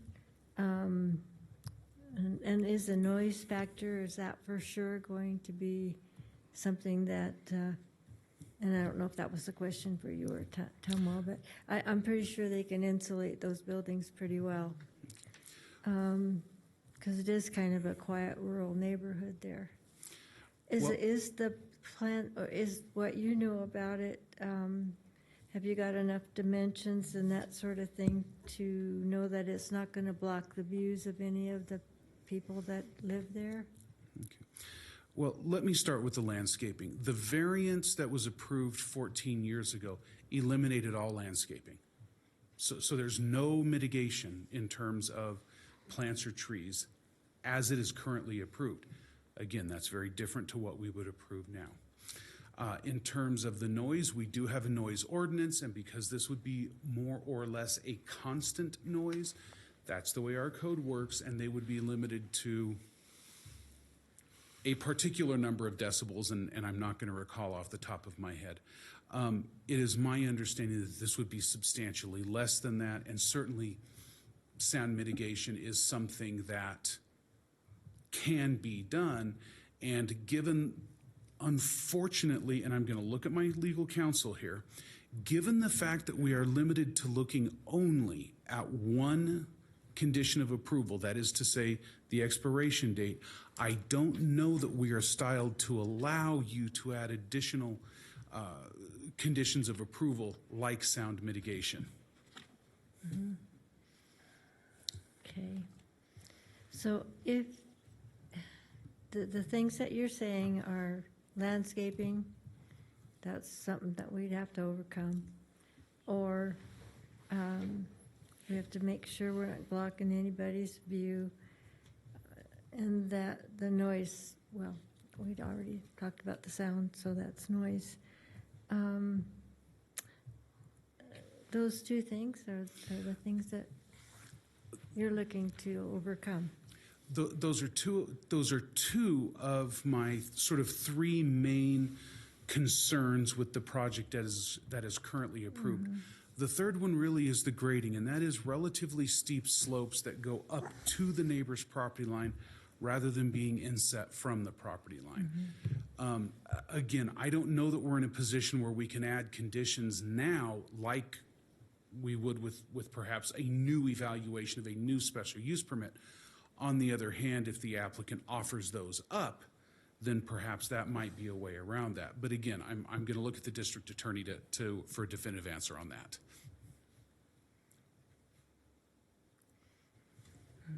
Mr. Chair, if I may, briefly.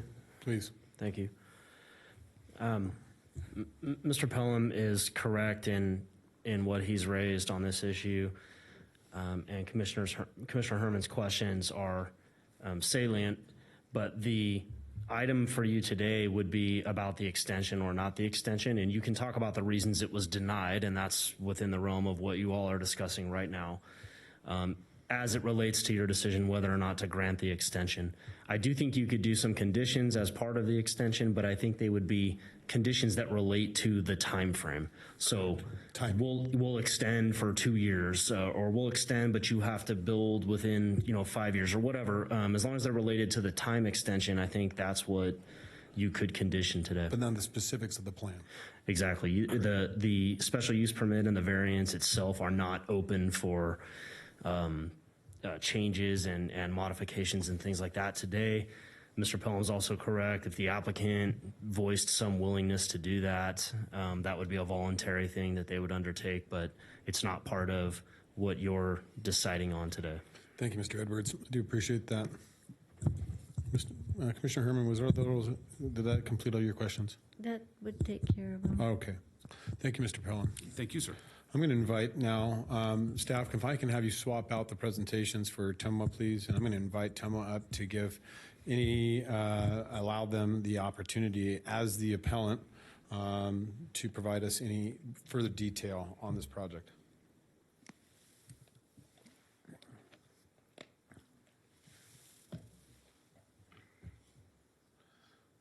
Mr. Rotter, nice to see you. Good to see you too. I like that jacket. It's pretty fancy. I almost wore my ugly sweater today, but I figured a collar might be a little better. I figured lighten the mood and, bring a little Christmas cheery. Yeah. Little Noel. There you go. Mr. Rotter. All right. Thank you, Danny Rotter, engineering manager at Tumwa, for the record. I'm going to just kind of highlight some of my points that I read to the Planning Commission, try and make it brief. I have just a couple other slides to present that. I appreciate that a 14-year window and extending beyond that is unique, but so is critical regional water supplies planned for years and sometimes decades in advance. And so just like Commissioner Hartung said, we're planning for long-term, planning actually for in perpetuity for providing our community safe drinking water. And so sometimes, as a matter of just being too early to the game, we have these things in place, and we're ready, and we're ready, and we're ready, and we're just waiting for a lot of this growth to occur. We're now at the doorstep of that with a number of approvals recently.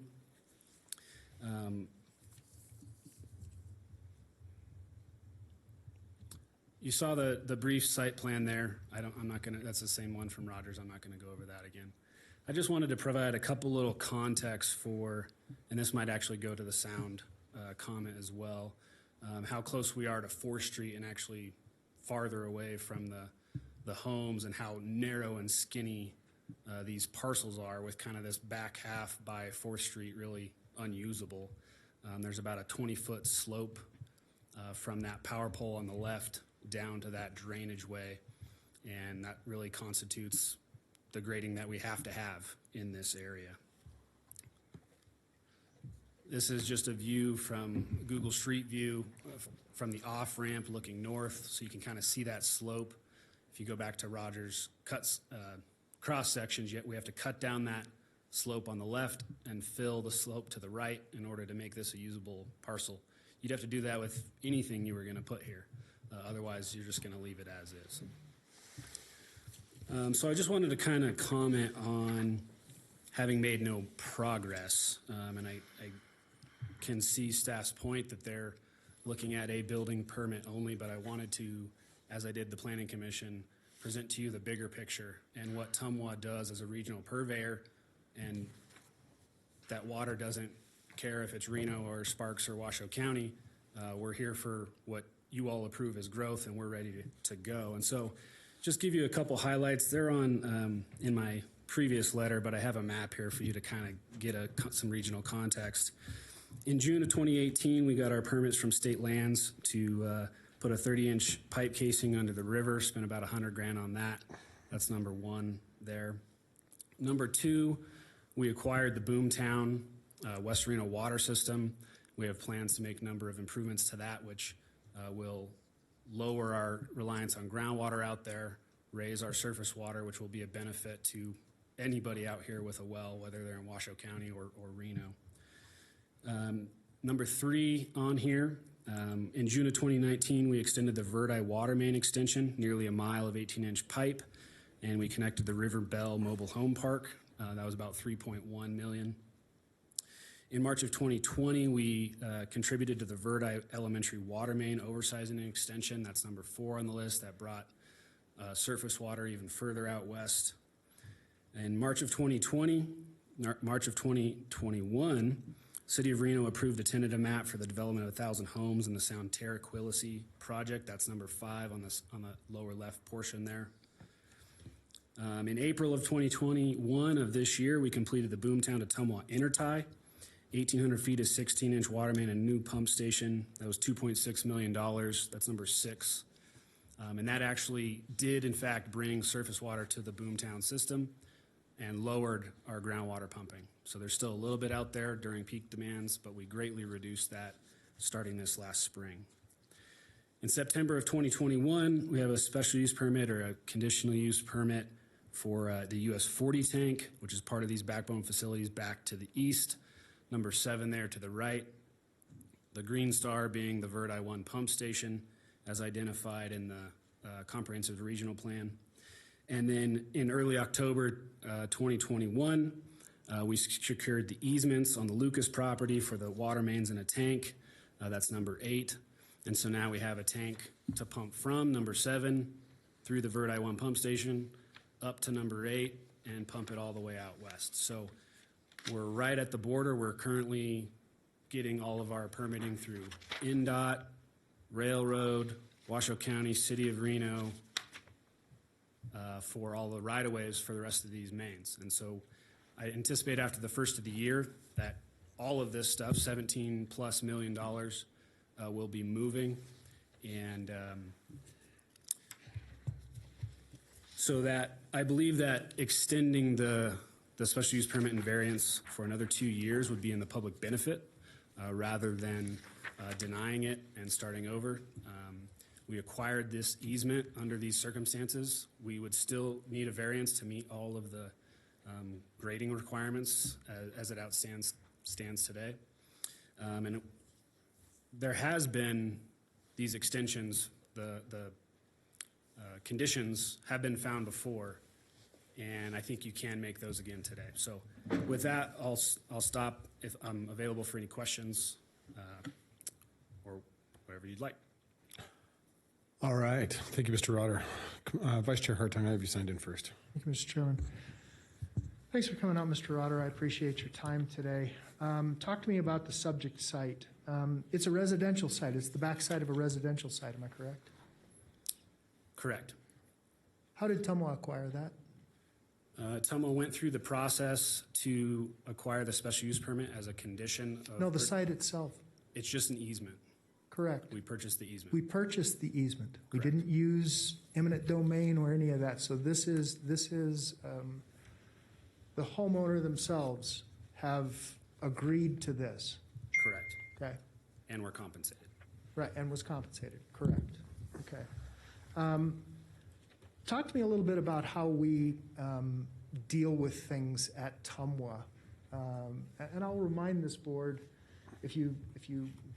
most of you may not know this, but TUMWA has what are we at, a 91% approval rating by our customers at this time? I think our highest is above that, but lately we're at 91, 93. It has been 93, I know that. So my point with bringing this up, commissioners, is TUMWA bends over backwards to try and make sure that they're integrated into the community, giving a high-quality product. And these pieces of infrastructure assist with what we refer to at TUMWA as conjunctive use. Am I correct in that? Correct. So for the general public, talk to me about conjunctive use. I understand what conjunctive use is, groundwater versus surface water supplies. Talk to me about conjunctive use and why it's so important.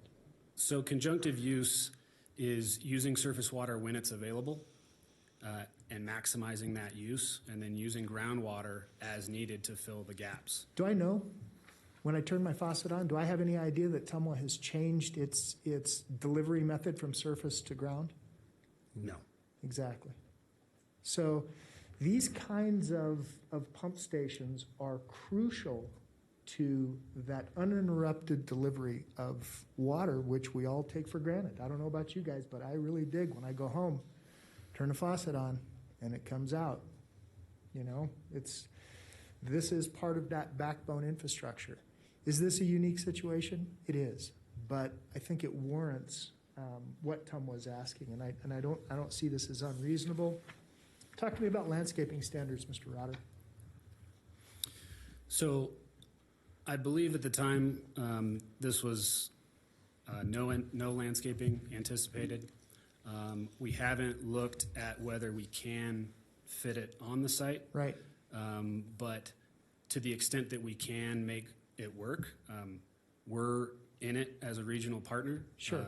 We're here to make sure that if that's something that is what my fear we're is, okay with commissioners, is if we force TUMWA to put certain kinds of landscaping out there, is that one, it may block the residents' view going out the back, because as it sits right now, this thing's going to be lowered down into the hillside. I'm not convinced, unless maybe you would put it on the front side, would it only benefit the resident that sold this parcel to us? Yeah, I'm not sure what benefit that would be or not. Right. Until I talk with that property owner. Sure. But Okay. we are ready to be, good neighbors all out. No, I know that. I know how TUMWA operates. I've watched it time and time again. I appreciate the time, Mr. Chairman. Thank you. Thank you, Mr. Vice Chair. Commissioner Herman, I've signed in. So if we approve that you're getting the easement, and you start building this thing, once you get approval for that, and we remove the landscaping, well, we won't be stopping progress on getting water to the west side. Just to clarify, you said easement. We already have the easement, but you would be approving the extension of the special use permit and the variance. Yes. Right. And we would be moving forward. And by then, possibly, we can only hope, they've developed some kind of pumps that are quieter than they are now. Okay. All right. Thank you, Commissioner Herman.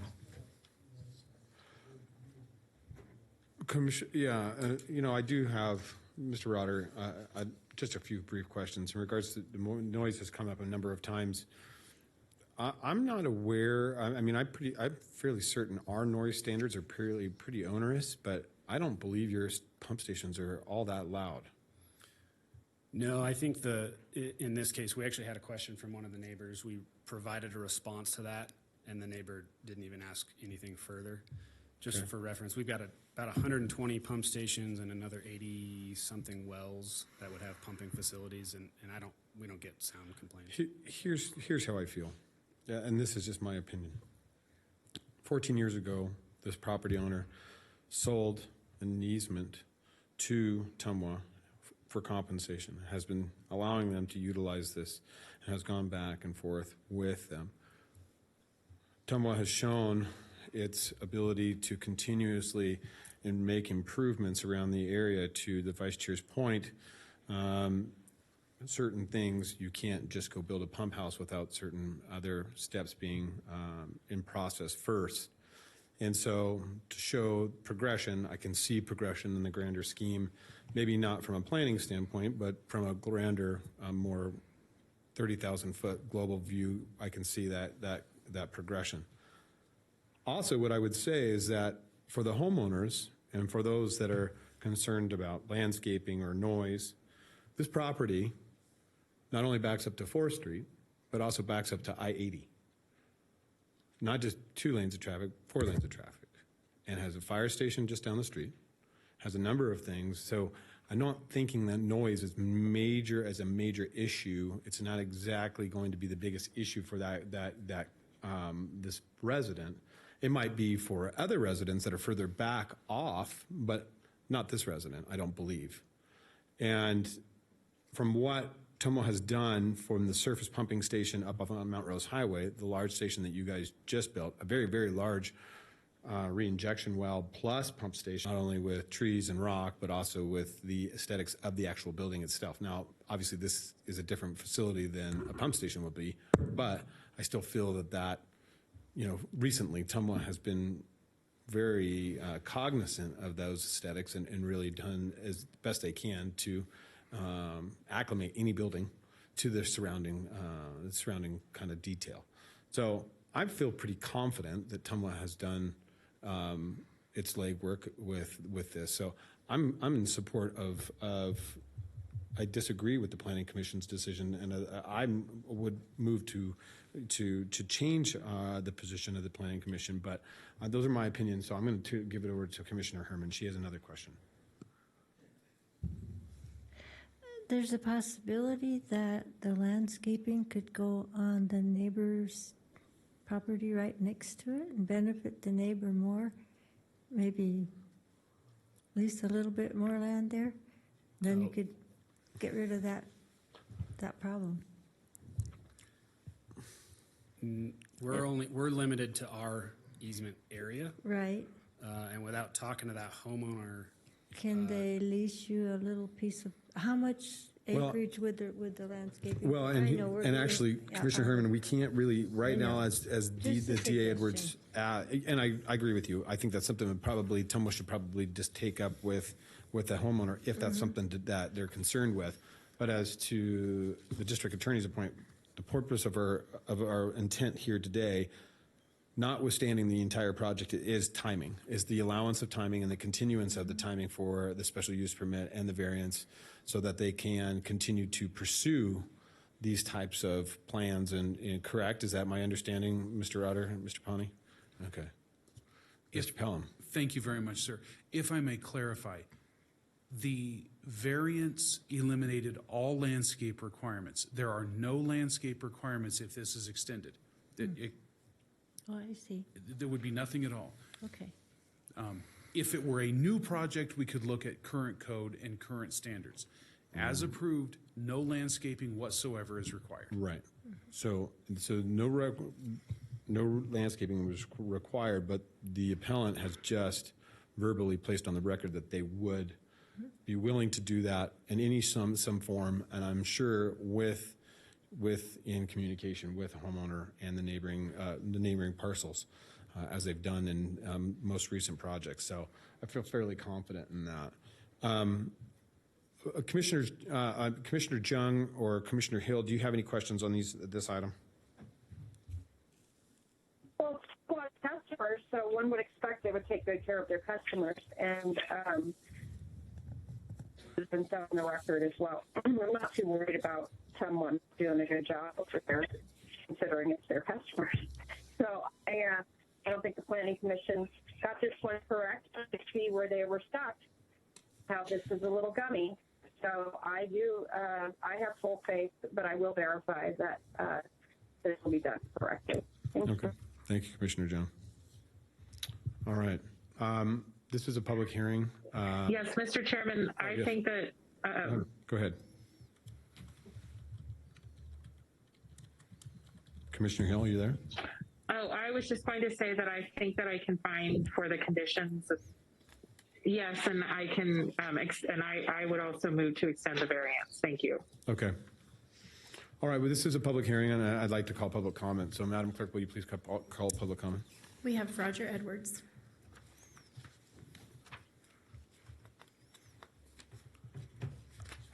Mr. Edwards. Good afternoon. Roger Edwards, former Washoe County Planning Commissioner, 8 years, a couple of years as chairman, Regional Planning Commission chairman, member and chairman.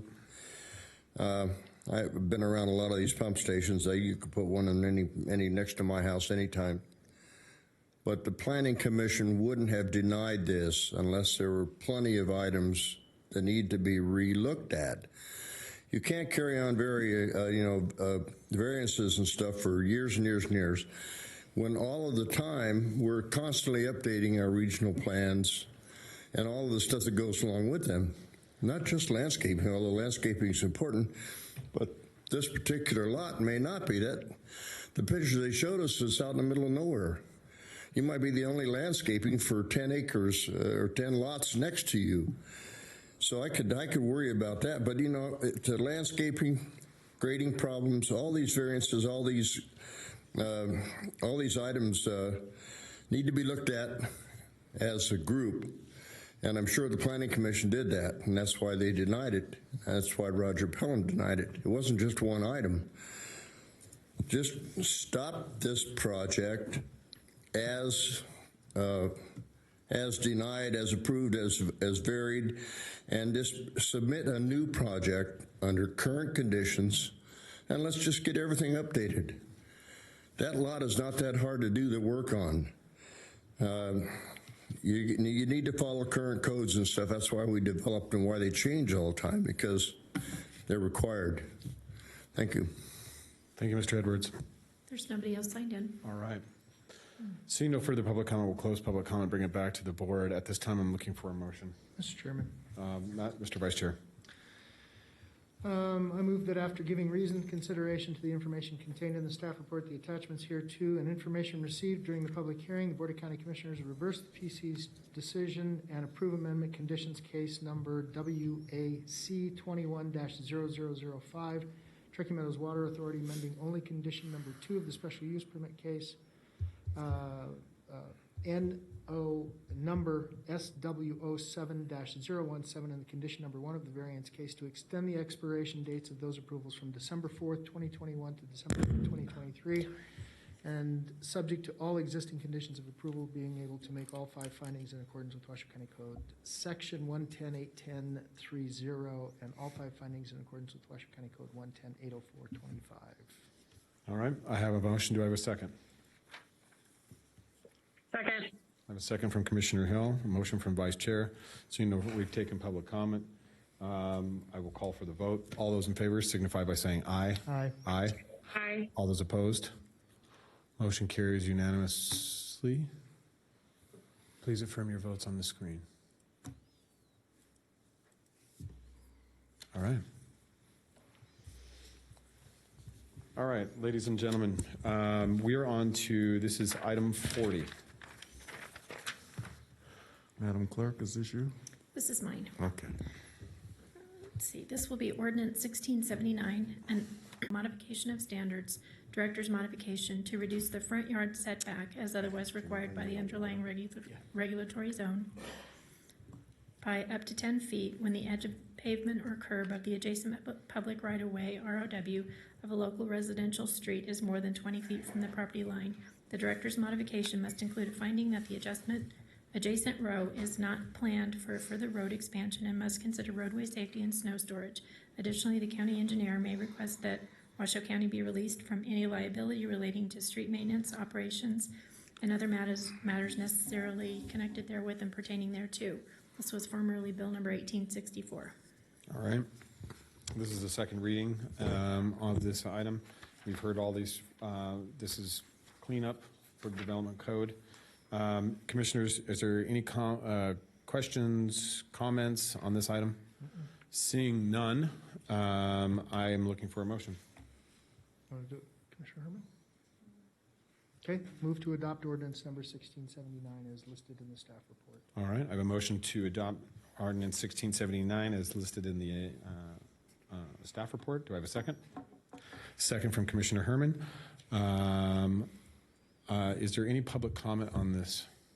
There's nobody signed in. Seeing no public comment, I'll close public comment, bring it back to the board as this is a public hearing. Call for the vote. All those in favor signify by saying aye. Aye. Aye. Aye. All those opposed? Motion carries unanimously with all commissioners voting. Please affirm your vote on the screens. All right. Ladies and gentlemen, we are on to item 41. This is a presentation from the Incident Command. And I'll just give you everybody a brief update. We're going to do 41, 42, then we're going to go back to 22, and then we'll round out with 33. So, Mr. Solero. Item 41 is a presentation by Washoe County COVID-19 Response Incident Commander Dave Solaro on COVID-19 variant data and information on Washoe County to include an update on impacts, vaccination status, state directives in place, and general information from the community. Mr. Solaro. Good afternoon. For the record, Dave Solaro, Assistant County Manager for Washoe County. I would like to start today with a public thank you to the Nevada National Guard. The Guard provided their last assistance to Washoe County yesterday, December 13th. They began their deployment in Reno on April 15th, 2020, and have been an integral to our local response every day since then, from disease investigation, contact tracing, data entry, call center support, traffic logistics, testing, vaccinations. The Guard can truly do it all, and all Nevadans should be proud of the service that they provided to every community within this state. So I just wanted to make sure that we thank the service of the Guard members in our fight against COVID. So Commissioners, the information presented today is in red on this slide, contrasted to the information that I provided to you in November. The data from, I believe I was here on November 8th, so we had the data from the day before. And the data in red is from actually Sunday on the state's dashboard and the Washoe County dashboard. As you'll notice, as we get down near the bottom there, the vaccination rate.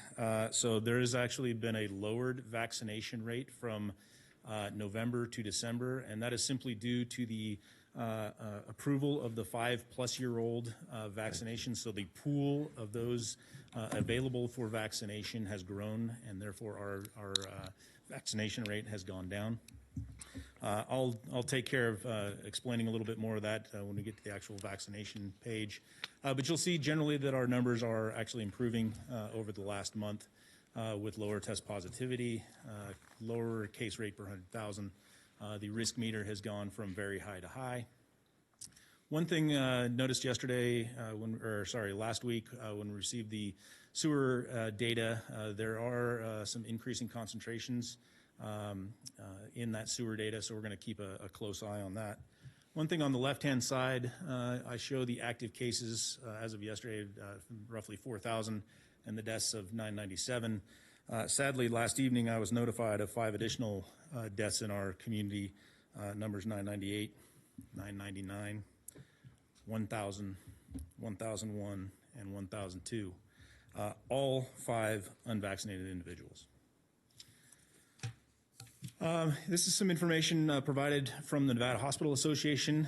This was information from November. This is the information that I provided to you, this is from October. I provided this to you in November. You'll see there on the lower chart the 2 right-hand items, hospital occupancy rates for all hazards, and then the ICU occupancy rates for all hazards. Those were in the warning category. The change in this month is that the ICU occupancy rates for all hazards has been downgraded to a watch. We're still warning at the hospital occupancy rates for all hazards. And then the staffing continues to be an issue for our local hospitals. This is actually an issue across the state and the western United States. Whoops. Sorry about that. Again, the hospitalizations you'll see here in November, we had 132 confirmed or suspected hospitalizations. As of yesterday, that number has dropped to 72. So again, making good progress with the numbers in our community.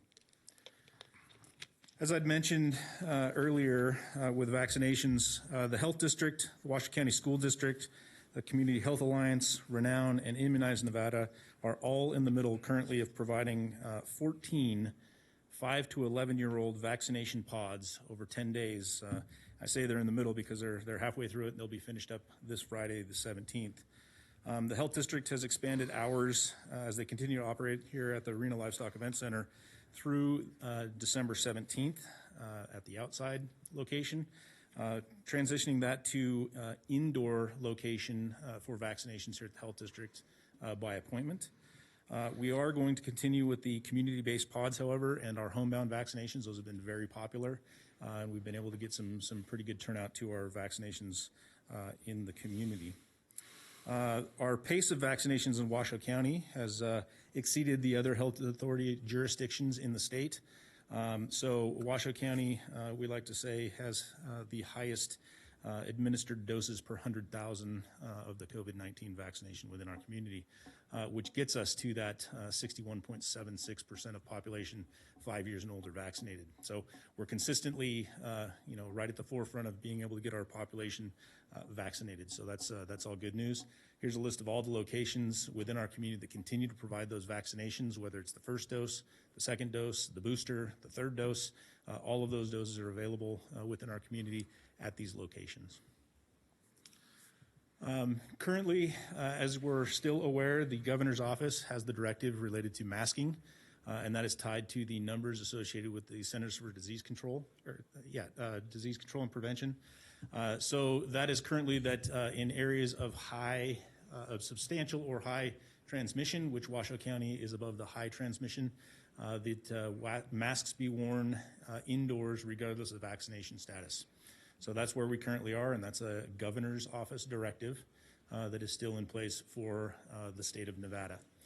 In order for us to get out of that directive and get to the point where those of us that are vaccinated can no longer wear masks associated with the CDC guidance, Washoe County will need to get below 50 new cases per 100,000 or a test positivity below 8%. So that's the quantifier that we've got to get, and we've got to get there and stay there for 2 consecutive weeks before the governor's office will allow us to unmask. So that's just an update for our community. Again, the tips for our community: go ahead and get vaccinated. Inform yourself on the pros and the cons and everything else that goes along with that. Wear masks indoors where required. Please don't harass our employees. Remember, the employees at all the businesses are simply there to do their job. If the employee is there, we really don't want them to be the mask police. However, they will be asking people to put those masks on. It's recommended that you utilize the COVID risk meter, just like you would for the air quality. We have an air quality index meter, so use the COVID risk meter the same way. Stay home when you're ill. Please don't send your children to school or to daycare. And while you're awaiting a test result, please do not go out. Hygiene is always important, so wash your hands frequently. And then, still keeping your distance is a good idea in crowded locations. Again, the risk meter this month is at high, so it's on its way down. Hopefully we'll hit the moderate level at some point in the near future. But with that, Commissioners, I'd like to end my presentation and be available for any questions that you may have on this month's report. Thank you, Mr. Chairman. And this is not directed towards you, Mr. Solero. I recognize you're only the messenger. Most people don't recognize that about us either. Does Washoe County have a mask mandate? Washoe County, us. Washoe County has not instituted a mask mandate. Correct. Okay, that's what I wanted. These are the governor's mask mandates, not Washoe County's. We are not requiring people to wear masks. These are the governor's mask mandates based on CDC guidelines. That is correct. I'm not going to tell you what CDC stands for. So my next question is test positivity rate. So let me give you a story. This is a true story. I was in very close contact with someone who had been later identified themselves as COVID. He called me up and he said, "Hey, Vaughn, we were close. We were close for an extended period of time. You need to check yourself." I did. I went down. I went to Walgreens. Not a plug for Walgreens. You probably could have gone to, I could have gone to Walmart or, Save Mart or any other place and purchased a home test kit. Two testing swabs in the kit. Tested myself, came back negative. I waited a few days, tested myself again, came back negative. Where does that show in those test positivity rates? That data is doesn't. not captured.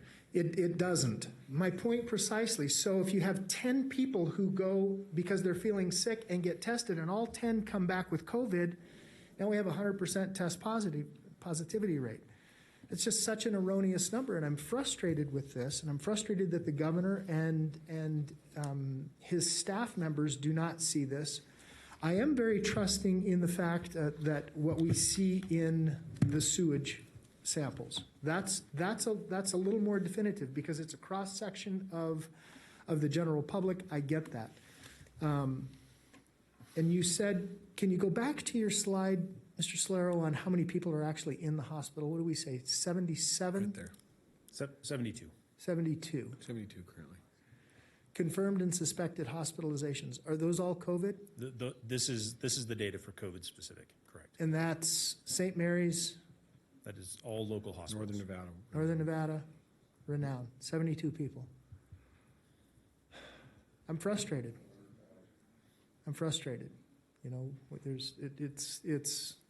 I'll bet you we've got more than 72 people with cancer.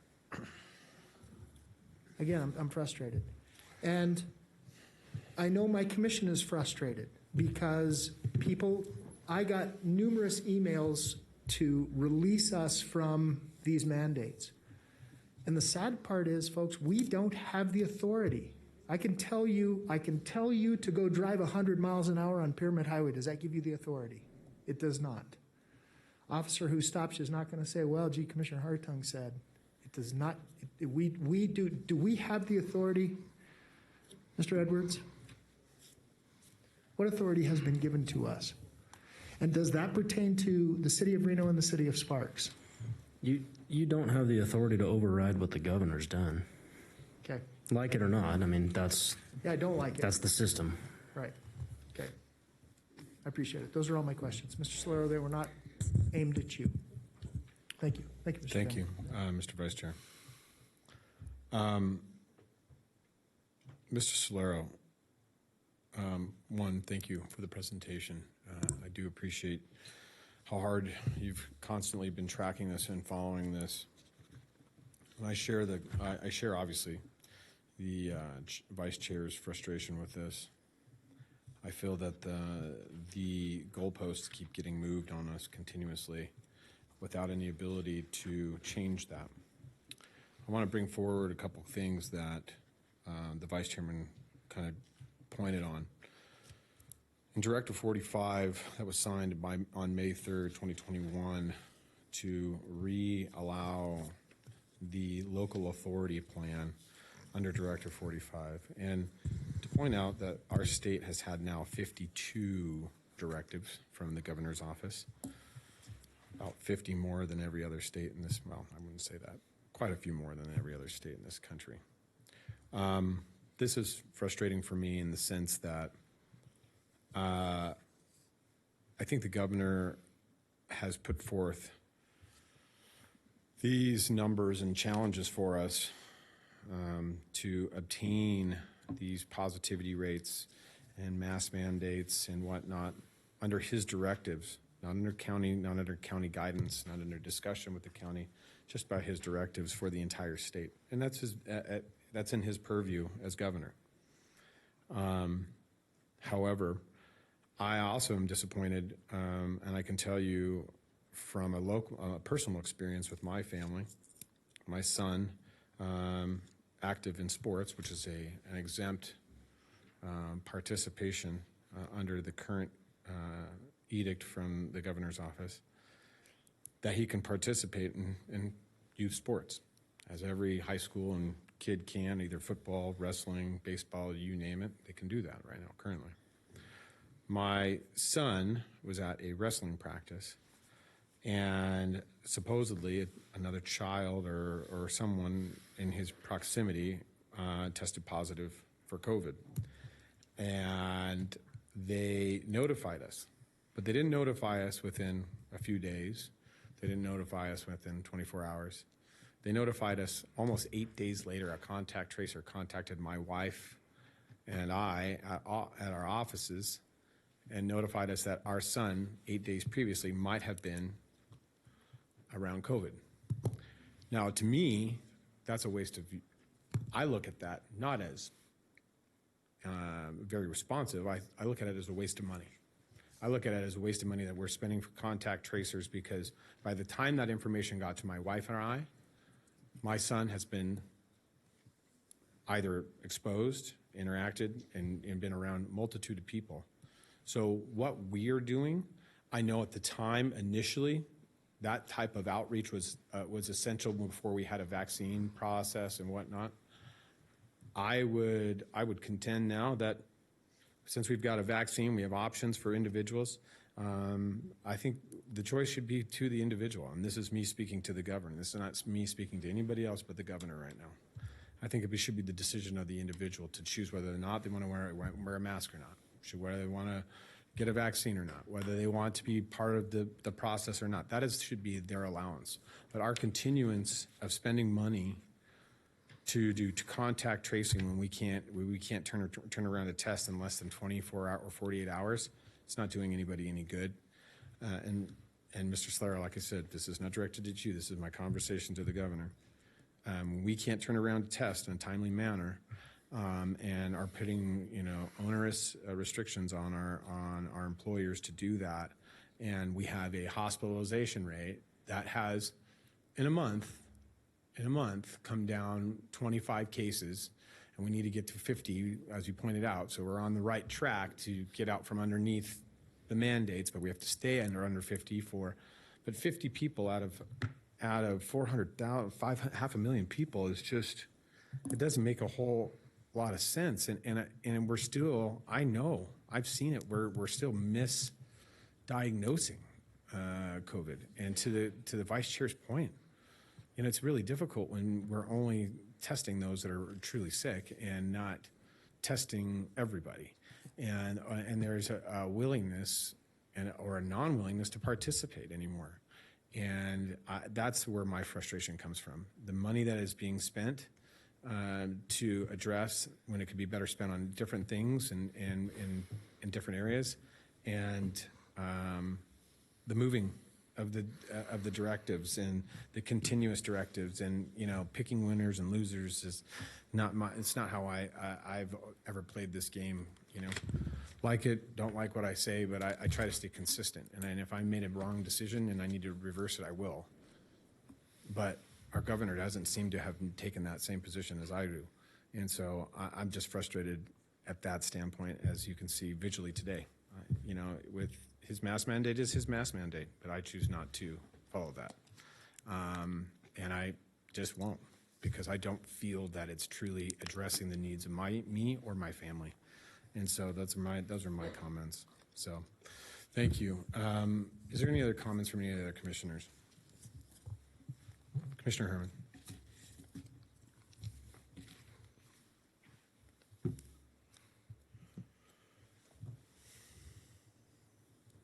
Got it. Good? I think it's on. There you are. It's hard to tell. Well, I'm still back to the original beginning of all this, and none of it has made any sense to me. When I was 7 years old, I said this a few times, but I'll say it one more time.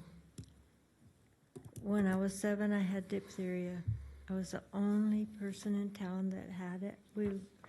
I was kept to myself, and nobody else was locked up, just me. So that was my success story of how to handle a supposed epidemic or pandemic. So I've been willing to get rid of this thing for a long time, ever since it started. And I've lost good friends with COVID that had vaccine, some that had none. So I think it was unnecessary, but we won't go into those details right now. Thank you. Mr. Solero, thank you for the update. Commissioner Jung or Commissioner Hill, do you have anything in regards to any comments that you'd like to make in regards to the update or questions for Mr. Solero? Great job, Mr. Solaro. Thanks for bringing us the data. I appreciate it. All right. No comments. Thank you, Commissioner Hill. Thank you, Commissioner Jung. Appreciate it. And realize, folks, this is, everybody has a different opinion to this, and we all functionally need to work together to address these, and I understand the passion for everybody's concerns. We all have a different life and different family or different situation we live in. Mine is not yours, and yours is not mine, but I will not judge you based upon your decisions, and you should not judge me based upon mine. And that's how we should live as a society. And it's difficult to do that, I understand. And passion really does come forward with that. But at the same time, there has to be some compassion for others around you as well. So with that, that takes us to the next item, which is item 42. This is a discussion and possible action for the termination of the March 16, 2020 Declaration of Emergency for COVID-19. With that, I am going to lead into that with our district attorney, or Mr. Manager, do you want to take us into that, please, sir? I apologize. That's okay. Item 42 is a discussion and possible termination of the March 16, 2020 Declaration of Emergency concerning COVID-19 pursuant to Washoe County Code Section 65.230. Thank you. Mr. Edwards, before we get into this item, I would like for you to convey on the record what we are discussing under what was discerned under the emergency declaration by Washoe County, and how that is very much different from the directives issued by the state. The emergency declaration that the county commission ratified, that was issued by the manager in March of 2020, was under the county's authorities concerning emergencies that are outlined in Chapter 65 of the Washoe County Code. Those deal primarily with things like expediting and or dispensing with purchasing requirements, contracting requirements, and those types of things. And the idea in those emergency authorities is that if an emergency is underway, the county needs to be able to act with dispatch and not have to agendize and send out bids and do a purchasing RFP process and those types of things, but needs to be able to acquire whatever is necessary to respond to the emergency at that time. Those are the primary authorities that are granted to the county commission under Chapter 414 of the NRS. That chapter grants considerably more extensive authorities to the governor than it does to counties and cities. The county code does state a list of measures that are possible to be taken by the county in the face of an emergency, things dealing with gas and crowd control and all those types of things. The county has not implemented any of those measures or sought to implement any of those measures. And so the primary effect of the county's emergency declaration in its original form was to assist with acquisition of things in this context, like personal protective equipment, masks, gloves, gowns, potentially ventilators if necessary, to build out additional treatment space in area, or to assist with funding for build out of treatment space in area hospitals to deal with surge capacity for area hospitals in the event that they were overrun and you needed to be able to house recovering or recuperating COVID patients in an isolated form from other individuals who might be vulnerable. Those are the kinds of things that the county's emergency declaration were put in place to deal with primarily. The item that is before you today to terminate that emergency is also under Chapter 65 of the County Code, and it empowers you to terminate an emergency declaration when the emergency has passed or when the effects of that emergency have passed. The staff report sets out that the primary purposes that that declaration was made for back in March of 2016 are no longer essentially the case within the county. And if you as a board agree with that today, then you are free to act to terminate the county's declaration of emergency. As I already explained to Commissioner Hartung and the rest of the board in response to his question on the previous item, this will not override or do away with the governor's directives or the authorities that the governor has under Chapter 414 of the NRS. There are larger questions that are certainly in play within our state and within the United States and within our culture, legally speaking, about what the scope of emergency authorities should be, whether they should be refined, whether they should be restated or curtailed or reduced, in some people's minds expanded under the statutory schemes that create these powers or allow these powers to be exercised. Those are all valid questions. They're important questions, but they're not questions that you're dealing with today. What you're dealing with today is the county's declaration of emergency and whether or not that emergency for the county's purposes and the effects of that emergency have passed. Great. Thank you, Mr. Edwards. I do appreciate you establishing that. So as Mr. Edwards, I want to point it out, and I'd like to restate.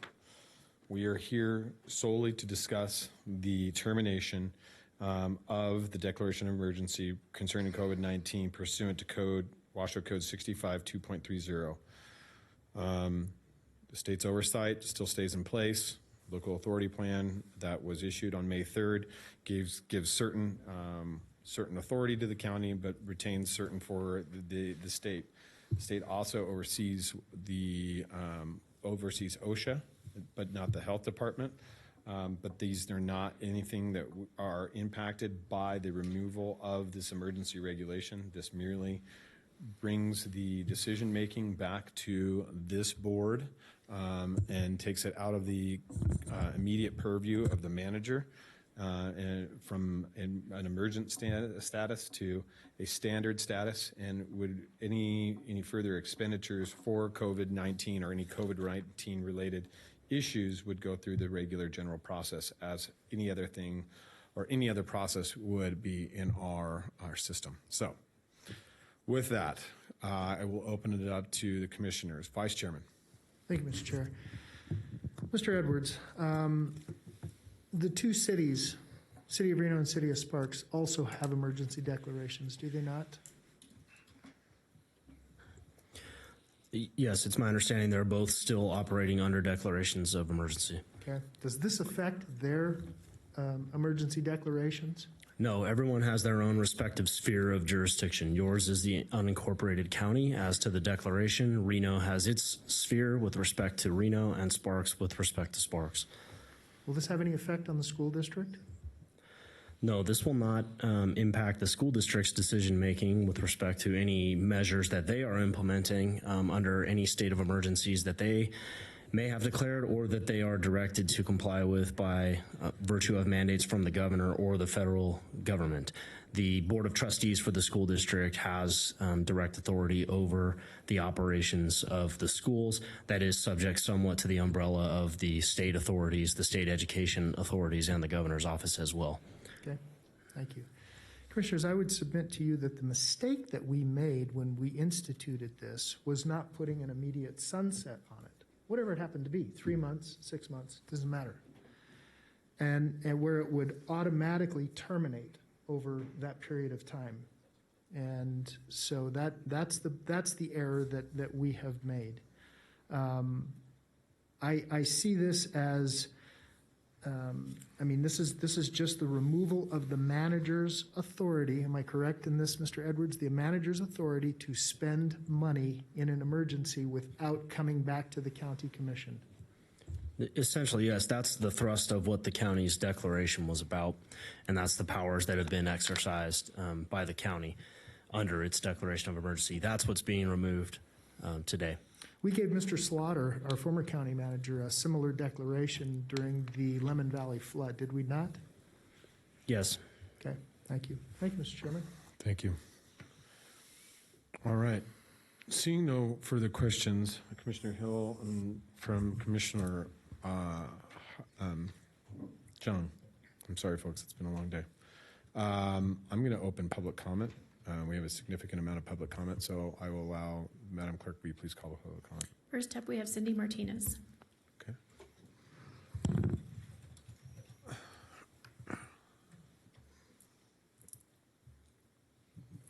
Welcome, Ms. Martinez. Thank you. May I have the overhead, please? Yes. Can we get the overhead, please? There you go. Madam Clerk, can you zoom in on that so it's clear for everybody? As I and many of my fellow citizens that have been coming here since December 15th, 2020, Aaron Massingale from the Freedom Angels, who had to leave, has been coming since September last year, talking about this emergency declaration and the fact that there is no emergency. Whatever COVID-19, SARS-CoV-2, let's call SARS-CoV-2 the virus what it is, and COVID-19 the designated name for the series of symptoms that people get sick with. Nothing, no emergency supplants or replaces the Constitution of the United States of America and our Bill of Rights. If you have an emergency to take away our rights, you're going to create an emergency to take away our rights. There's something that goes like that. I understand administratively what you're articulating here. And to your point, Commissioner Hartung, about you can't tell people not to follow mandates because you can't tell somebody to drive 100 miles an hour, I would respectfully disagree because there's an NRS regarding speed limits, and that comes under the jurisdiction of NHP or the respective patrol units. Mandates that the governor has invoked illegally and unlawfully and unconstitutionally under NRS 414 are not laws. The governor has destroyed and dismantled the separation of powers between the three branches of government. And this commission, with the exception of Commissioner Herman, has been remiss in its duty and lacking in courage to challenge the governor. Now, you may say that statutorily you have no authority, but you had a tool at your hands that you failed to use. You could have sued the governor. We, the people, the citizens, don't have the resources to sue. And Joey Gilbert's been, and Sigal Chadha have been doing their best at suing different jurisdictions. But we have been here, coming here for a year.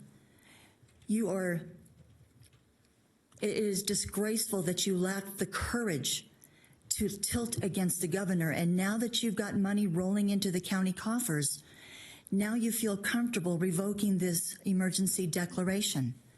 If you had a sunset on Lemon Valley and you thought you could have put a sunset on this, and you thought about, you should have done that months ago. You could have written an amendment and passed it, and you did not do that. And you conveniently put this at item number 42, when the chambers that were filled with our citizens that had to go on to take on the business of their days, they could not stay to speak to you directly. I speak for thousands and hundreds and thousands. I speak for a lot of people who can't be here today. Thank you. Thank you, Ms. Martinez. Next up, we have Nicholas St. John.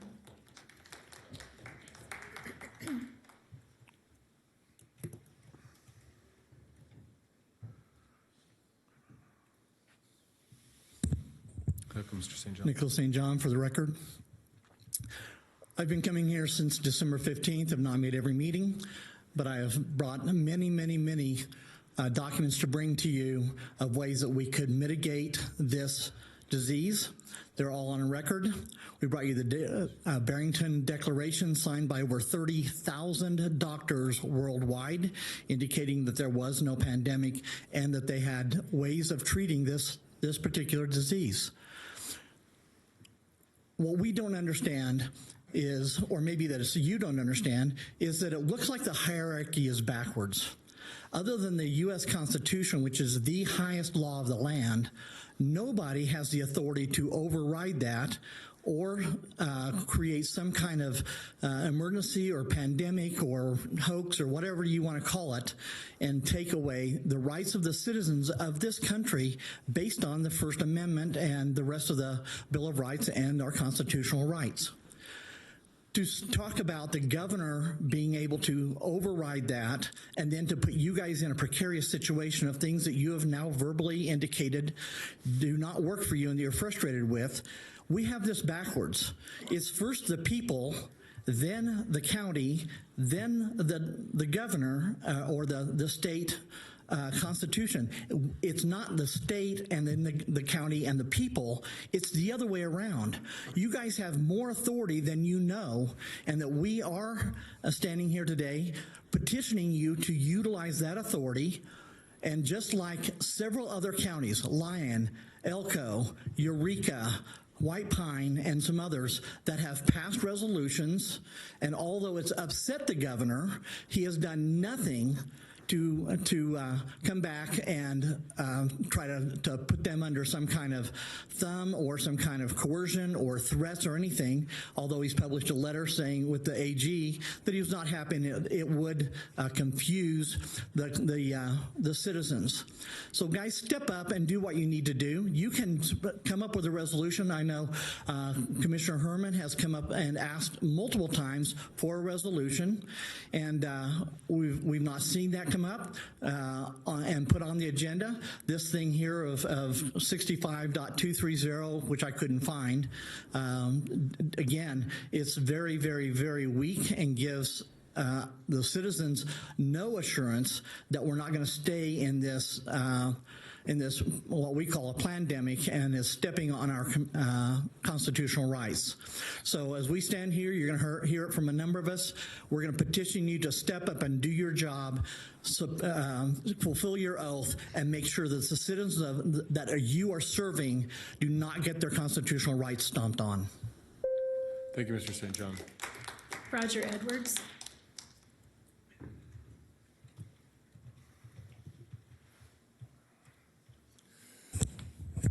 All right, folks. Good afternoon again. Roger Edwards for the record. You're all on the same side we are. Come on, take whatever steps you can. We know you believe in the same way we do about the same stuff that we're all going through. If there's any way, to make my shared named last person and attorney help step up with some creative action against the stuff that you're under. You're under the pressure of the state. I understand that so many times.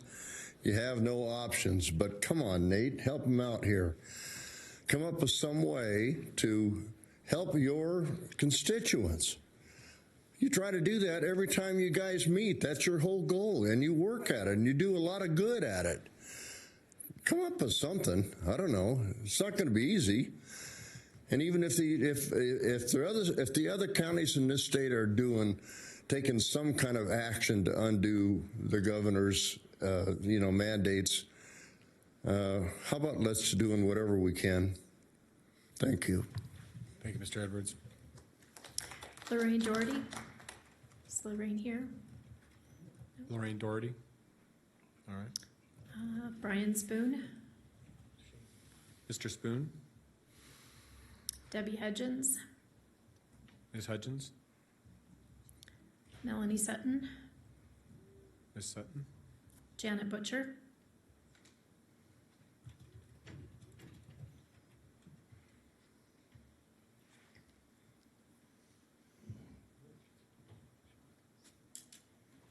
Welcome, Ms. Butcher. Janet Butcher. Can I have the overhead? Whoever Can we have does the overhead, that. please? Please pause her timer.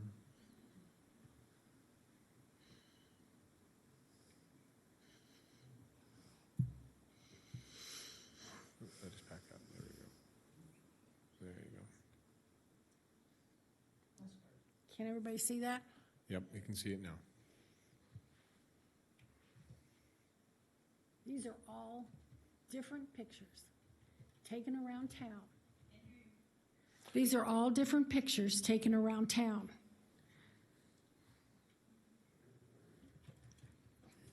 I got a low battery. In various parking lots all over town, Costco, PetSmart, clinics. I can't tell you how many. And there's sometimes I didn't get out of my car and take pictures because it was raining or there were people moving around and stuff. That's disgusting. And by forcing people to wear these masks, they just take them off, throw them down. And it's just, it's interesting. I found it interesting that we're looking at people's sewage, but there's no way to know how many people I don't think that sewage comes from. It all goes into the same place, doesn't it? And then it's not a vaccination. When it becomes a vaccination, I'll call it a vaccination. It's an experimental injection right now. Those of us who are as old as me remember Agent Orange. They're still coming up with residual effects of Agent Orange. We don't know what this is going to do to 5 to 11-year-olds by giving them this vaccine. It's just unbelievable to me. One thing about our community is we're a very transient community. We bring people in from everywhere. Our casinos, now a ski season. So how do you control that? You know, how do you count their sewage? So anyway, that's about my 2 cents worth, but it's about time that we stop this nonsense. Thank you, ma'am. Let's see. I'm not Julie sure where I left off. Julie Osborne. Did I already call her?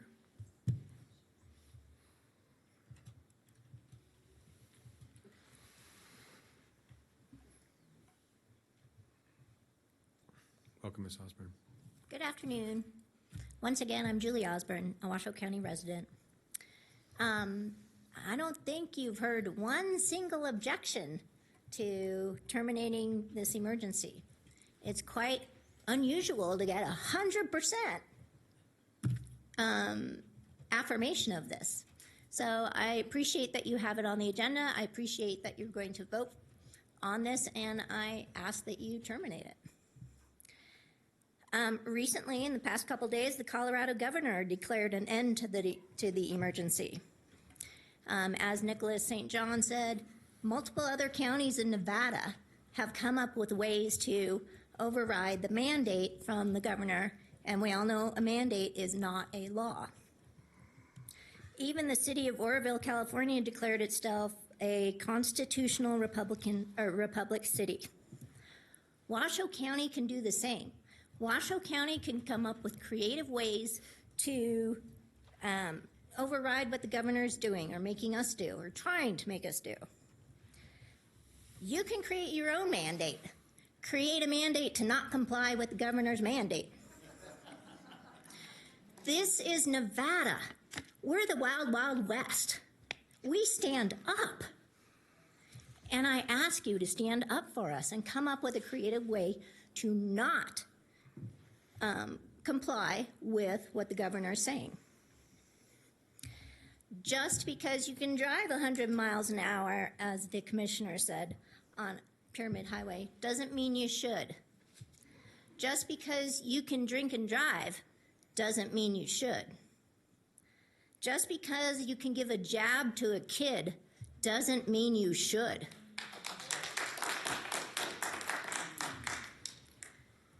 This is insanity. For kids who don't get COVID, for kids who don't transmit COVID, for kids who don't die from COVID, we're killing them with this death jab. And I ask you to stand up not only for us, we're adults, we can make our own decisions, but stand up for the kids. I want to cry every time I hear one of those kids gets a job. What's it going to do to them? What's it doing to our teenagers and our young adults who want to have kids? Are they going to be able to? The government is not, and the mass media is not telling what's really going on. And what's really going on is we're killing people and we're injuring and maiming people. For what? The flu. Thank you. Wayne Gordon. George Lee. No, Mr. Gordon's Oh. here. All right. Mr. Lee. Yeah, I took my mask off because I had a hard time breathing there. I wanted to say that when doctors get out of medical school, they take the Hippocratic Oath, which is do no harm, right? Well, that's true. It's do no harm. And yet, we follow the CDC, who watches people die in hospitals because they refuse to recognize therapeutics like ivermectin and the antibodies, antibodies, and there's several therapeutics that stop this disease. But the CDC, who you follow because of the governor who uses that as a standard, which is absolutely wrong. You're not doing no harm. You're refusing to let hospitals, you should go back and say, we're not doing this anymore because the hospitals are refusing to treat people with therapeutics that over the last year have been proven to work. Why are you killing people? It's every single one of those kids that get the, enlarged heart is on your conscience. Well, it should be. It's not probably, but it should be. That's what this is really all about. It's a legal, ethical, and moral choice that you have to make. And you're not making it. You're sitting behind this and you're going, well, the governor says we can't do that. You need to call the governor and tell him to stuff it. Now, I'll get off. This is a time for deciding. A choice needs to be made. You need to tell the CDC and the health department that they're killing people and that they need to open it up to all therapeutics, to all hospitals. And you know what? Those numbers will go in the dumper. Why do you think Florida has the numbers it does? It's not because they're not using masks. It's not because they're not social distancing. It's because they have stations that freely give out, inject the antibodies. What are the antibodies called? Monoclonal antibodies. If you had monoclonal antibody stations, our numbers would die. They would go to zero. Anybody who tested positive, you give them to them, they get better in 36 hours, it's over. No hospital stays. You could do this. You have the power, and it looks like you have the money. I just saw you spend it all. You could do it. So why don't you? Wayne Gordon.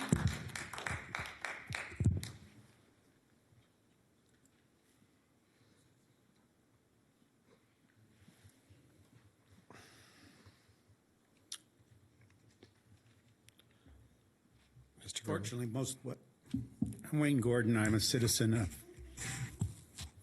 resident in Nevada, of Reno. According to the Webster's New World Dictionary of the American Language, 1966 version, an emergency is, quote, a sudden, generally unexpected occurrence or set of circumstances demanding immediate action. As an adjective, it's for use in case of a sudden necessity. It's been 22 months Emergency should last no longer than at most a few weeks or a month. So we don't have an emergency. That's number one. Number two, we keep getting, as was pointed out earlier, we keep getting the goalposts changed. How are we ever supposed to overcome when they change? We need to be fully vaccinated now. You need to have 2 shots, whatever they are they do to you. Plus, we're looking at 2 now, boosters later. And they're talking about a booster every 6 months. And we change the goalposts. We keep going. And lastly, I want to fit this in is, you don't think you can do anything because it's the governor? I'll tell you right now, we have an obligation when we're told not to do something that doesn't follow the law. Think in terms of 1930s with the German state. We tried many of those people afterwards. You have an obligation not to follow what the governor is telling you. It is not a law. It was not passed by legislature and signed. And even if it was, and it's illegal, according to the Constitution, it is, you have an obligation not to do anything. The governor says, you got to do this, you got to do that. You say, but we're not going to. What can he do to you for it? We need to quit all this stuff and say, we're not going to participate. Thank you, Mr. Victoria Meyer.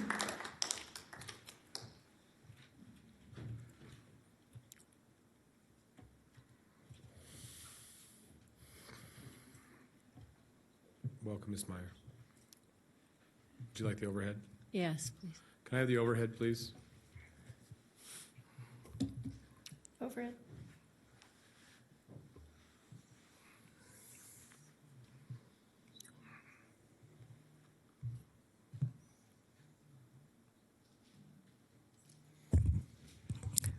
I just kind of like that billboard. Mandatory injections are for farm animals. This is from USA Today, map of the United States. The little red ones are the ones that, and Nevada's in there, that have restrictions. It says tightening. All those green ones have lifted restrictions. So that's good news. And I want to read something, oh dear, from CDC. During the 2017-18 flu season, says the percentage of deaths attributed to pneumonia and influenza was at or above the epidemic threshold for 16 consecutive weeks. During the past 5 seasons, the average number of weeks this indicator was above threshold was 11. Range was 7 to 15 weeks. Nationally, mortality attributed to flu and influenza exceeded, can I have the overhead again? 10.8% deaths. Can we get the overhead one more time? 10.8%. This is the CDC website right here, 10.8. And you can see I'm on cdc.gov. I like to go there as a wealth of information. Law is based on reason, and an emergency being a short event, this has continued on well past what is reasonable. It's not an emergency. An emergency, by definition, happens and is something you have to deal with right away, quickly, and then it's not an emergency anymore. So, some laws need to be changed, some things need to be revised, and I guarantee you we aren't quitting. We aren't giving up. We aren't going away. Laws are changing across the country, and we're going to make sure that this never happens again. Somebody mentioned 1933. Yeah, so I forgot my yellow star again, darn it. You know, feeling the segregation and the hatred and the division from my fellow American citizens, talking on the phone with people and having casual conversations about how, you know, the unvaccinated, did you hear they're not treating? I hope they take that vaccinated heart patient before they take that unvaccinated. People are like gleeful in this. It's disgusting and horrifying what the politicization has done to our community of American citizens. Be a U.S. hero and open up for treatments in Washoe County. Stand up and stand out. Thank you, Ms. Meyer. I believe everybody has been called in chambers, but I do have emails to put on the record if I could read the names. Please. Cynthia Sassenrath, Deanna Bragg, Matthew Riddle, Chiara Masiello, Patricia Toon, Bev Steinham, Amber Hart, Angela Smith, Dana Hernandez, and Mike Kozlowski.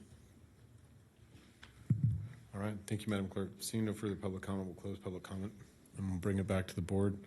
We've had plenty of discussion on this. We've heard public comment.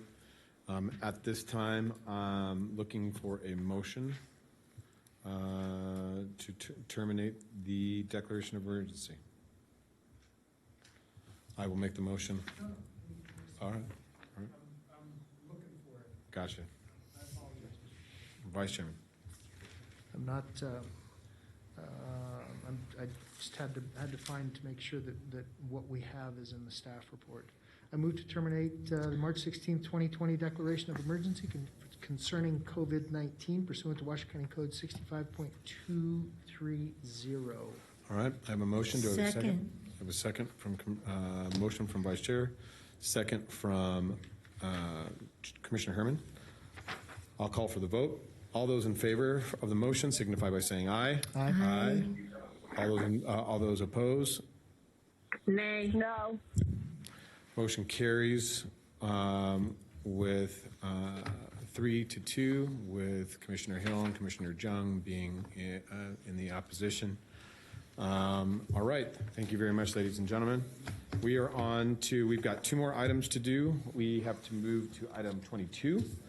This is, let me get to my agenda here.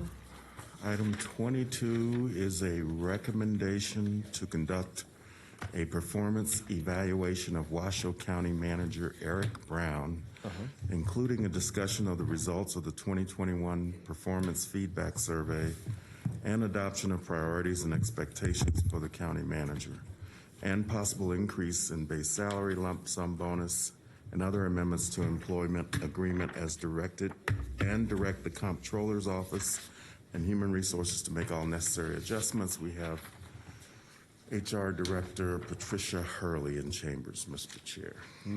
Thank you, Mr. Manager. All right.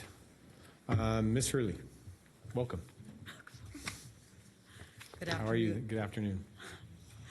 Patricia Hurley, Human Resources, for the record. Today I am here to conduct the 2021 performance evaluation of County Manager Brown.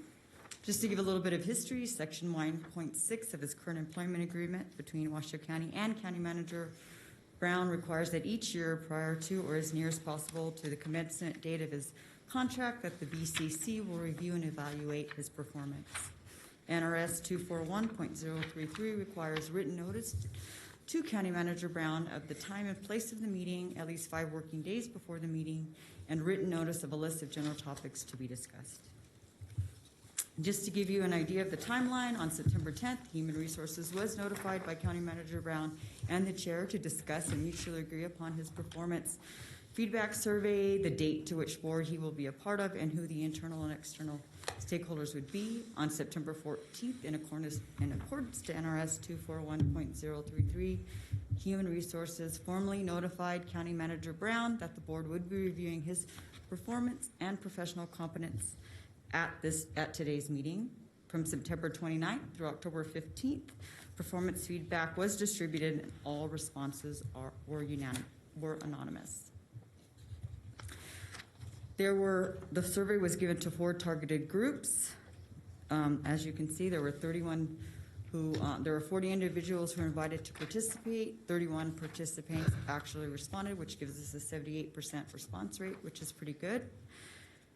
The survey was given to the county commissioners, direct reports for department head and elected officials, and that list was generated and targeted to those department and elected officials that County Manager Brown worked most closely with in 2021, and also external stakeholders. There were for all 4 targeted groups, there were 3 areas in which they all had to evaluate that dealt with leadership, integrity, and communication. As you can see, all areas, he exceeded 100% for functioning as an effective leader. As he said, 97% setting an effective example of high personal standards and integrity, and 97% meets or exceeds standards for communication. Participants were also asked to provide overall performance of County Manager Brown, and 97% indicated a meets or exceeds standards. And here it is broken down for each group. I now open it for questions, and the next part of this will be County Manager Brown will come down here to discuss his goals and accomplishments, but if you have any questions, they're available now. Ms. Hurley, I do have one question for you in regards to the survey group and participants. As you stated in here, 40 individuals were invited, and we only had a 78% response rate, which is almost 80%, which is a fairly decent rate. However, the department heads and elected officials were our lowest response rate of 20 invited, only 14 responded. When were they reminded multiple times to respond, or? Yes, we at least provide 2 or 3. Okay. Yes. All right. That's a little disconcerting, but that bothers me that the direct reports and department heads and other electeds couldn't take the time to respond. But all right, with that, yes, Mr. Vice Chair. Just a comment, Ms. Hurley, and I liked this. This was great.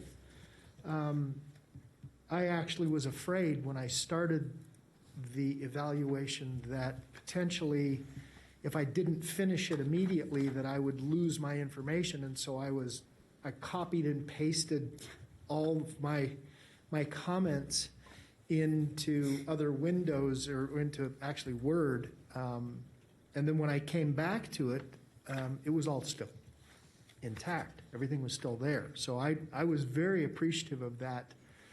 I don't know whether it's a cookie or how it, I don't clear my cache every time I get off my browser, but I thought that was great. Is that something that is instituted? This was SurveyMonkey, wasn't it? This is correct.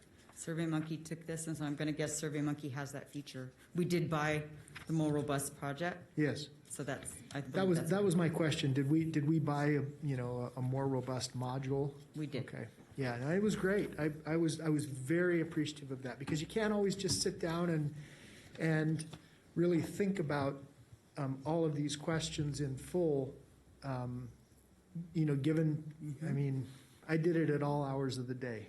Some days I got up at 6 o'clock in the morning, and some days even earlier. Other days I was there at midnight. So I was very appreciative of how that worked out. Thanks. I'll share that with my team. Thank you. Thank you, Ms. Hurley. Mr. Brown, Manager Brown, how are you, sir? Been a long day.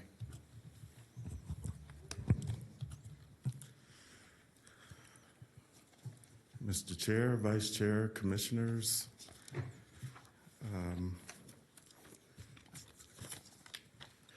it is my sincere pleasure to address you today as your county manager. It's hard to believe that 2 years ago, just 2 years ago, I was standing before you to interview, and that 2 years later, I think I can safely say that the relationship with each of you as individual commissioners has grown significantly, and I've truly enjoyed it. I consider this a calling for me. I think it's been a collection of my life's experiences, education, technology, customer service, marketing, healthcare, public health, that has led me to this place, and I look forward to continuing to serve you and the communities that that you serve. Today I'm going to share with you a summary of what I think some of our accomplishments have been over the last year. When I say our, I'm fully invested in the fact that I work at the direction of the Board of County Commissioners. I work for you. So these are things that hopefully came at your direction or the direction of the needs in your communities. And I want to say that I've learned a lot from each of you. And I thank you for the time you spent with me. I also want to thank my team in the Office of the County Manager and the county department heads and division heads, elected officials, because they have been very welcoming. And it would be difficult to lead if the organization that you're attempting to lead isn't receiving the message. That has not been my instance, and in fact, I'm very happy that we seem to have established an open and honest dialogue with our employee base. And I think that was reflected in many of the verbatim comments you saw in the survey results. I'm heartened by many of those things. Okay, so I'll try to move through this quickly because it's been a long day. It has been a year of recovery and accomplishments. These are all things that as an organization, as I said, we've accomplished together. So I don't claim them necessarily to be accomplishments of the county manager. I'll start with the Enhanced Commissioner Support Program. A year ago, at our strategic plan workshop in January, we talked about improving and enhancing the resources available to our commissioners to conduct outreach in their communities and in terms of their ability to deal with constituents. And we've completed that in terms of staffing additions that have already started to have an impact on program effectiveness. We've also revamped the Citizens Advisory Boards, the CABs. I do want to clarify comments that were shared earlier. We are not doing away with the development discussions. They have just simply been one of the most prevalent complaints that I've heard over the last 2 years from every single community where CABs were in place is that they wanted the agendas to be broadened beyond development.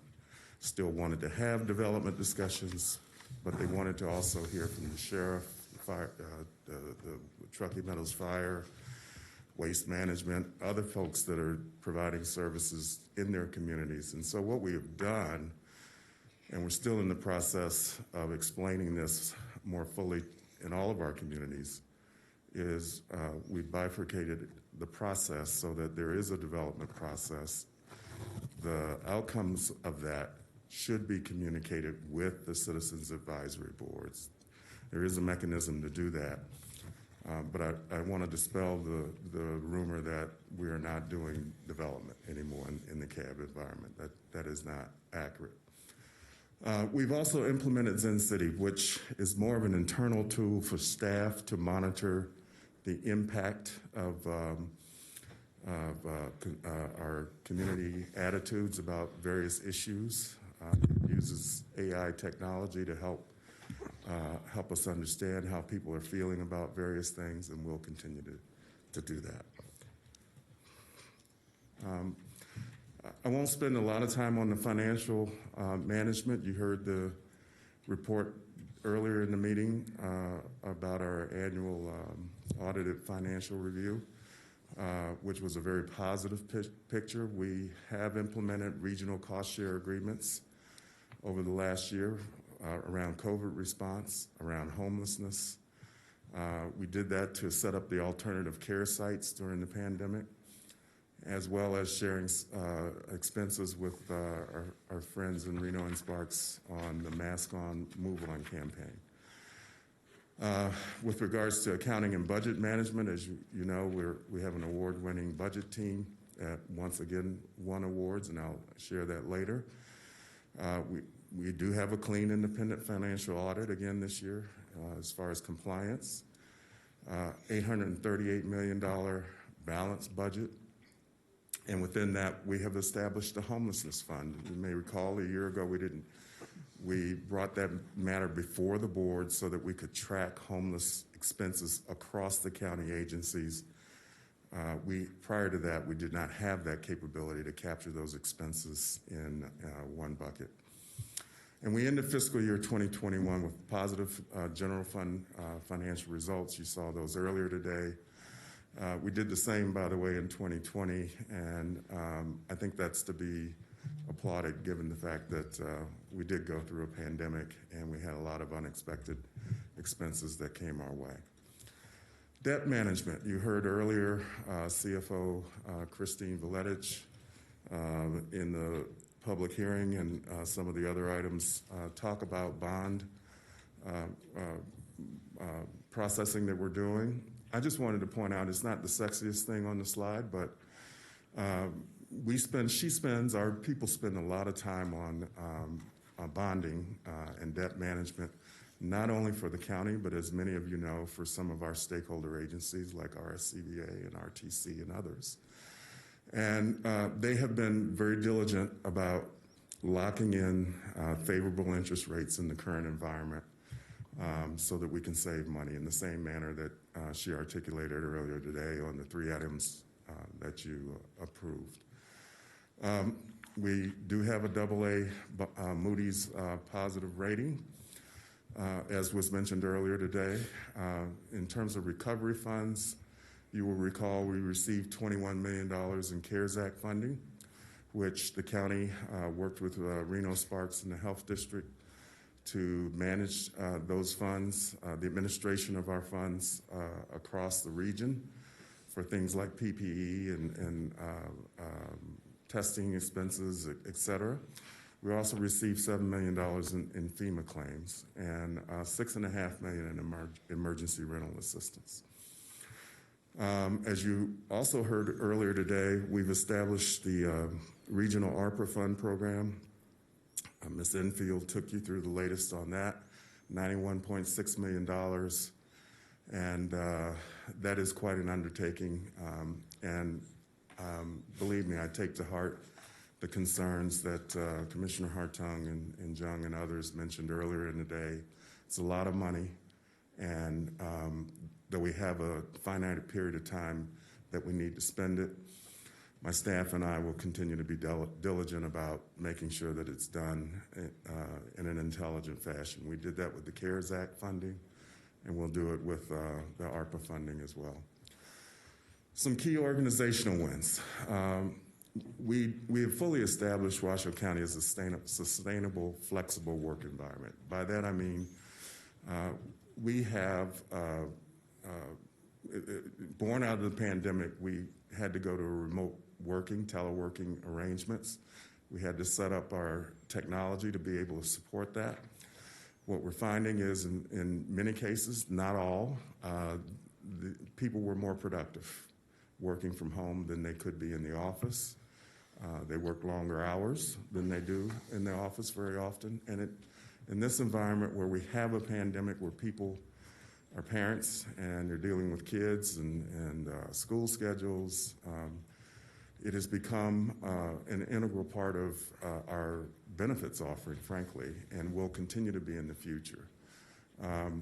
We've successfully completed the redistricting process. With the guidance of the board, we were able to do that here this fall in October and November. Incline Village, I'll remind you, last time I was in front of you, we just come to a settlement. The property tax refund payments are underway and on schedule. Kudos to the Treasurer's Office for doing a great job of putting that in place. And we were able to fend off legal action from the school district contesting their share of those refunds. We developed and implemented a short-term rental ordinance that is in place, and we'll be coming before you shortly after the first of the year to take a look at how that's going, make adjustments accordingly. How can we forget about Art Town? And last summer, the ability to go outside at Rancho San Rafael Park for the music festival live performances. Kudos to our Parks Department and the Art Town folks for collaborating. And we brought back the Washoe Impact Awards, which were suspended for the last couple of years. And we dedicated the evaluation of our award recipients based on COVID-19 response. With regards to COVID-19, I just remind you of a few accomplishments that I think are noteworthy. The first with regards to contact tracing. I can remember Chair Lucy and I attending a Washoe School District board trustee meeting a year ago last fall. They were deliberating over whether to close the schools because as a region, we did not have adequate contact tracing resources at that time to support testing and contact tracing for our schools. Chair Lucy committed that the county would put forth resources to help keep the schools open. I took a big gulp when he did that, but we were able to marshal our resources, and we came up with 40 Washoe County employees that were on various stages of paid administrative leave because people were not back in the office yet. Many of them were librarians, you may recall. We recognized them a couple of months ago. And as a result of that, the schools were able to remain open until things kind of quieted down and other resources became available through the health district. We also set up, working with REMSA and the health district, a Washoe County COVID helpline. And you may not think about it, but this is quite an undertaking. Over 30,000 calls have been logged since the beginning of the pandemic. And it has been a great success in terms of giving people access to information on where they can get tested, how they can get vaccinated, et cetera. And then looking at our pod out in back of near the Livestock Event Center, so our incident commander, Dave Solaro, worked with the health district and their team to set up an immunization and testing operation that was kind of a model that was emulated across the state and across this region of the country. We had the National Guard and other folks that would come evaluate what we're doing based on the efficiency and effectiveness of our ability to operate that. Mr. Manager, will you go back one slide, one more? I just want to note for the record that is not me. Are you sure? It looks like me. It is not me. I think you're incognito. Okay. Want to note for the record. All right. Got a text message. Is that you? All right. This next slide, I went and took a look at where, as the county manager, I've spent a lot of my time over the last year. What organizations do I collaborate a lot with and have a lot of discussion with? I thought it would be interesting for you to see. I am on the board of Children's Cabinet, which has been a very active organization in the pandemic, addressing the needs of kids. I am on the board of EDON, and EDON has been very helpful with us in setting up and fundraising for our homeless shelter, among other things. But as well, RTC, RSCVA, and the Western Nevada Development District, which I will point out is working on broadband deployment and utilization of infrastructure money and/or ARPA money in our northern Nevada counties to expand broadband. So you'll be seeing more about that. They're actually doing surveys right now. And you can access the survey on the website to determine speed tests in various parts of the state. Health, obviously the health district, spend a lot of time. I meet with the health officer at least once a month. REMSA and Renown, and as of last week, I can add St. Mary's and Northern Nevada. We're working on initiatives to help improve our EMS response in the region. So you'll be hearing more about that in the year ahead. The tribes, Pyramid Lake Paiute tribe is collaborating with us to see if we can expand broadband access in the northern regions of the county up towards Empire and Gerlach. They actually have fiber in place and have offered to work with the county to make sure to make it a more sustainable operation going forward, but also the Reno Sparks Indian Colony. And then you have your fire and public safety contacts with which you're all familiar. Let's talk about the strategic plan. These are our, you've seen these are our strategic objectives. I thought I would just summarize additional accomplishments based on those objectives. So we'll start with fiscal sustainability. We did put in place a new crime lab interlocal agreement with the city of Reno. This is a big accomplishment. Before the city of Reno was involved, we had an interlocal agreement with them that was upside down in terms of the funding the county received in exchange for the services we provided.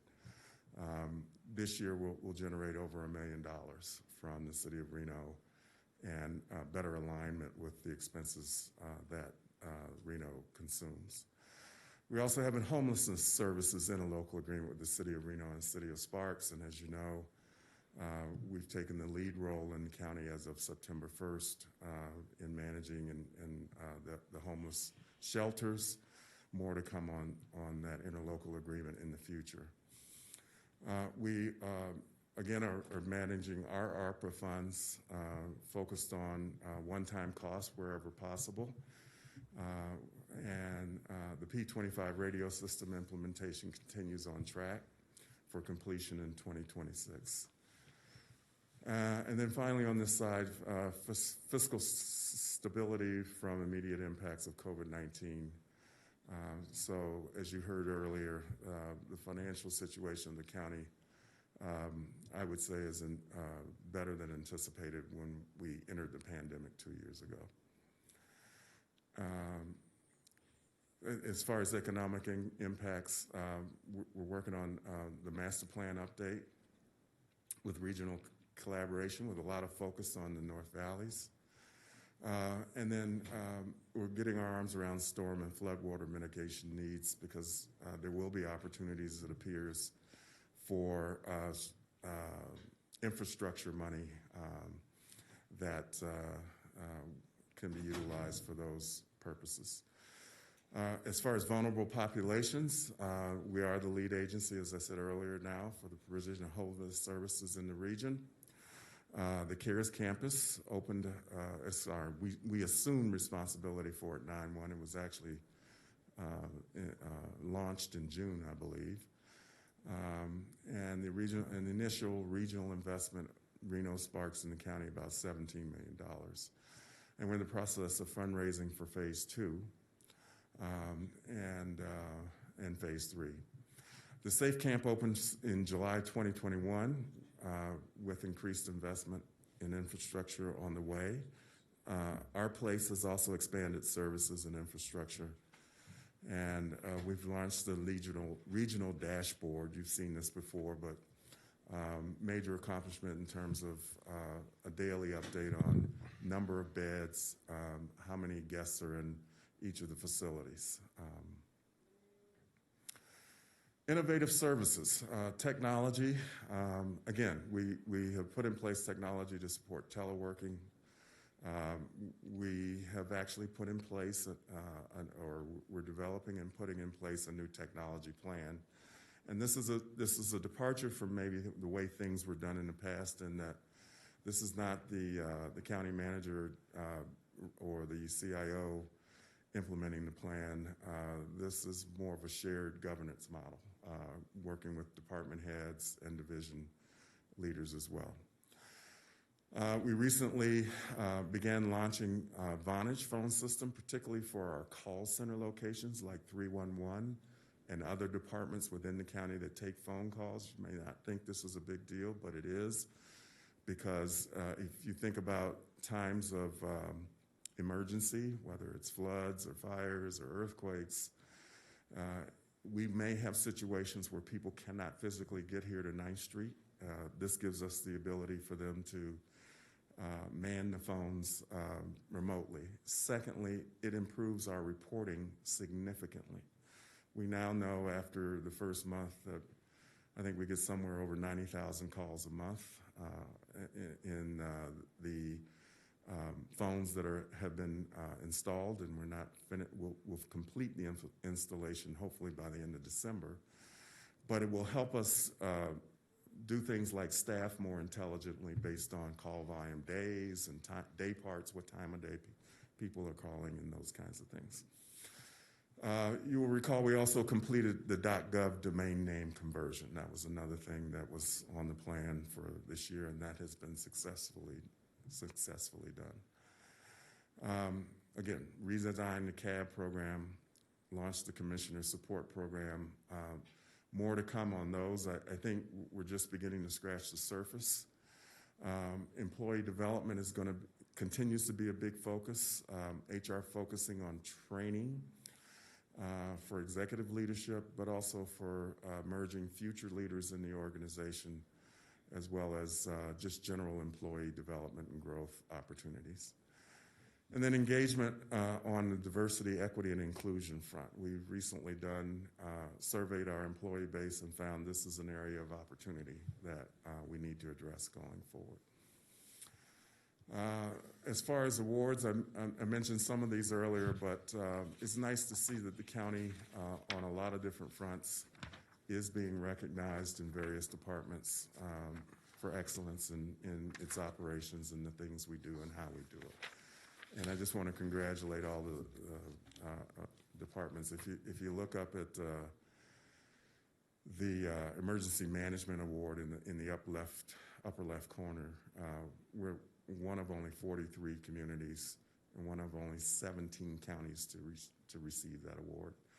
And that comes from a commitment to emergency management that has been instituted over the years. And we look to continue that going forward. Okay, in the year ahead, here's some of the things that we will plan to focus on. Some of these are continuation of things that we've done in the past, such as under the citizen experience, embracing technology for service delivery enhancement, improving staff responsiveness to constituent needs. We know we have some areas of our organization, some more than others, where responsiveness and getting to yes when there are difficult issues needs to be improved, and we're committed to working on that. We're going to launch the Citizens Academy. That's another request that the commissioners made in January at the Strategic Plan Workshop as a training ground to... Yay! Sorry for that, but I said it out loud in here and I realized nobody could hear, so I had to throw that in. That is so desperately needed. Thank you. Thank you. So as a way of better training our citizens on how government works in the county and the role of our various agencies, boards, and commissions. We do have, as you know, primary and general elections ahead of us. I talked about rural broadband expansion as well as wastewater planning. As far as employee experience, again, employee professional development, we'll begin employee association negotiations on a new agreement this year. So that's going to take a lot of resources and time. Implementation of technology solutions at the department level, that gets back to the tech plan. We have plans to launch an employee wellness center, so a fitness center in vacated space here in the building on 9th Street. And we're also looking to work with 2 or 3 departments to experiment with the workplace of the future. With remote working and technology, we're going to explore some new models for how the workspace can be utilized here. And again, this is not something that every department can do. Certainly the roads department would not be a good candidate for this, but we have some where the leadership of certain departments is pretty forward-thinking, and we will leverage that. Then we have financial and regional collaborations. ARPA will continue to be at the forefront of what we do. As you know, $45 million another infusion comes in May. And so we'll need to continue to plan very carefully how we use those funds.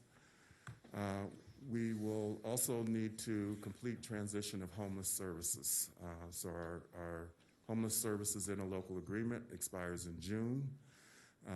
And I suggest that maybe at the strategic plan workshop in January, we'll talk more about what the board's vision is or what you'd like to see happen from July 1 going forward.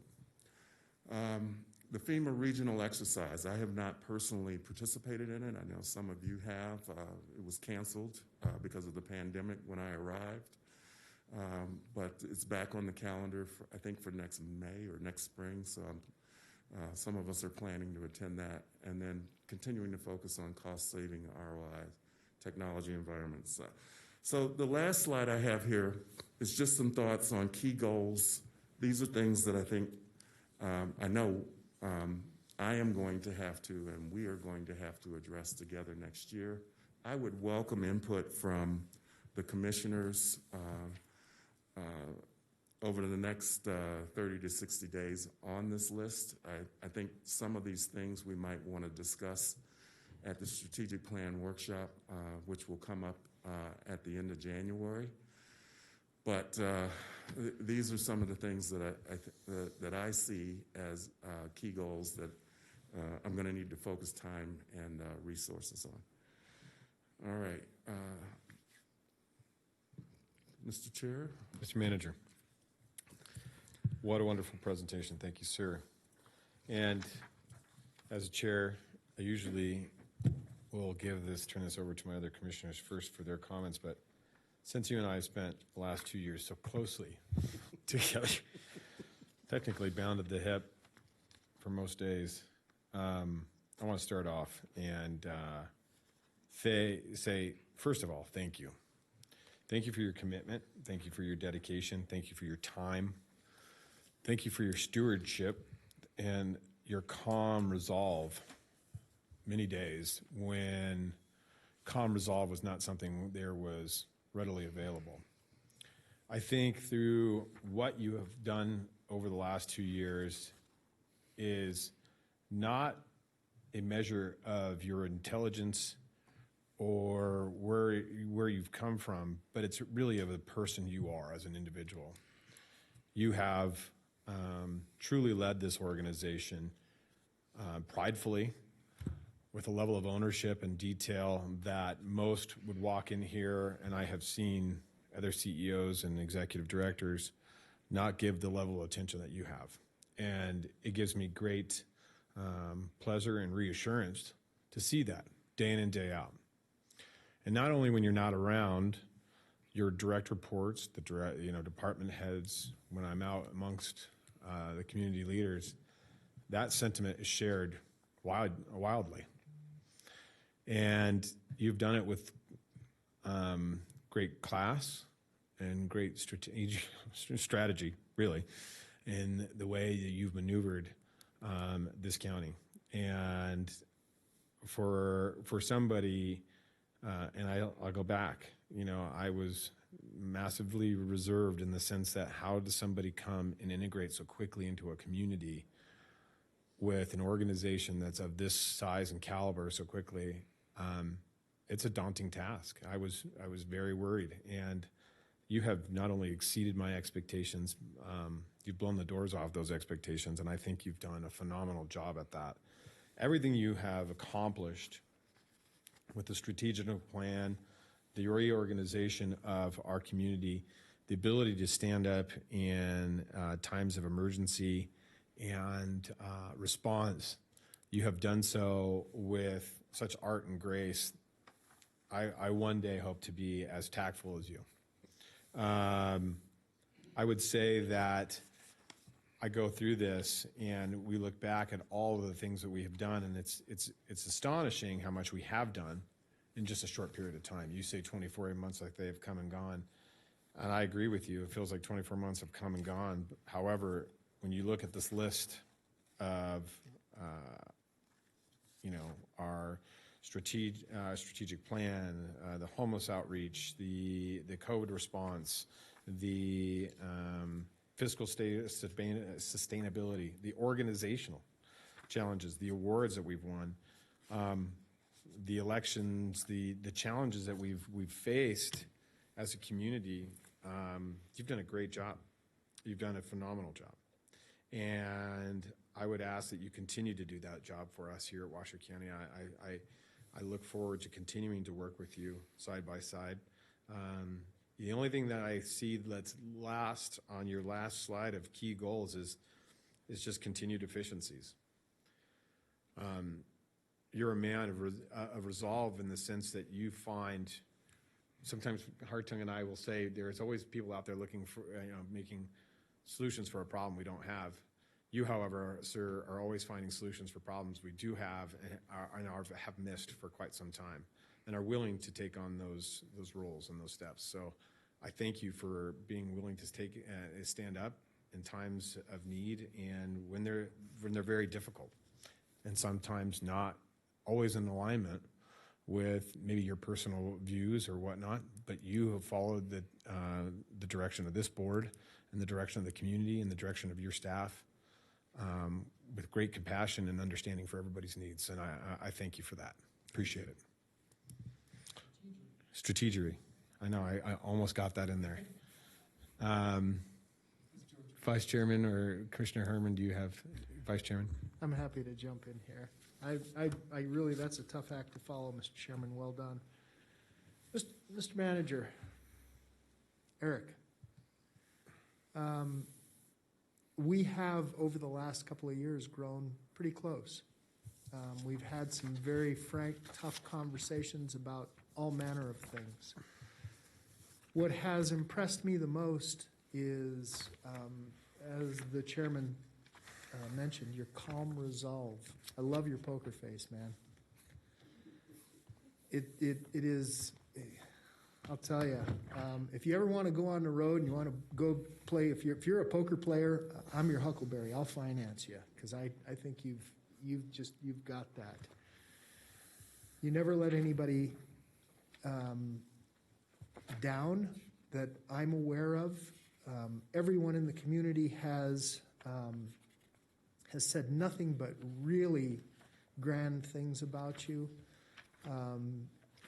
You are a warm and engaging fellow, and you are a very great strategic thinker. I've admired that. I've learned a lot.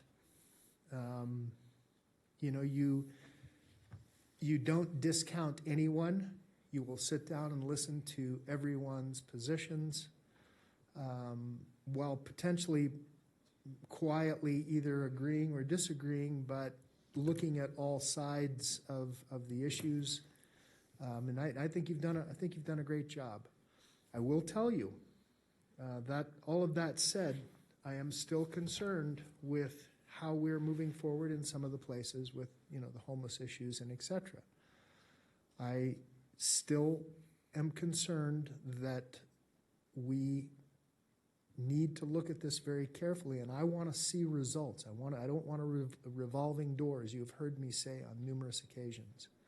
I don't want people just, coming in and then going out. But I have great faith in you, perhaps more faith than I've ever had in anyone in your position to resolve these issues.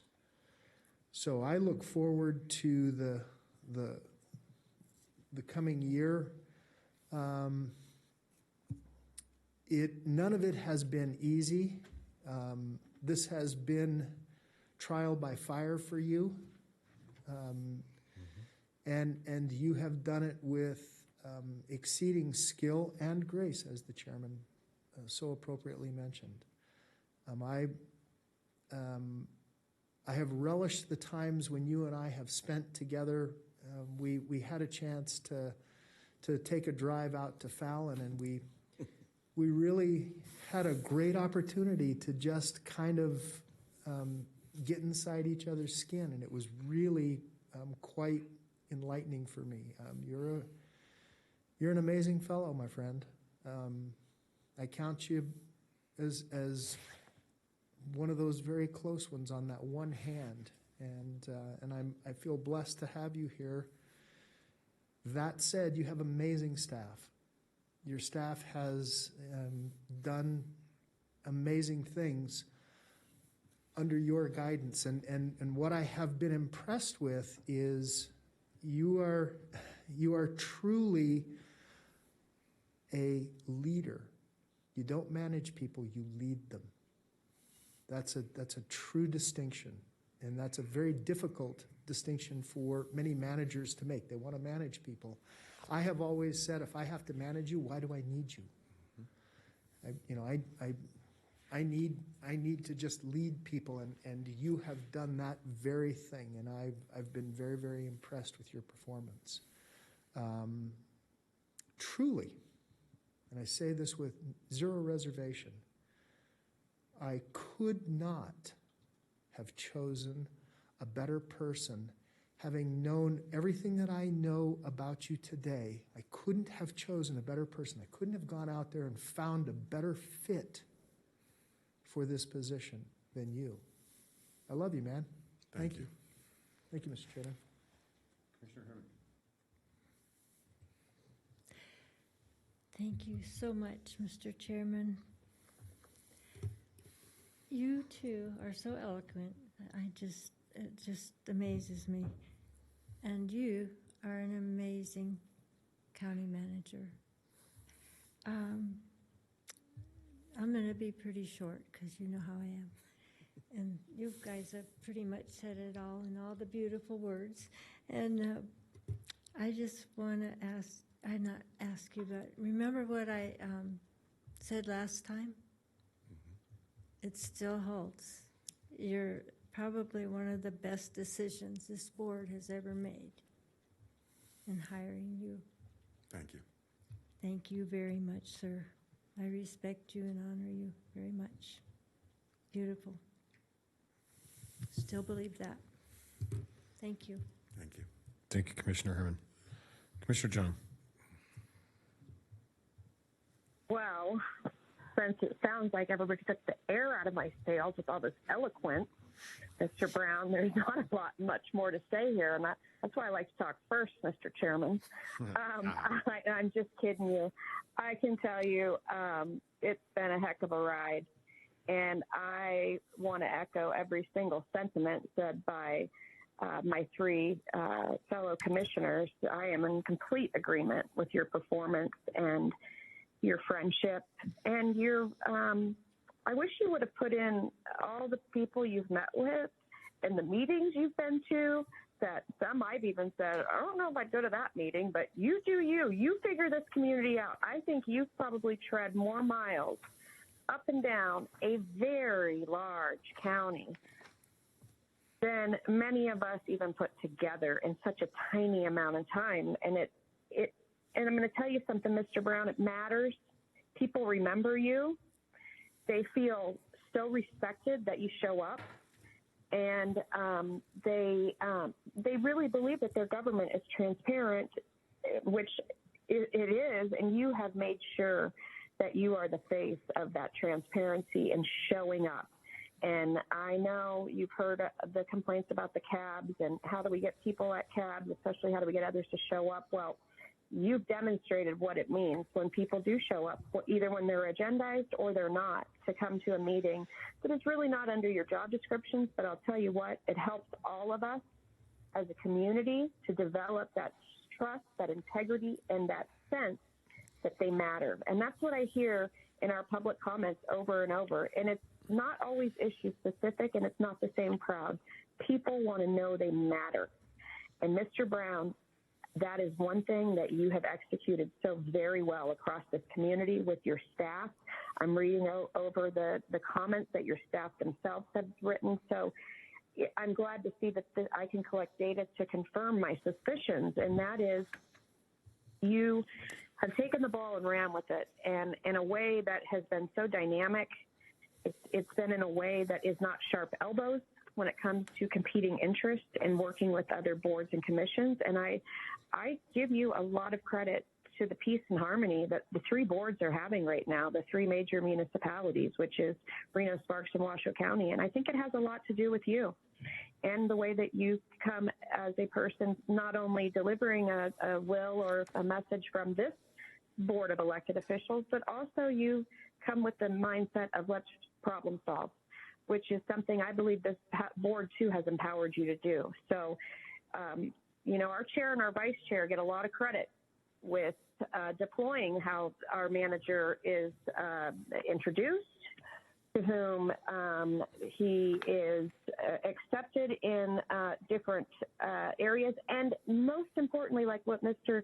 Vice Chairman Hartung said, he trusts, and I trust these guys. I trust that we don't need to micromanage a manager, because then we would be doing this ourselves. And sometimes we do get in the wrong lane, and I'm guilty as charged. But I can just tell you, I hope you stay forever, Mr. Brown. I hope we can do whatever it takes to keep you forever, because I know I'm not the only one noticing your performance and the gifts that you said you brought to this, and that in many ways the whole universe was conspiring to bring you here.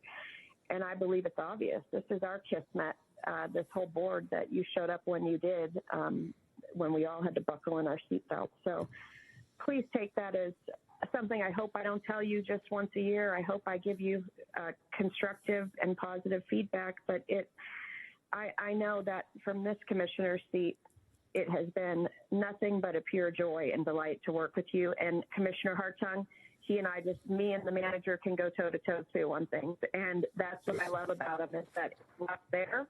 We disagree about this, and we keep it moving. And I think that is what a fully functioning organization and a board that has a manager reporting to them ideally tries to do. And I think this whole board, because it's not just a single one of us that has empowered this man's credentials, his experience, and his professionalism. It's all of us trusting it. So well done to this board for empowering a very professional and one of the best people I've ever worked with. I agree with you, Commissioner Hartung. So thank you.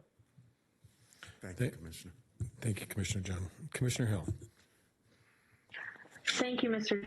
Chairman, and I just want to reiterate what all of my coworkers have said on the dais today. And I also want to say it's so amazing to have a manager who loves our community, and you just can tell that Eric loves our community and wants to make it better. And that's where every motivation that he does for us comes from, and that is, we're so blessed and lucky to have that. Additionally, the culture he's created with the staff, where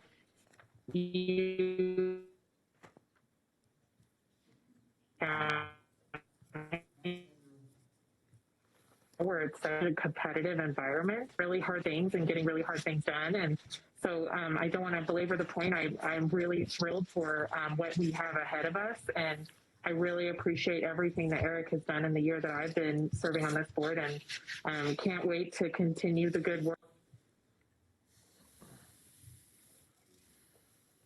Broadband issues. Is she there? All right. Commissioner Hill, we're losing you. You're cutting in and out. But we got most of that, so if you can hear us, thank you. So, Mr. Manager, I thank you. We're going to take public comment really quick. I do have public comment signed in. I have Mr. Roger M. Edwards. Mr. Edwards signed in.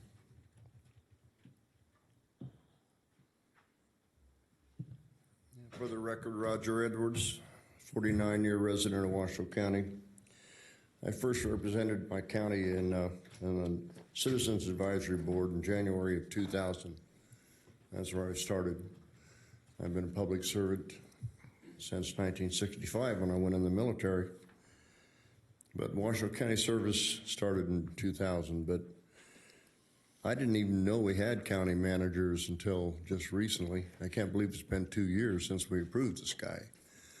I mean, I've never had a county manager come to a CAB meeting or homeowners association meeting or anything else.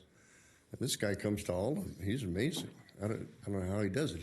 And all the other stuff that I see him at and hear him out, I don't know. He must not ever sleep, as far as I can tell.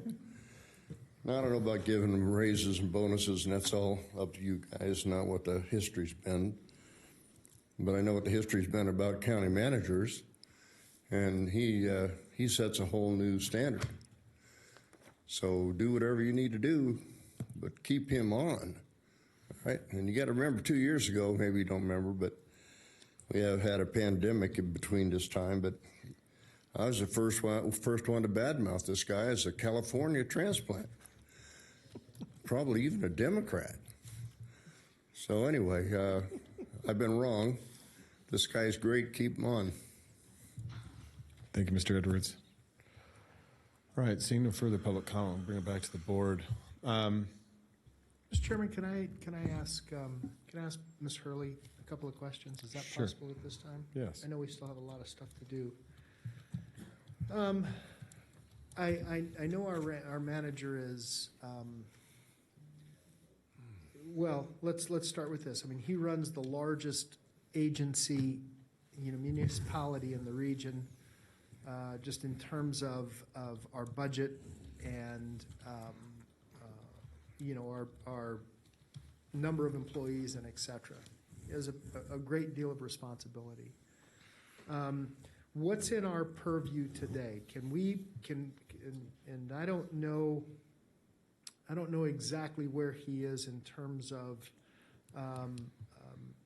his salary compared to, like positions. Do you know that off the top of your head? Where is he in comparison to the Reno City Manager and the Sparks City Manager? I can give you that information. Can you give me that information, Mr. Chair? Yes. Then, yeah, that'd be fine. All right. I just want to know where we are So- in terms of equity. Okay, so this is what I'll do, and Ms. Hurley and I will tag team this. So in our purview, Tag away. in our purview today, obviously we've been provided the feedback from the county performance feedback that has been done. In our purview, though, we are allowed to adopt the priorities that he's brought forward and the expectations of his role, but also we can increase his base salary, we can make changes to the lump sum bonus, and we can make any other amendments to his employment contract as previously agreed upon. And so we can make those amendments today, and we're perfectly stylized and agendized to do so. Okay. As it sits currently, the City of Reno base salary for their city manager currently is $349,253. Whoa. The City of Sparks is $271,128. Another equivalent for you, just for reference, Clark County County Manager is $278,658. Wow. Okay. Our Washoe County Manager currently sits at $256,589. Okay. Now realize the budgets for these are also significant for each one of these areas. The budget for ours is roughly $858 million. Correct. Clark County is $2.5 billion. Yes. City of Sparks is just roughly over $400 million, and City of Reno is $751 million. Okay. Compensation-wise, we also can allow for growth in When you say City of Reno's budget is 750, does that include their debt? No. Just giving you revenue, sir. Okay. So actually, let me clarify. I apologize. Yes. It was $753 million, and that's all funds for the City of Reno. $254 million for the City of Sparks. That's all funds. Okay. And $9.3 billion for Clark County. Okay. One other total I'd like for you all to know is that these managers obviously also oversee a certain amount of staff. City of Reno oversees 1,500 total employees, where we oversee 2,600. City of Sparks is 707 total employees. Clark County is 9,052 employees. And currently, Mr. Manager oversees 2,554. Okay. With $837 million in the total budget funds. So, with all that being said, that is where we currently sit today.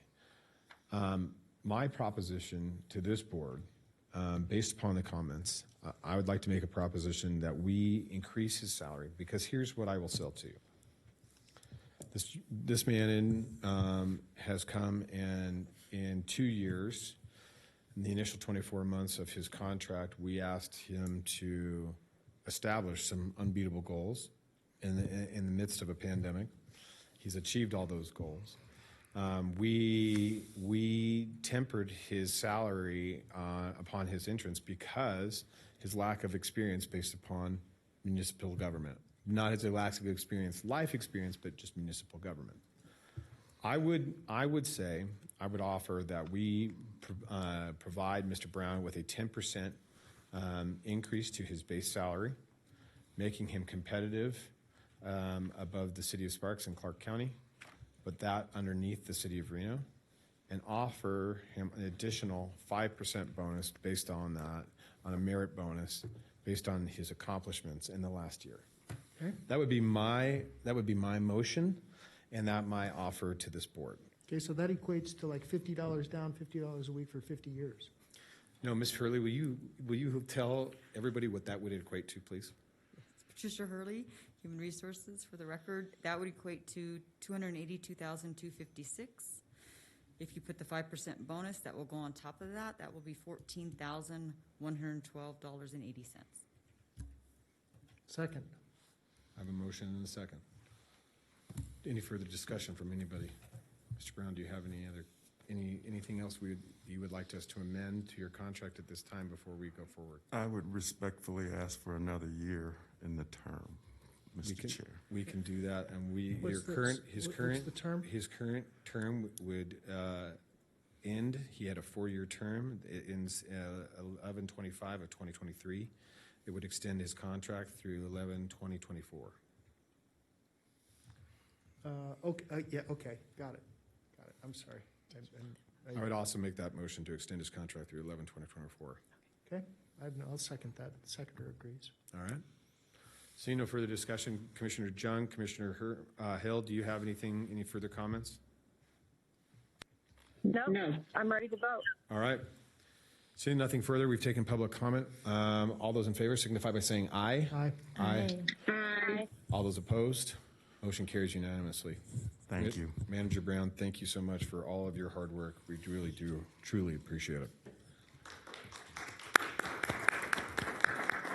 Thank you. All right. I need to take a 2-minute bio break. I'll be right back. Okay. We are. Mr. Manager, that takes us to our final item of the day. This is item 33, Mr. Manager. Yes, sir. Just a minute. I lost my place. There it is. Okay. Item 33,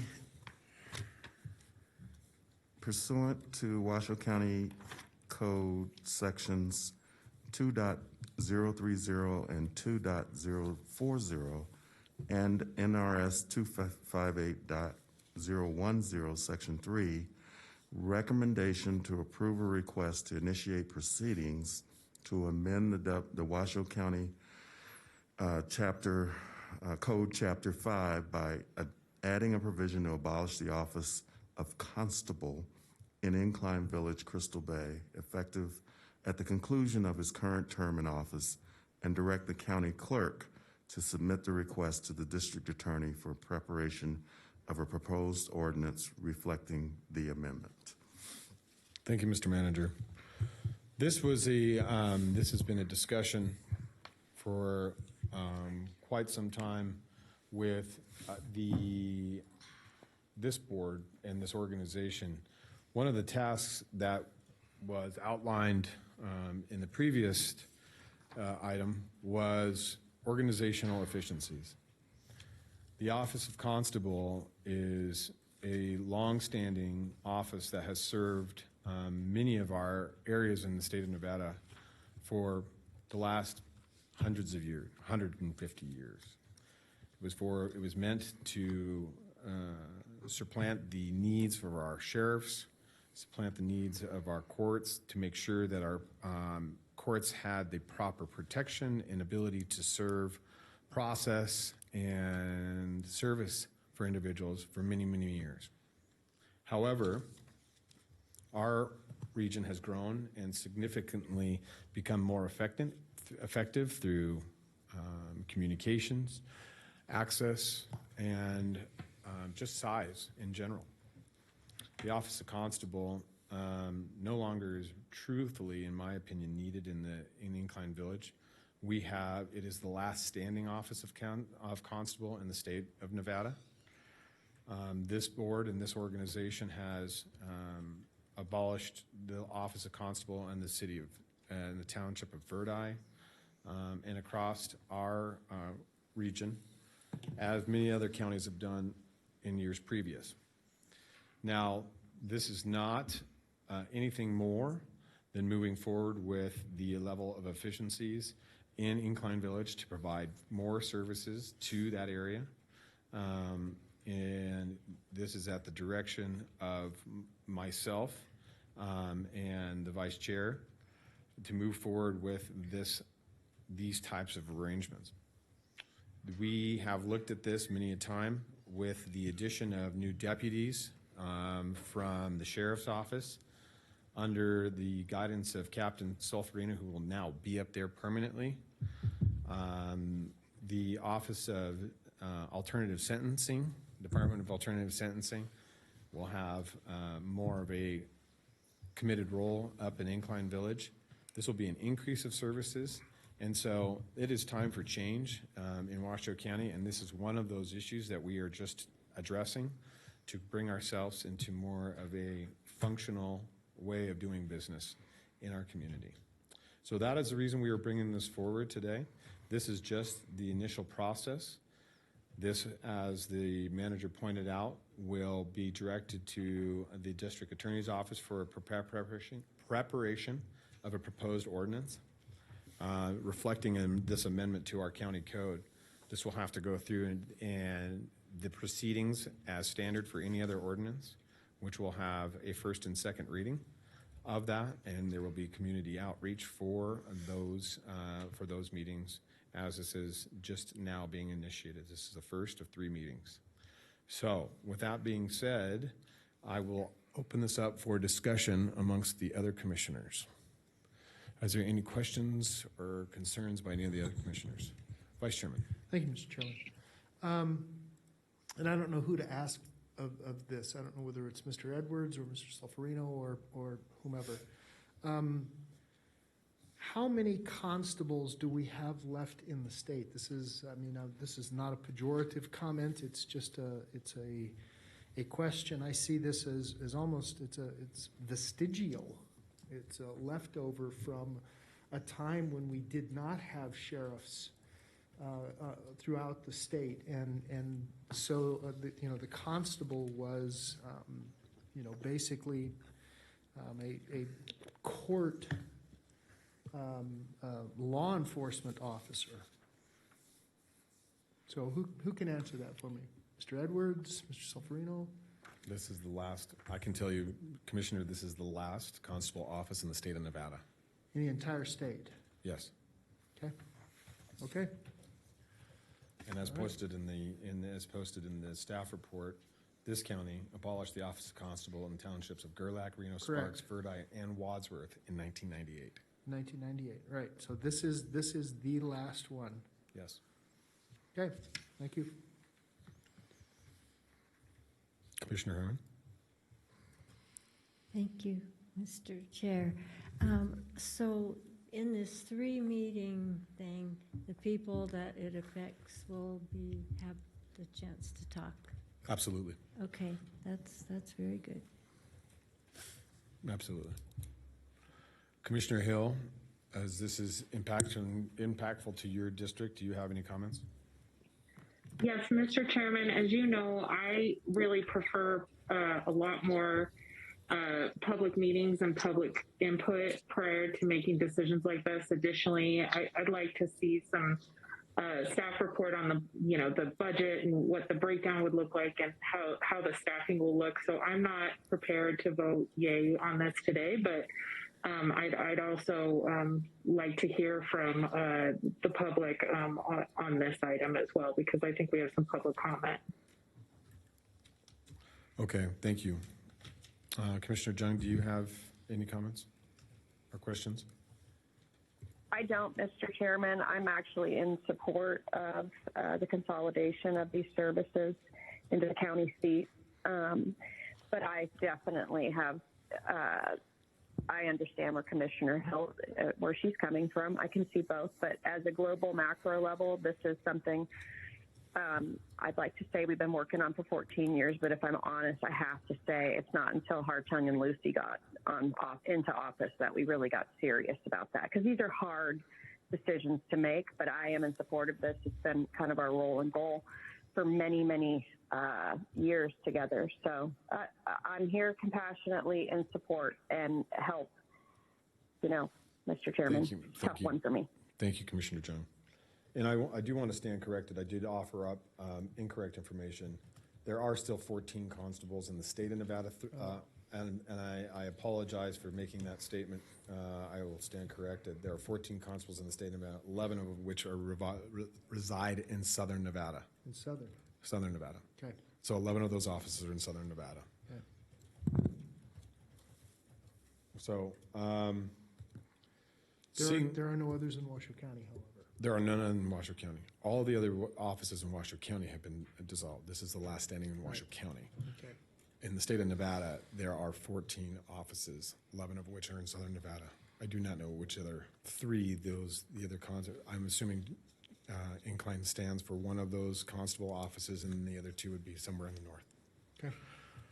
All right. Seeing nothing further, Madam Clerk, I will take up open public comment now. I'm getting to a point. We have E. Alan Tyrus.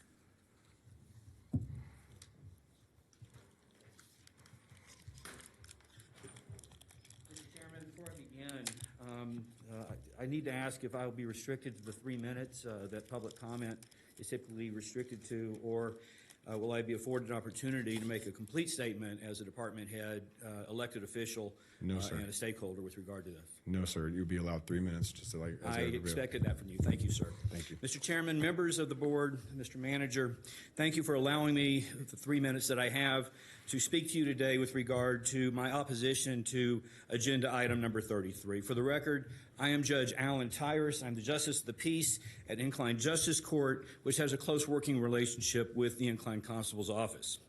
First, I want to say that I do not believe that this matter is ripe for consideration here today. NRS 258.0103A requires that the Board of County Commissioners must determine that the office of constable is not necessary before it may, by ordinance, abolish the office of a township. Agenda item number 33 does not do that. There is no determination that's being made here today with regard to this, and any determination must be properly agendized and properly noticed. This has not occurred. Secondly, I want to go on record expressing my sadness in the lack of courtesy afforded to the Incline Constable, to the Incline Justice Court, and to the community of Incline Village, Crystal Bay. It was related here today that this matter has been ongoing for some time, and yet it was not until Wednesday that the Incline Justice Court, the Incline Constable, and the community found out anything about this action. That's insufficient time for the community to be involved, to provide feedback. To be clear, none of the aforementioned people, being the constable, the justice court, and the community of Incline Village, was consulted or even notified until last week. Now, this matter has clearly been in the works for some time, yet we were only informed that this was considered last Wednesday afternoon, and then we couldn't even view the agenda that the chairman amended until Thursday morning. We had no time in order to respond. This is unfair. This is not good governance. I'm going to have to jump ahead here because I'm not afforded enough time to actually give my full statement. But Mr. Chairman and members of the commission, good governance dictates that you inquire as to the needs of all your constituents and understand what your departments do and what they do before you move forward to eliminate them. This is all based upon some unknown to the constable and to the court and to the community of Incline Village, some unknown and uncommunicated agenda. That is poor governance. There needs to be conversations about the merits of the matters with all the impacted stakeholders. I do not believe that there is any place in local government, and that includes here, for the lack of due process that we're witnessing here today. If at the end of a public notice and open process of the community and the county do not believe that we need a constable, then so be it. I may disagree with that result, but at least I will be able to respect the process. I do not respect this process, and I do not respect those people who are pushing this upon the people of Incline Village. Thank you, Mr. Tyrus. Mr. Chairman, I do have several emails that will be placed on the record. They are from Yolanda Knack, Nancy Carlson, Diane Becker, Laura Petrucci, Elizabeth O'Brien, John Cognastri, Joyce Beckett, Catherine Kelly, Jerry Katz, Kathleen Kongeski, July Zaleski, Linda Smith, Pam Wright, and Kathy Julian. Thank you, Madam Clerk. All right, seeing that we've taken public comment and had the discussion, at this time, looking for a motion. May I ask Mr. Edwards a question before we move forward? And I'll, in fact, what I'll do is I'm happy to make a motion and then go under discussion. It's up to you, or I can ask the question first and then. Why don't you ask for the question? Ask your question first. Sir. So is the office being abolished today, Mr. Edwards? No, this is just the beginning of. This is a function of Chapter 2 of the County Code where you initiate the ordinance process. So no. Okay, that's what I needed to know. Okay. Motion to approve, Mr. Chairman. I have a motion to approve, and I will second the motion to introduce this on behalf of the Board of County Commissioners. Seeing no further discussion from any of the commissioners, I'll call for the vote. All those in favor signify by saying aye. Aye. Aye. Aye. All those opposed? Nay. Nay. I have motion carries with 2 in the opposition. Thank you very much, everybody. All right, ladies and gentlemen, that concludes our business for the day. Please affirm your votes on the screen. Mr. Chairman, there is still another public comment. Yes. Okay. Our business for the day. got it. We're moving into our final comments and commissioners' announcements. So we were on to item 43. Mr. Manager. 43 is public comment. Comment heard under this item will be limited to 3 minutes per person and may pertain to matters both on and off the commission agenda. The commission will also hear public comment during individual action items with comment limited to 3 minutes per person. Comments are to be made to the commission as a whole. Thank you. The chairman has got to step out. He has an engagement. Madam Clerk, would you please call public comment? First up, we have Cindy Martinez. Ms. Martinez.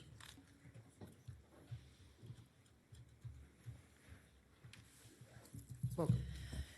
Thank you. Cindy Martinez again for the record. May I have the overhead, please?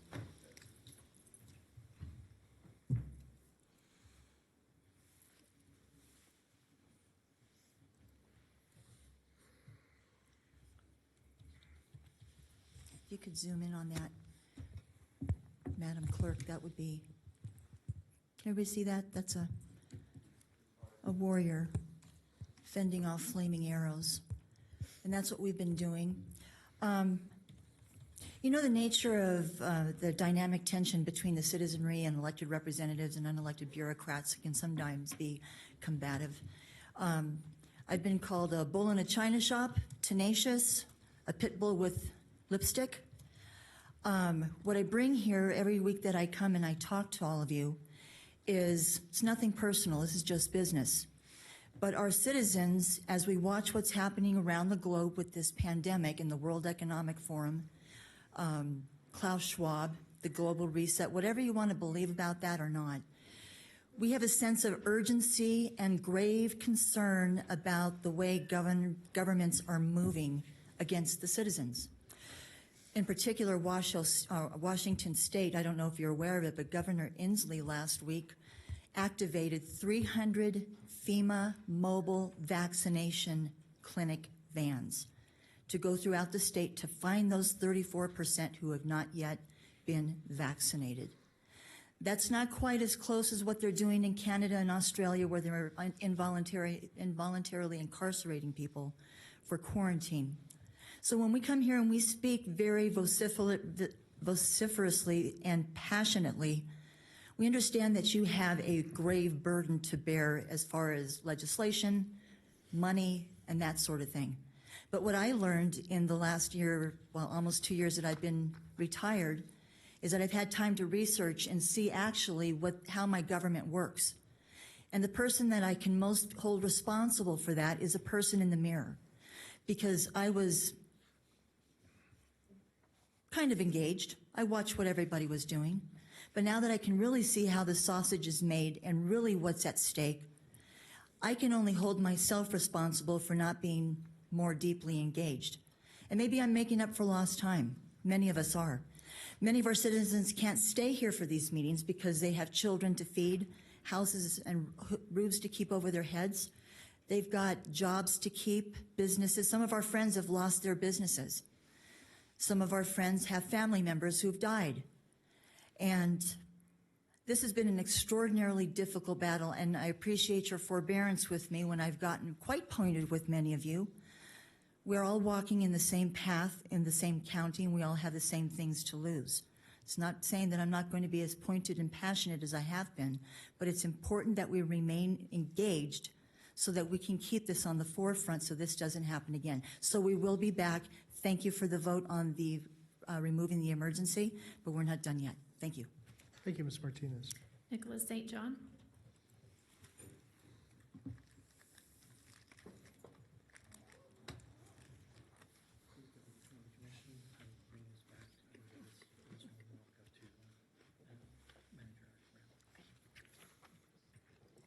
Mr. St. John does have some documents that I will place on the record and distribute. Okay. Welcome, Mr. St. John. Thank you. Nicholas St. John for the record.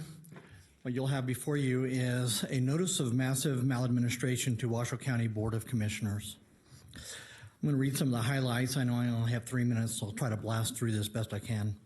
All political power is inherent in the people, and they have the right to alter or reform the same whenever the public good may require it. No man can forfeit another's right. No right is held more sacred or is more carefully guarded by the common law than the right of every individual to the possession and control of his own person, free from all restraint or interference of others. I turned in an email that went to Chair Lucy and also Vice Chair Hartung, as well as the county manager. It reads, we, concerned citizens, patriots, parents, and business owners, have been demanding a scientific panel be assembled for a public debate between the Washoe County Health District and a group of doctors, lawyers, and scientists of our choosing to resolve the issue of what constitutes, quote, a state of emergency, as declared by the governor of Nevada, and also what a pandemic definition is that we can all live by. This is not limited to just the two issues pointed out in this notice, but may and should also include mandatory vaccinations, illegal under the EUA, vaccine passports, and mask mandates, especially concerning the damage being done to the children, among others. We've been asking for this since December 15th of 2020. It's 1 year ago. And the County Commission has not responded even in the slightest degree to redress the specific grievance, which is a criminal violation of the people's First Amendment rights. With this notification, you are being given 10 business days to decide whether the Washoe County Board of Commissioners will or will not hold this public scientific panel, and to get back to me about setting a date, time, and place for this public scientific panel discussion and debate. They responded. Here's the letter I got back. Washoe County forwarded, keep in mind I sent this to the County Commission, Washoe County forwarded your email of November 8th to the Health District. The Washoe County Health District does not represent the Nevada Governor's Office or Governor Steve Sisolak. The Health District has no authority to override the Governor's mandates, the Governor's recognition of the existence of a pandemic, or the Governor's emergency declaration. Furthermore, the Health District has no jurisdiction over defining the meaning of pandemic. Therefore, it is not warranted and would be inappropriate for the Health District to be engaged in a debate regarding these matters. To be clear, your recitations of these claims and your allegations of criminal violation of First Amendment rights are baseless and without merit. He goes on to say, you have an opportunity for public comment. That is not what was addressed. We were talking about redressing our grievances, which you guys have not done. Thank you, Mr. St. John. Roger Edwards is not in chambers. Janet Butcher.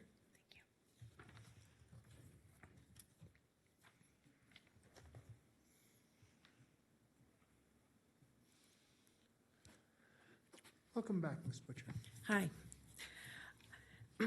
I want to thank you for the two commissioners, since I'm not supposed to talk to everybody, but I want to thank the two commissioners who talked about the flashing lights on Pyramid. They're a lifesaver.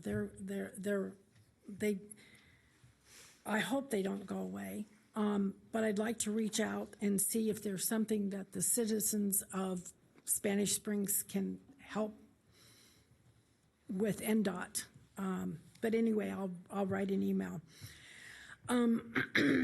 Which also brings me to kind of the planning commission or board or body or whatever they are called. They may want to rethink some of the things that they do. Their process is kind of back-asswards. We already have a congested issue on Pyramid, and we're building how many thousands more houses before we build the infrastructure to handle it. So now we're going to build the houses, have the extra people, and have road construction. My husband and I have, we have plan A, plan B, plan C, plan D to get into town because there's construction everywhere. I want to congratulate Mr. Brown. That was a very impressive sorry, my old age is kicking in. Review, and to have it in front of everybody, that's wonderful. I do want to bring up the fact that, and I've talked about this many times before, about the fentanyl, about the drug overdoses, and the human trafficking. We know Nevada is really top for all of that. And I don't think that we do enough to thwart that. And I want to leave you with the word of the day, therapeutics. Thank you, ma'am. Julie Osborne.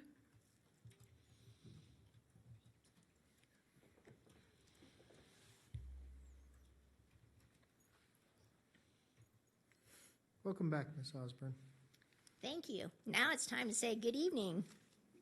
I want to thank you, the board, for taking the small step to end the emergency. That is a wonderful first step. I told you that I'm a retired firefighter paramedic. I did things in my career that scared the heck out of me, and I had to dig deep to keep moving forward. And I think that's courage. And so I'm asking you all as a board to dig deep, find that courage, and do something to end this travesty that's been placed on us. Come up with something creative. Please stop this insanity. Thank you. Thank you, ma'am. And Thank you, James Mr. St. Benton. John. But I don't, James is here. Mr. Benton.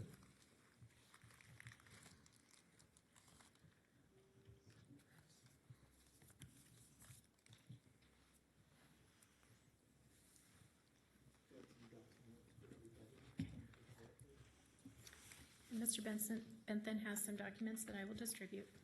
Thank you, Madam Clerk. Mr. Benton. Welcome. James M. Benton for the record. I have two articles that I wanted to briefly talk about in my 3 minutes. The first one's Wayne Allen Root commentary, December 11, 2021. If the vaccine is so great, why are so many people dropping dead? Heart attack rocket. Young people suffer heart problems. Soccer players dropping on fields. ICUs overwhelmed from coast to coast. Wayne goes on, talks about the media, but the U.S. media remains silent. They're as quiet as a search mouse. Why? And then on page 2 at the bottom, you don't have to look at me, but I did provide these papers. This is a couple issues, or 3 issues. First, the FDA has just announced they need 75 years to fully release the Pfizer COVID vaccine data. If I told you to trust me, I'm selling the world's best tonic, but I can't disclose any of the test results for 75 years until everyone is dead, would you trust me? Would you buy what I was selling? Would you inject it into your body? Second, a federal judge demanded some of the data be released immediately by Pfizer, just in the first few weeks, detailing results from just the first few weeks of vaccines. Pfizer admits their own data, vaccine killed over 1,000 Americans with many adverse effects. Third, VAERS system is reporting almost 20,000 deaths from the vaccine. Wayne goes on to say something bad is happening. Now, I think there's one solution that the county can consider to regain the faith of the people, and that is the next document. This is a conditional acceptance vaccination agreement between vaccine providers and vaccinated party.